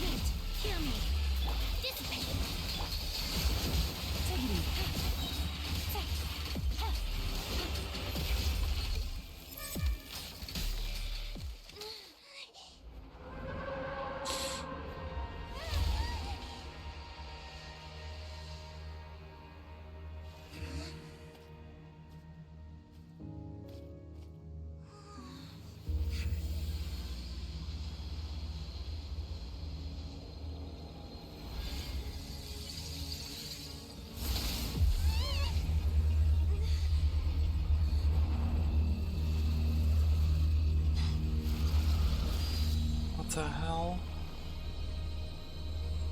That's Kirk.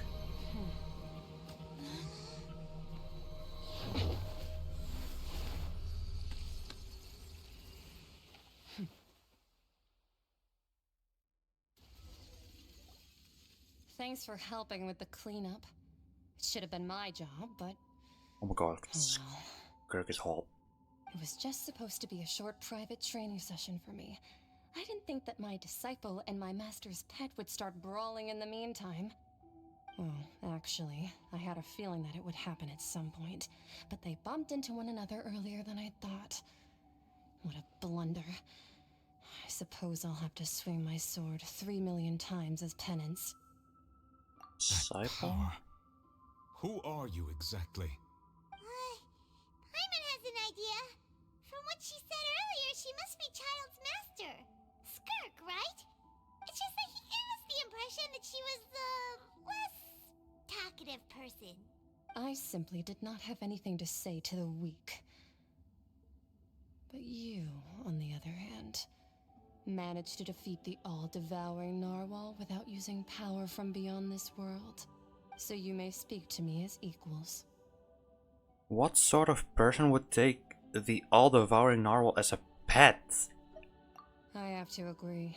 It's a strange use of a planet's primordial waters just to raise an all-devouring narwhal. That kind of power is wasted on it. It's not cooperative, it eats too much, and I have more important things to do with my time than pet sitting. The only thing that creature has going for it is its looks. All in all, it fails as a pet. Miss Skirk? I think you might have missed the point. The point being? Well, being that this pet almost destroyed an entire nation. So what sort of person is your master? Well, child's master's master. Wait, is that right? Oh, right. So you don't know him. Sorry, I assumed you did. His name is Sertologi. Serta who? I am unfamiliar with that name. Huh. So Master is insufficiently famous. How should I describe him then? Have you heard of the name The Fowl? Don't think I have. Still nothing? Well, how about the Visionary? Vetterfalnir then? Or Gold Rhine-daughter? Rhine-daughter does ring a bell more. That one we've heard. Rhine-daughter's part of the Hexen. Yeah. She's Albedo's mom, right? Oh, so you do know that name. To be honest, I also heard all of those names and titles from my master. I don't actually know them either. But I suppose you understand now, yes? My master is likely a similar sort to Rhine-daughter. They are both pursuing some form of perfection. Wait, didn't you also mention a visionary person? Paimon didn't quite catch their name. Actually, never mind that. I believe it expedient to inform you that the all-devouring narwhal used up nearly all its strength fighting you. Such roiling hydro energies will prove difficult for the planet's deep seas to digest. As such, the Fontaine back on the surface has most likely been thrown into chaos. In other words, the prophecy that you've been fretting over should now be in full swing.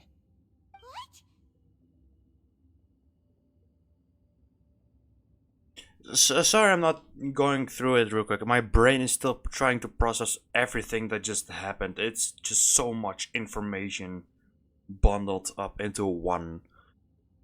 No, there's little to be surprised about, Paimon. Even though I'm still very surprised. It is natural after all, the prophecy will surely come true. We knew this and accepted it. However... Not to worry. Focalor has already managed to deceive the heavenly principles. In the end, the people will all be dissolved into the waters, and only Furina will remain, weeping on her throne.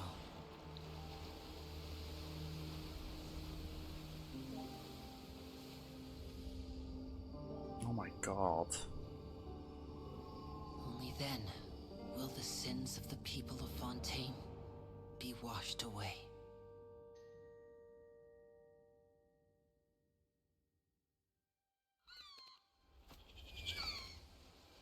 My god.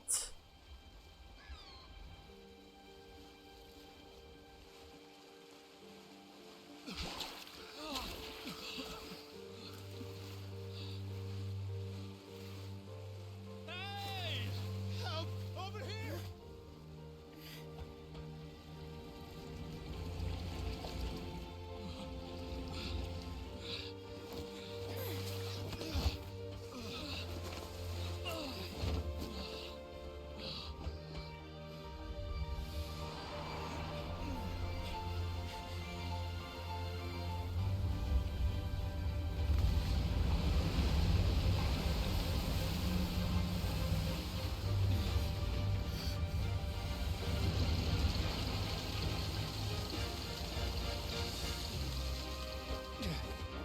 All hands, initiate emergency rescue!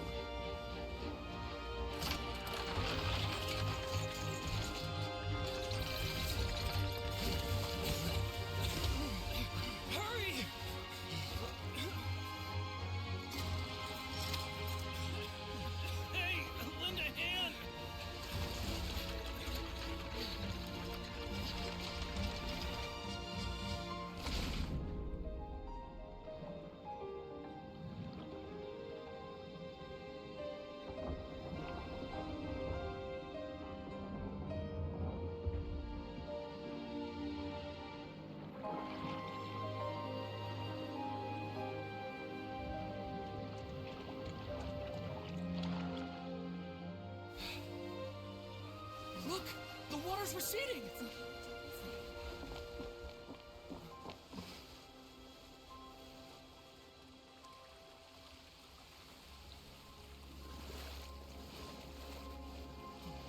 It's a miracle! Water's receding.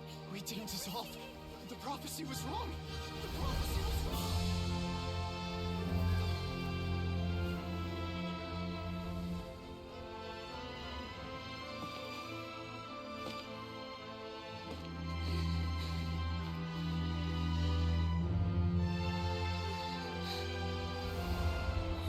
Are you alright? We're saved. The prophecy was wrong.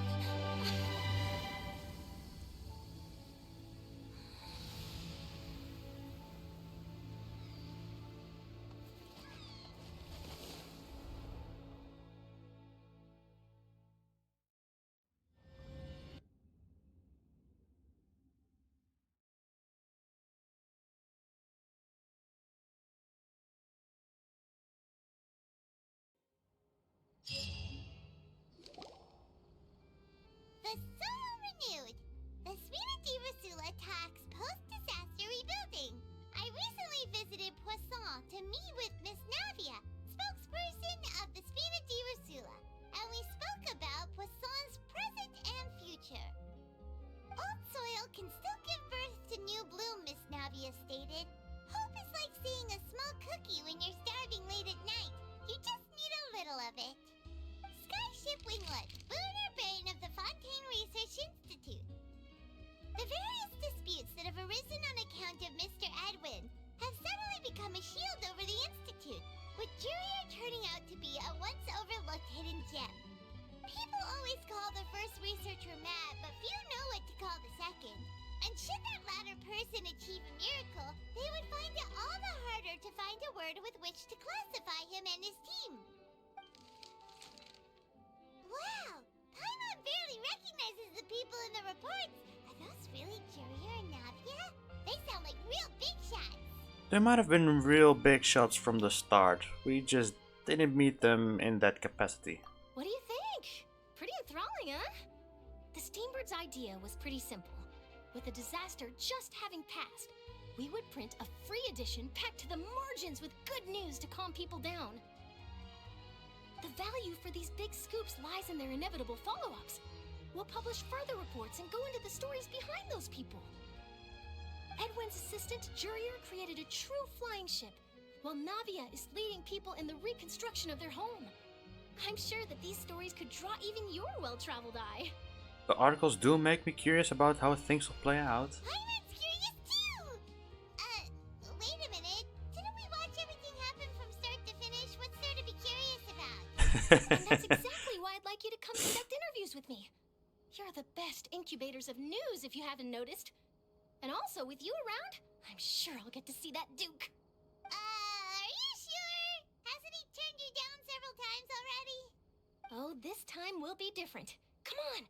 Let's head to Poisson first, and then make a trip to the fortress. There are some things you'll only know when you get there. Or I better what is that? Finale, go to Poisson. First want to look at what this is. Tears among the stars. A drop of water obtained from within the colossal beast who coveted the primordial sea of life. I can't do this through it. That's a lot of text. So, from what I'm understanding, is that the entirety of Fontaine doesn't have a Archon. Well, had an Archon. Hey, what's information? Oh, it's. But since Verena played the role of being a god, she isn't actually an Archon, but she still kind of is. Because in the end, we saw that the real Hydro Archon sacrificed herself to kind of save Fontaine, it seemed like, and giving like her powers to Neuvillette and Verena. So I guess in... Hey, would you mind? But if we talk about like authority and that kind of stuff, I guess Farina and Nuvilet are both kind of like the Hydro Archon / Archons. But of course Farina still plays the role more. But so she isn't an Archon yet, she still is, but she actually isn't. But in terms of like all playable Archons, I guess Farina is still like the #1 pick. Also considering she can change from Osa to Pneuma and Water Jesus and stuff, you know. And having lived over 500 years to play the role as a god, so I'll give Farina the title as Archon. Even though she isn't, but that does clear up a lot of things. Because now, why she has a vision makes sense. Her hair doesn't glow when her ultimate is ready. And also another thing that I noticed is that if you have an Archon in your team, they have special effects. Like look at Zhongli. Zhongli has like these symbol thingies. And if I go and grab Venti, Didn't keep you waiting, did I? Venti has these wind currents. And if I swap Yaimiko for Raiden, The campaign begins. you can see that Raiden has these electric currents. And Farina doesn't have anything. So just a normal human, basically. But now I'm wondering, does Nuvelet have a effect? I don't think he does, but he could have. But I'm not entirely sure. The Chief Justice of Fontaine, known as the Udex, is renowned for his unassailable impartiality. No, but Nuvelet is the Hydro Dragon, and Farina is like still the Archon, even though she doesn't have the power of an Archon or the authority, I guess. Just like how Yaimiko is also playable, but Raiden is the Electro Archon. Damn. Damn. That's really something. That's really something. In my eyes, Farina is still the Hydro Archon, because no one else is fit for that kind of title. And some might disagree, some might agree. Some people will probably say like, oh, but Nuvelet is actually the true Hydro Archon because he is the Chief Justice and is like no bias and blah blah blah blah blah. In which I guess it makes sense, but for me it makes more sense that Farina is still an Archon, even though she isn't. So for me, Farina will be the Archon in this Archonless nation, I guess you could say.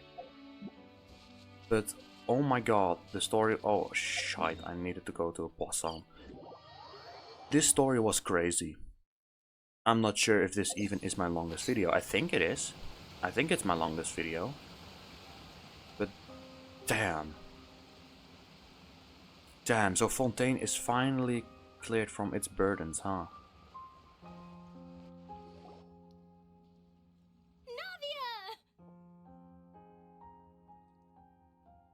Oh, it's you. What brings you all here? Hey, we're just having a look around. I'm here to update myself on how things are going here. Oh, the Fatui are here too. Let me introduce you. This is Mr. Garunt Snezhevich. He represented the Knave in sending us a large amount of supplies, and is helping with our work. Our residents are hard at work as well. Thanks to everyone, work is progressing nicely. We've lost a lot of people, but we're moving forward. That will have to be enough. Hello, Miss Charlotte. I'm a big fan of yours. I especially like that article you wrote last year about Fontaine's stray cats. But if you don't mind, could you not emphasize our role too much in your report? It's not charity we're doing here. We just happen to share the same interests as the Spina. I get where you're coming from. I'll keep it as simple as possible. Or would you be willing to feature as friendly neighbors?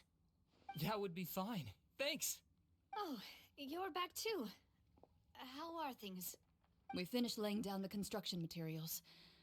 It'll be another hour before the workers are able to go over there. Huh? You're here too, Clorian? Well, Well, her reputation's greatly risen after that whole duel business with Miss Farina, so she's here in Poisson to wait out the heat. All right. She really came here to help me out. There's too much to consider in the reconstruction of Poisson.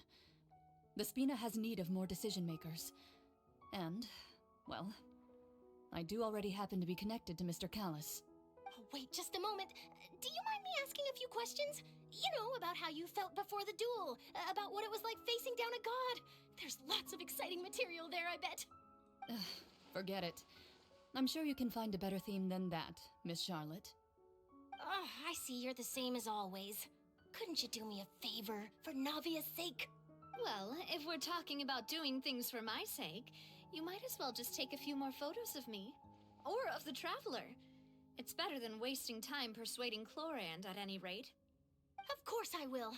I'm not gonna let her off that easy. All right, then everyone who wants to be in the photo, gather up. And smile.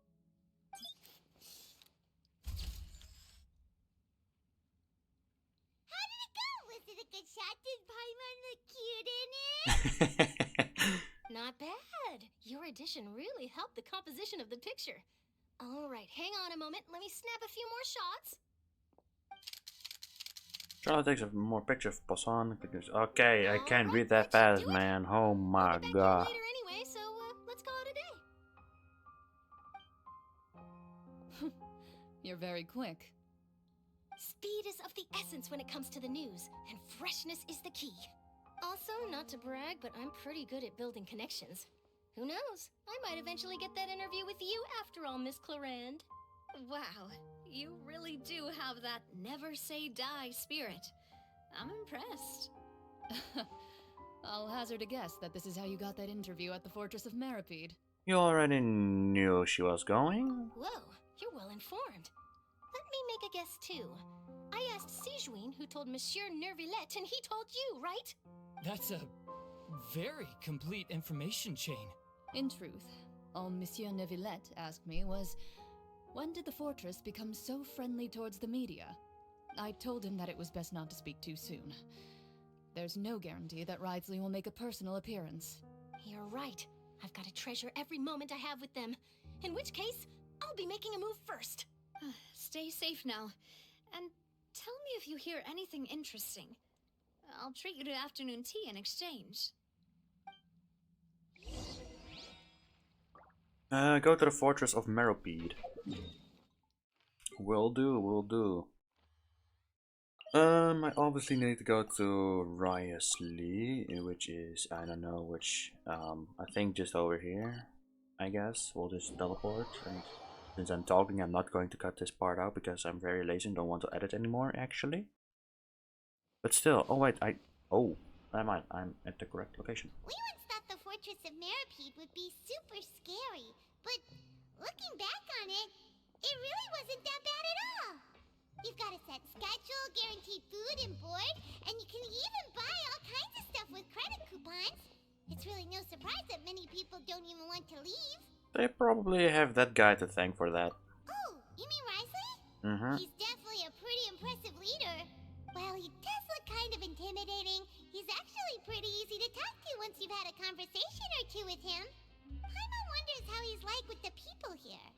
Do they also get the same guy we do, or is he a lot harsher with the bad guys?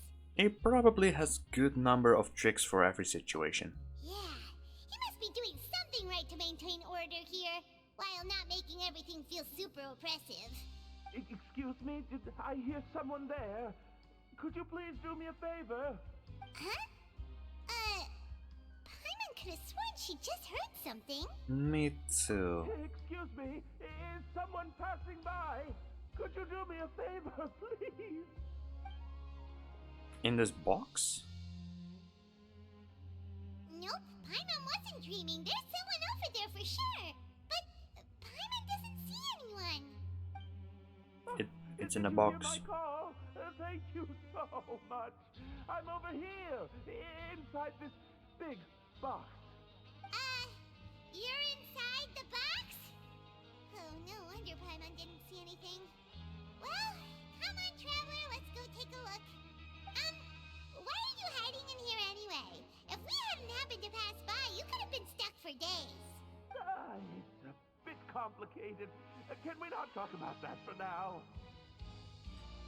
Did someone shave your eyebrows? Whoa, that's terrible. Did someone seriously do that to you? No, it was nothing quite that serious. I'd just like some help finding my hat. Just your hat? But then, why can't you look for it yourself? Huh. Wait, Paimon gets it! Something must have happened to your hair! Paimon, we don't have to ask. Sorry. So that's what happened. Paimon gets it now. No wonder why you had to hide inside the box. You just need your hat, right? We'll get it back to you right away. What kind of hat was it? I think you may have misunderstood me, but never mind. Please just help me find my hat. It's a soft and brown hat with a bit of a brim. Nothing fancy. I think I probably lost it near the entrance elevator. It was getting a bit hot, so I took it off and had a quick nap. But when I came to, it was gone. It's really important to me, so your help would mean the world. I'll wait here for your return. Don't worry, we'll be back in no time. So now we're doing this kind of thing. Oh wait, this is...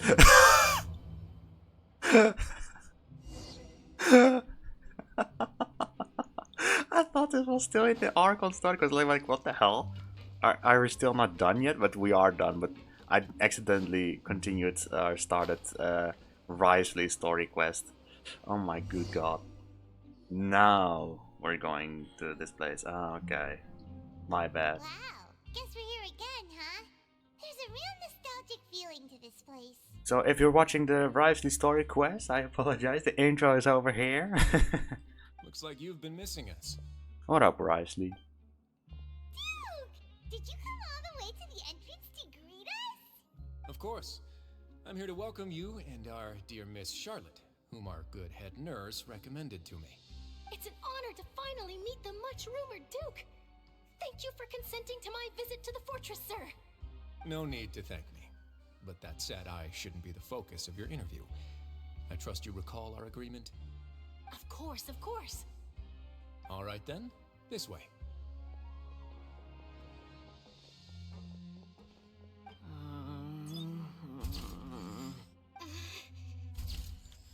Hey, no need to be so nervous. I've already taken all the photos we need. Miss Charlotte, do these pictures really need to be published on the cover of the Steambird? It would seem that Miss Lorvine doesn't want her face to appear beside that of Mr. Jurier. Sir, please don't say things like that. But it looks like dear Mr. Jurier denies it. Might this interview be very important to you then? No, I just... This is my first time being interviewed, and I'm very thankful to the Steambird for... Now, I might not look it, but I actually did meet Mr. Edwin once. And I'll be honest, I enjoyed chatting with you more. You've definitely got more of that genius vibe going on. The boat that brought about a miracle, the ark that saved the people. Why, you recreated a myth back there, like an emissary of legend. Still, if I might ask, where's that flying ship now? Huh. Looks like Charlotte's trying to get herself another exclusive scoop. I have to apologize, but that ship is presently in the bowels of our factory. I'm afraid it won't be easy for you to get a shot of it. Really? Well, then in that case, could I have an interview with you to make up for that loss?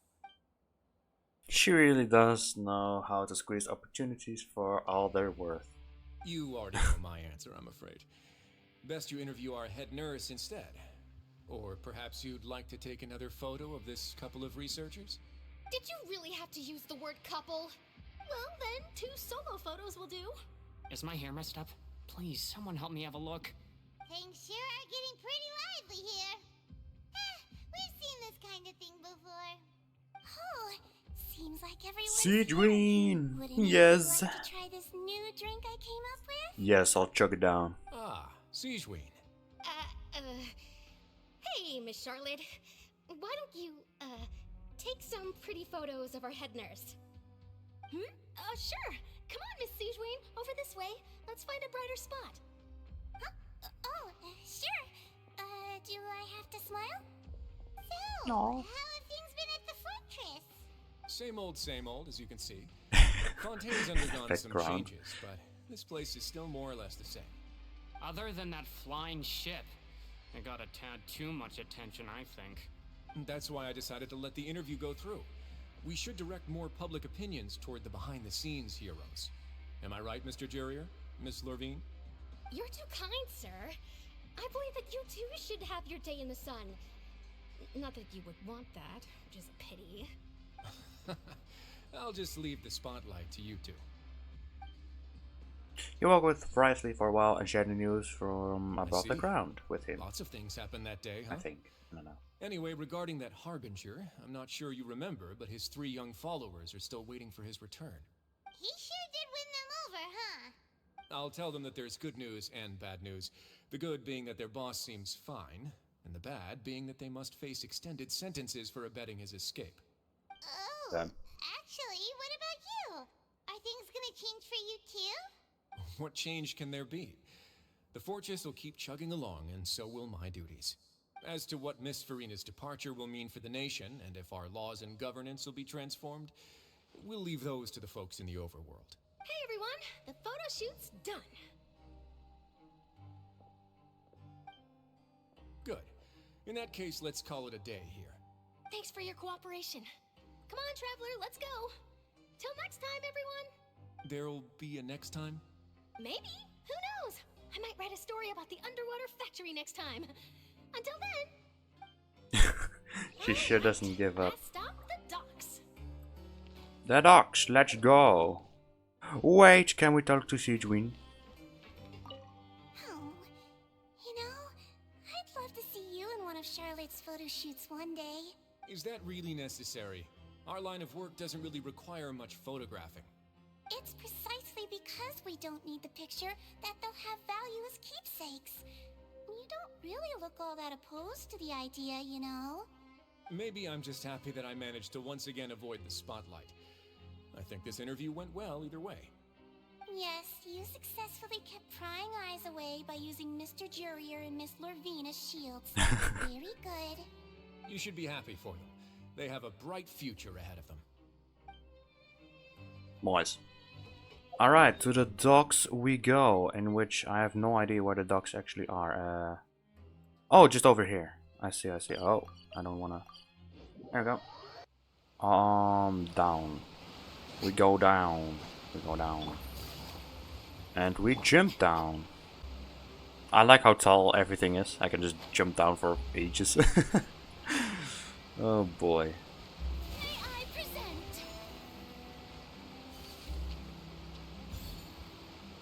Alright.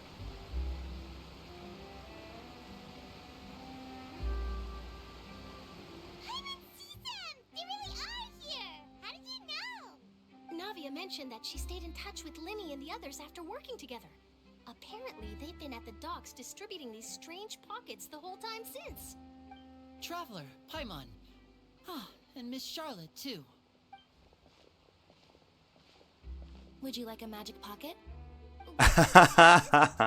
Just like in the beginning. It's a wondrous bag nice. that can be used to carry many things. Nice. The water level has returned to normal, but if you see any of your things floating around, you can use this to carry them. Or you could trick a friend into doing it for you. Trick a friend? I wonder which of my friends would fall for that. Why are you looking at me, huh? You could just make a friend like Fremine here. Isn't that right, Fremine? Poor Fremine. Is this what you meant by, I'll help you make some more friends? To be honest, that sounds pretty sweet. Could I have your contact, please? Sure. Please, write down my address. You sure are working hard to help Fremine socialize. He was the one who proposed doing this. He even wants to assist in our magic shows. Sounds like that would suit him. Yes, I was planning to first introduce Pear as an assistant, and later Fremine himself. In the future, I think we can leave underwater escape magic to him too. That said, would anyone want to see a diver escape underwater? Oh, it'll work out. Every journey begins with the first step. He'll become a part of our show eventually. Lynette, could you come over? Miss Charlotte says she wants to take a picture of us. Got it. My, that Charlotte is rather perceptive. She got rid of everyone the moment she realized I had something to say to you. So, how have things been, traveler? I'm doing alright. Just Father whoop the says whale's that you did ass. a great deal during the latest events. She's very grateful for your contributions to Fontaine. That's alright. We were more than happy to help. So, what's she doing now? Yeah. Oh, I guess you haven't heard. Well, after Well. Lady Farina left, Father and Monsieur Nervilette opened negotiations, during which he gave Fontaine's Gnosis to her as a diplomatic gift. Oh my god. Oh my god. The one thing I didn't want to happen happened. Okay. Well. A diplomatic gift? A gnosis? Yes, I was quite surprised at first myself. But when I thought it over, there were actually a number of things going for it. I guess no one can It use could have it. been done as an apology for the incident with Lord Child, or as thanks for his help in tying the all-devouring narwhal down. Furthermore, Father did also lend significant aid to Fontaine and Poisson. That's true, but this is a gnosis we're talking about. Doesn't this seem a bit irresponsible? I would agree, but I've also heard that it seems that Monsieur Nervilette has had a significant change of heart regarding the matter. So there's some reason for this that only Nervilette knows about? I suspect you'll have to ask him about that yourself. Ah, yes, speaking of which, I did see him strolling around the entrance to the Fortress of Meripede a while back. Isn't he real busy and stuff? Paimon didn't think he'd have the time for that. But back to the topic. The gnosis was given to the knave, right? What about Child? They say that he's returned to Snezhnaya to recover from his wounds.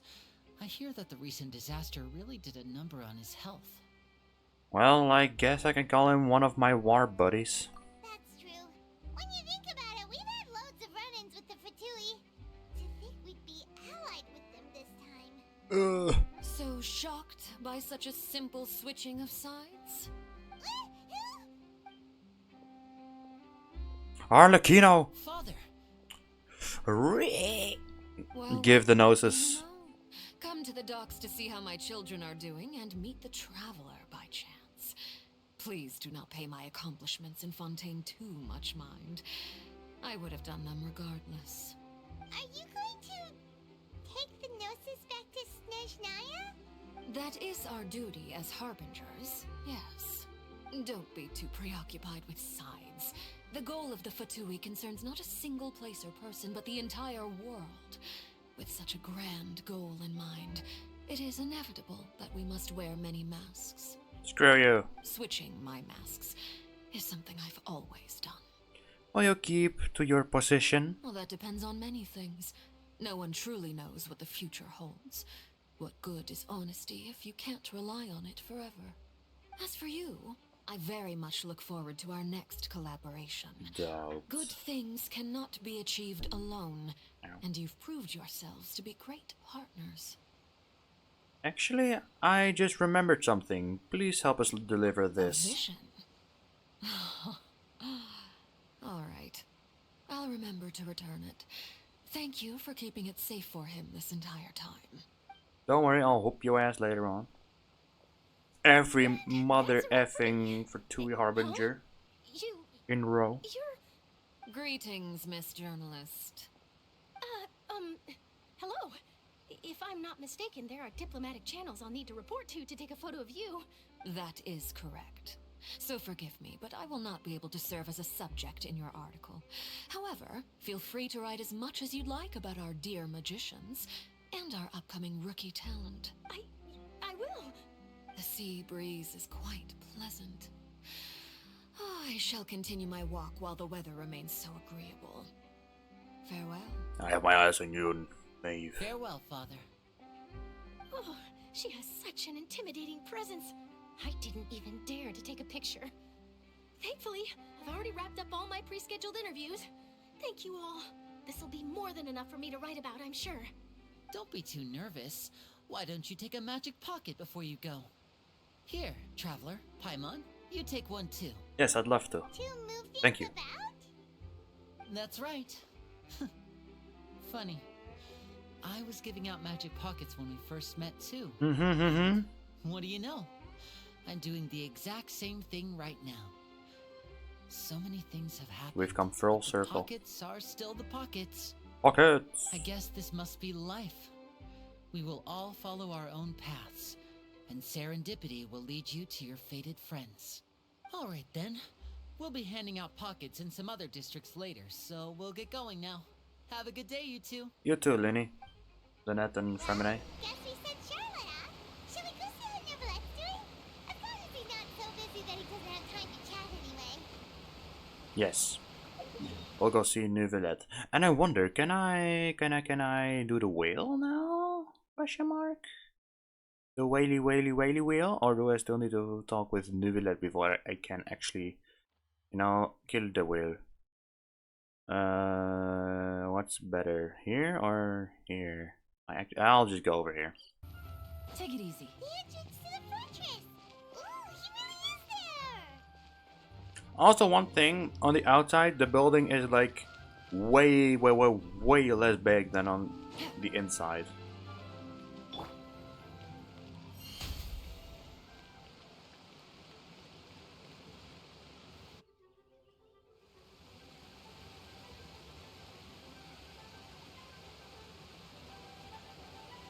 So, you really are here, Neverlette! Paimon didn't think you were going to have free time this hour of the day. Really?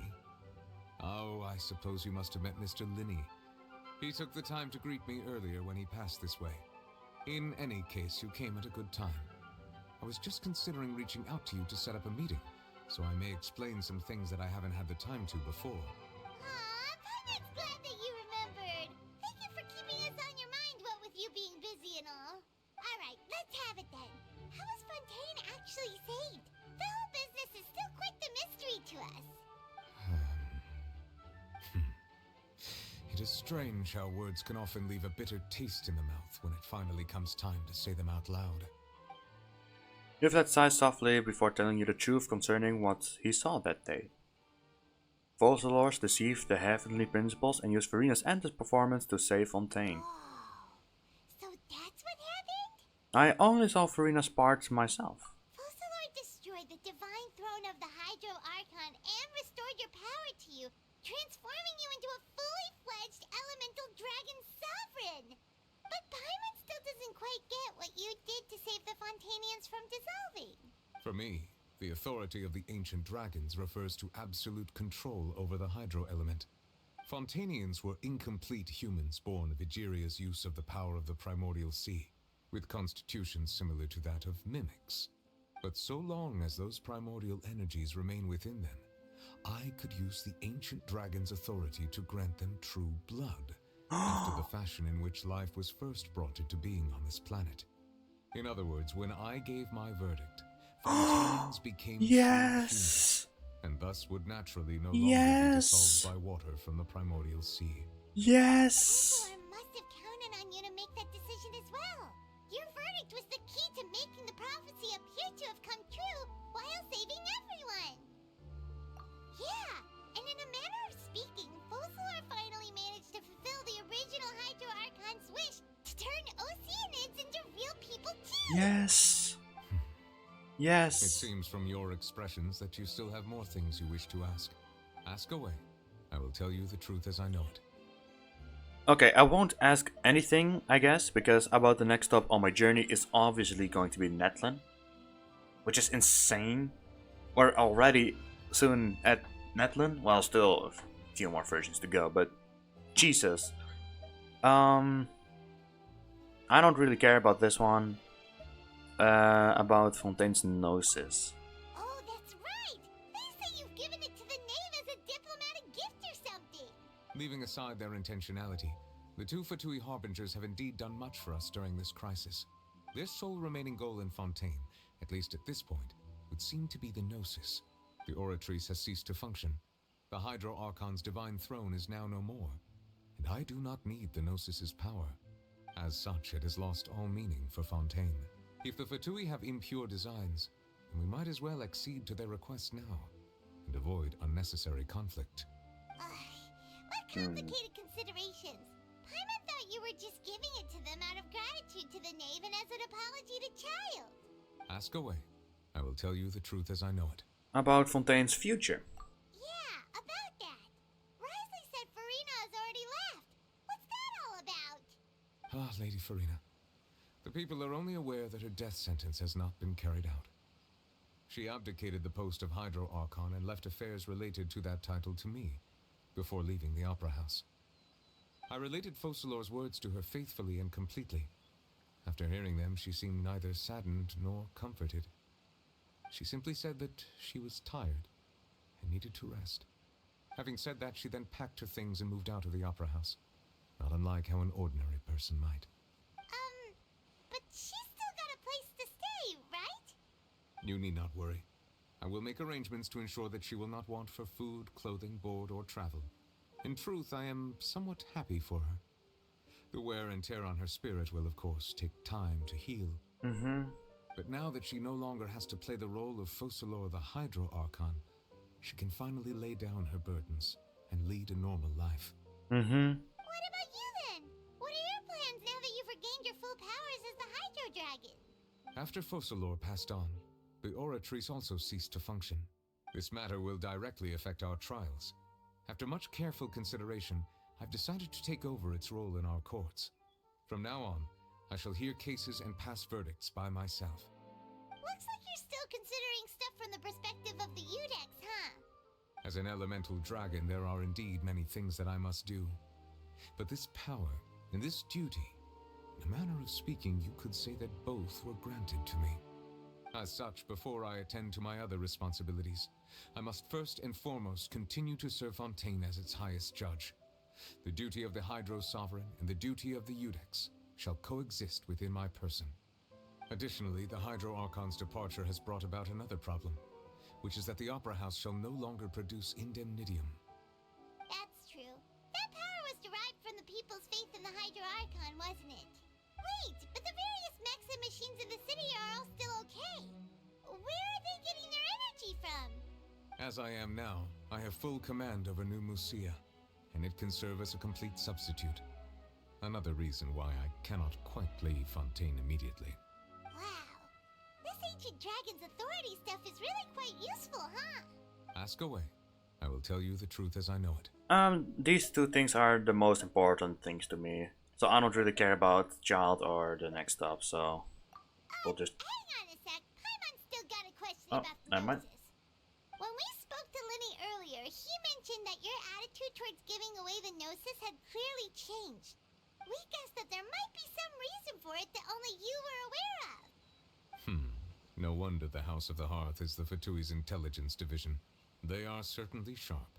So regarding this specific issue, I was just getting ready to share something with you. Ooh, okay. What is it? In truth, I exchanged some further words with that lady named Skirk after sending you two back to the surface. It went something like this.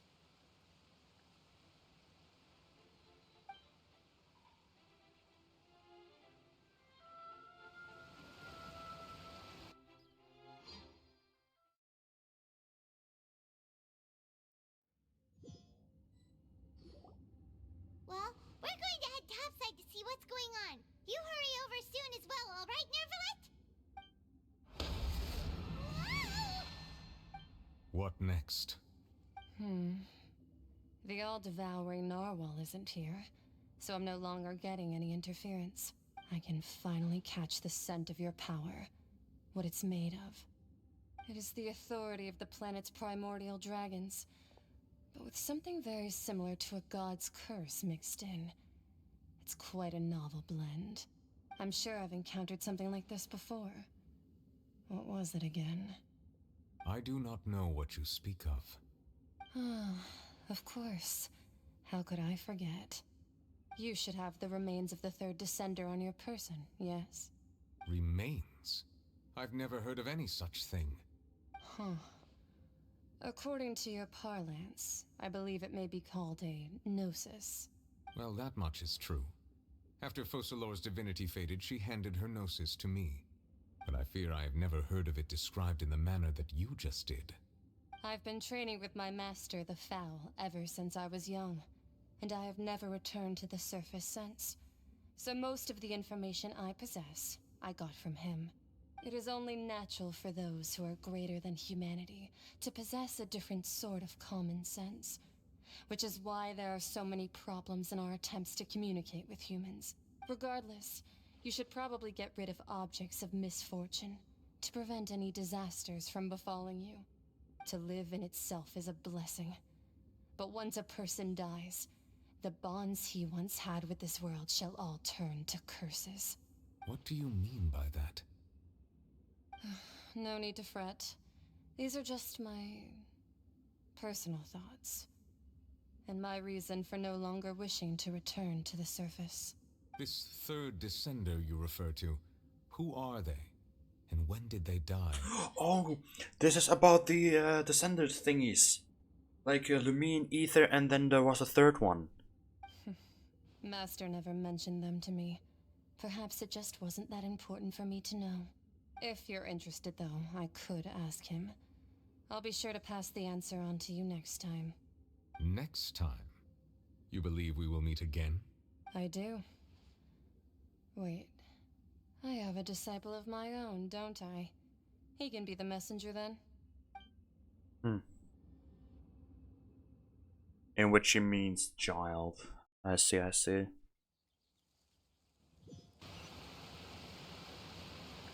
That's what she told me. Whether it would prove useful or not, I wanted to pass that information on to you. The remains of the third descender? So that's what the Gnosis actually are. Paimon just thought they looked like chess pieces. How could they be a person's remains? All the same, assuming that there was no misunderstanding or special metaphor at play, that is what she meant to say. And she said that it would bring misfortune and that you should check it, which is why you gave it to the Fatui. If she speaks the truth, then I would simply be putting Fontaine at unnecessary risk by keeping it here. A descender. She mentioned one of them. For me, this information means two things. I'm the fourth descender.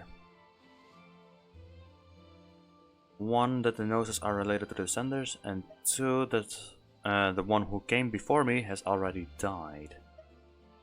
I guess that you might already be familiar with this concept, but I did not expect you to be one of them. That means that the Gnosis, which are exceedingly element compatible and can even enhance elemental abilities, do indeed come from the third descender. I wonder, does your body also possess similar properties? Wait, so Lumine and Ether are basically walking, living Gnosis? Like being able to use elemental powers without a vision. That does sort of count as special compatibility, right? No, let's not think about this stuff right now. It just feels creepy. Comparing the Traveler to the dead third descender and all. Don't worry, I won't die so easily. You say, but this topic still feels like bad luck. Once Child recovers, let's get some more answers out of him. Or go look for his master and get the answers that way. I too believe it unwise to make too many blind guesses when information is lacking. The same is true of being at court. Alright. Whatever the case, it seems like the crisis here in Fontaine's over for now. Yes. All of Focalor's efforts were for this moment as well. But she sacrificed herself in the end as a god, and she suffered through all those years as a human. Was that really what she wanted? I suppose that would be the mystery of a god's will. Can you understand the will of the gods? I suspect not. But once in a while I too would guess that if wishes were like the clouds in the sky, they will one day return to the earth as raindrops. Life flows like water, and rain is the final answer. The water levels may sometimes tilt one way or another, but the rain falls fairly upon all. And what ultimately is the difference between the rains that fall upon all of us? Wow. Masquerade of the Guilty. Wow. What a quest. What a quest. So I can still ask him about these It things? seems from your expressions that you still have more things you ask away. I will tell you the truth as I know. Yeah, okay, I have no more I questions. suggest that you fully prepare yourself before going to Natlan. In the meantime, Fontaine's doors will always be open to you. Thank you, Nuvilet. But, oh my good god. Oh yeah, this was a word quest I was busy with. Let's actually unlock Verina's story quest. Here we go. We'll not do that yet.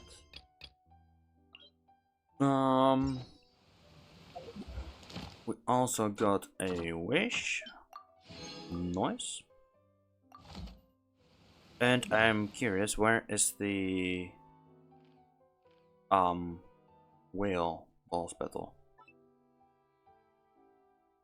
I actually don't know where it is. Is it maybe inside the opera? Question mark? Maybe. I do not know. Wait, is it even unlocked yet? Or do I unlock it by completing Verina's story quest? Because if that's the case, then it's kind of effed up. Oh, I just don't do this. There we go. All the way down and... Oh, of course, it's a domain. I'm stupid. It's a Thrones domain. Location. Oh, it's right over here. I see. Okay, so we'll do the boss and then I'll end the video. Because I do need the materials for Verina. Whoa. Whoa. This looks sick. Like actually going into the primordial sea water? Wait, why can't I? Do I have to specifically go over here? Okay. Oh, look at these materials! Wow, lightless silk string, lightless eye of the maelstrom, and lightless mass. Interesting. Oh, we can get the Midlander arm billet and that kind of stuff, the billets. Nice. We'll just go with, I mean, it's Hydro, no, oh, fuck it, we'll just go with the Verina team. Oh, it looks so cool. Bonjour. Oh, this thing is massive. I love it. Ah, yeah. But damn, the store use attacks to roll up to the devouring normal. But damn, the story quest was amazing. Story quest, the Archon Quest, I meant.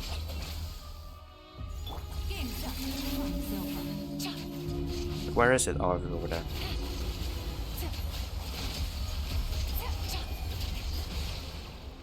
Alright, it's really hard to kind of... Oh, wait. There we go. I don't know what it does though.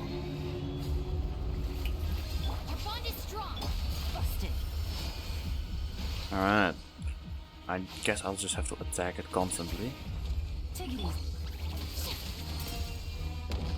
There we go. So now we get devoured. And then... yeah, we'll just walk in. And now we fight the thing inside it. I love how the music changes as well. That's a lot of lag.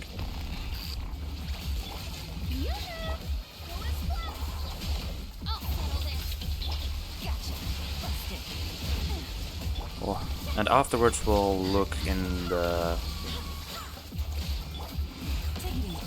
other thingy.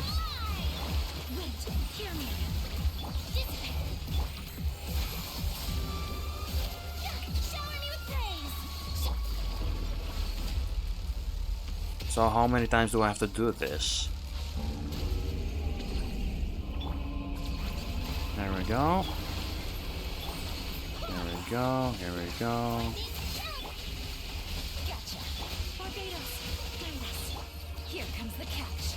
So now we just attack, I guess.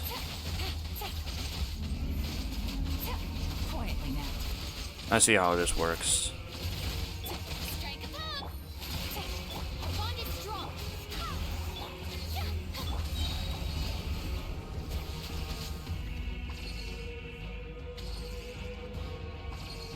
It's really cool.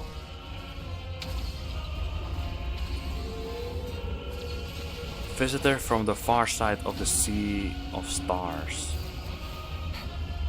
Yeah, I love like big enemies and like interdimensional outer worlds boss enemies and stuff. That's sick. Here we go. Nice. But we'll just use the gene. Wow. And switch to Farina for the beautiful rewards. Let's see. I got 2 of these lightless masks and Dream Solvent. Nice. Nice. So that was the whole boss. I see how it works now. And luckily I'm doing this boss on Sunday, which means tomorrow I can instantly continue. Is it the ones that Farina needed, actually? Yes, she needed these ones. Nice. So her turn is already at level 8. That's amazing. Oh yeah, and we still have the Misty Dungeon event, which I'll be doing in 2 days as well, which is I think 3 days actually, and then on a Wednesday. Oh yeah, and by the way, I always go to Liyue because that waypoint over there is the fastest towards the crafting bench, so I can always make condensed resin real quick. And over here I have the crystal flight trap.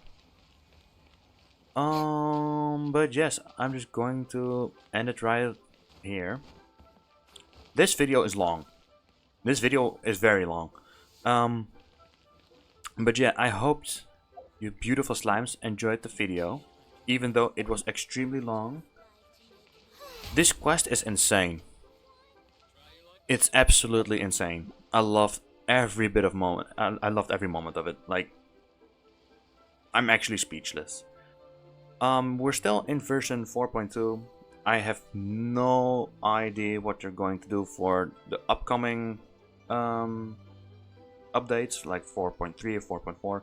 I guess just new characters, new story quests, and most likely hangout events as well. As the story quest I'll do because I still need to do Rivalry story quest as well. Hangout events I won't do because these actually just take a very effing long time to do, so I'm not going to do that one. And then slowly but surely we'll go to the Nation of Fire. I do believe the story of Fontaine is over. I do believe Act 5 is the final one, but maybe there's more coming, but we do not know. And even if there are many Archon Quest chapter thingies coming, then I'll obviously make a video out of it. But thank you for watching, and Isn't there anything else more interesting to do? damn, you find my videos boring? Okay, fine, then I'll just exit the Genshin and do something else. But yeah, thank you for watching, and yeah, I'll see you next time. Mwah. And I'll wait for Farina to finish. Here we go. So adorable. But yeah, goodbye for now.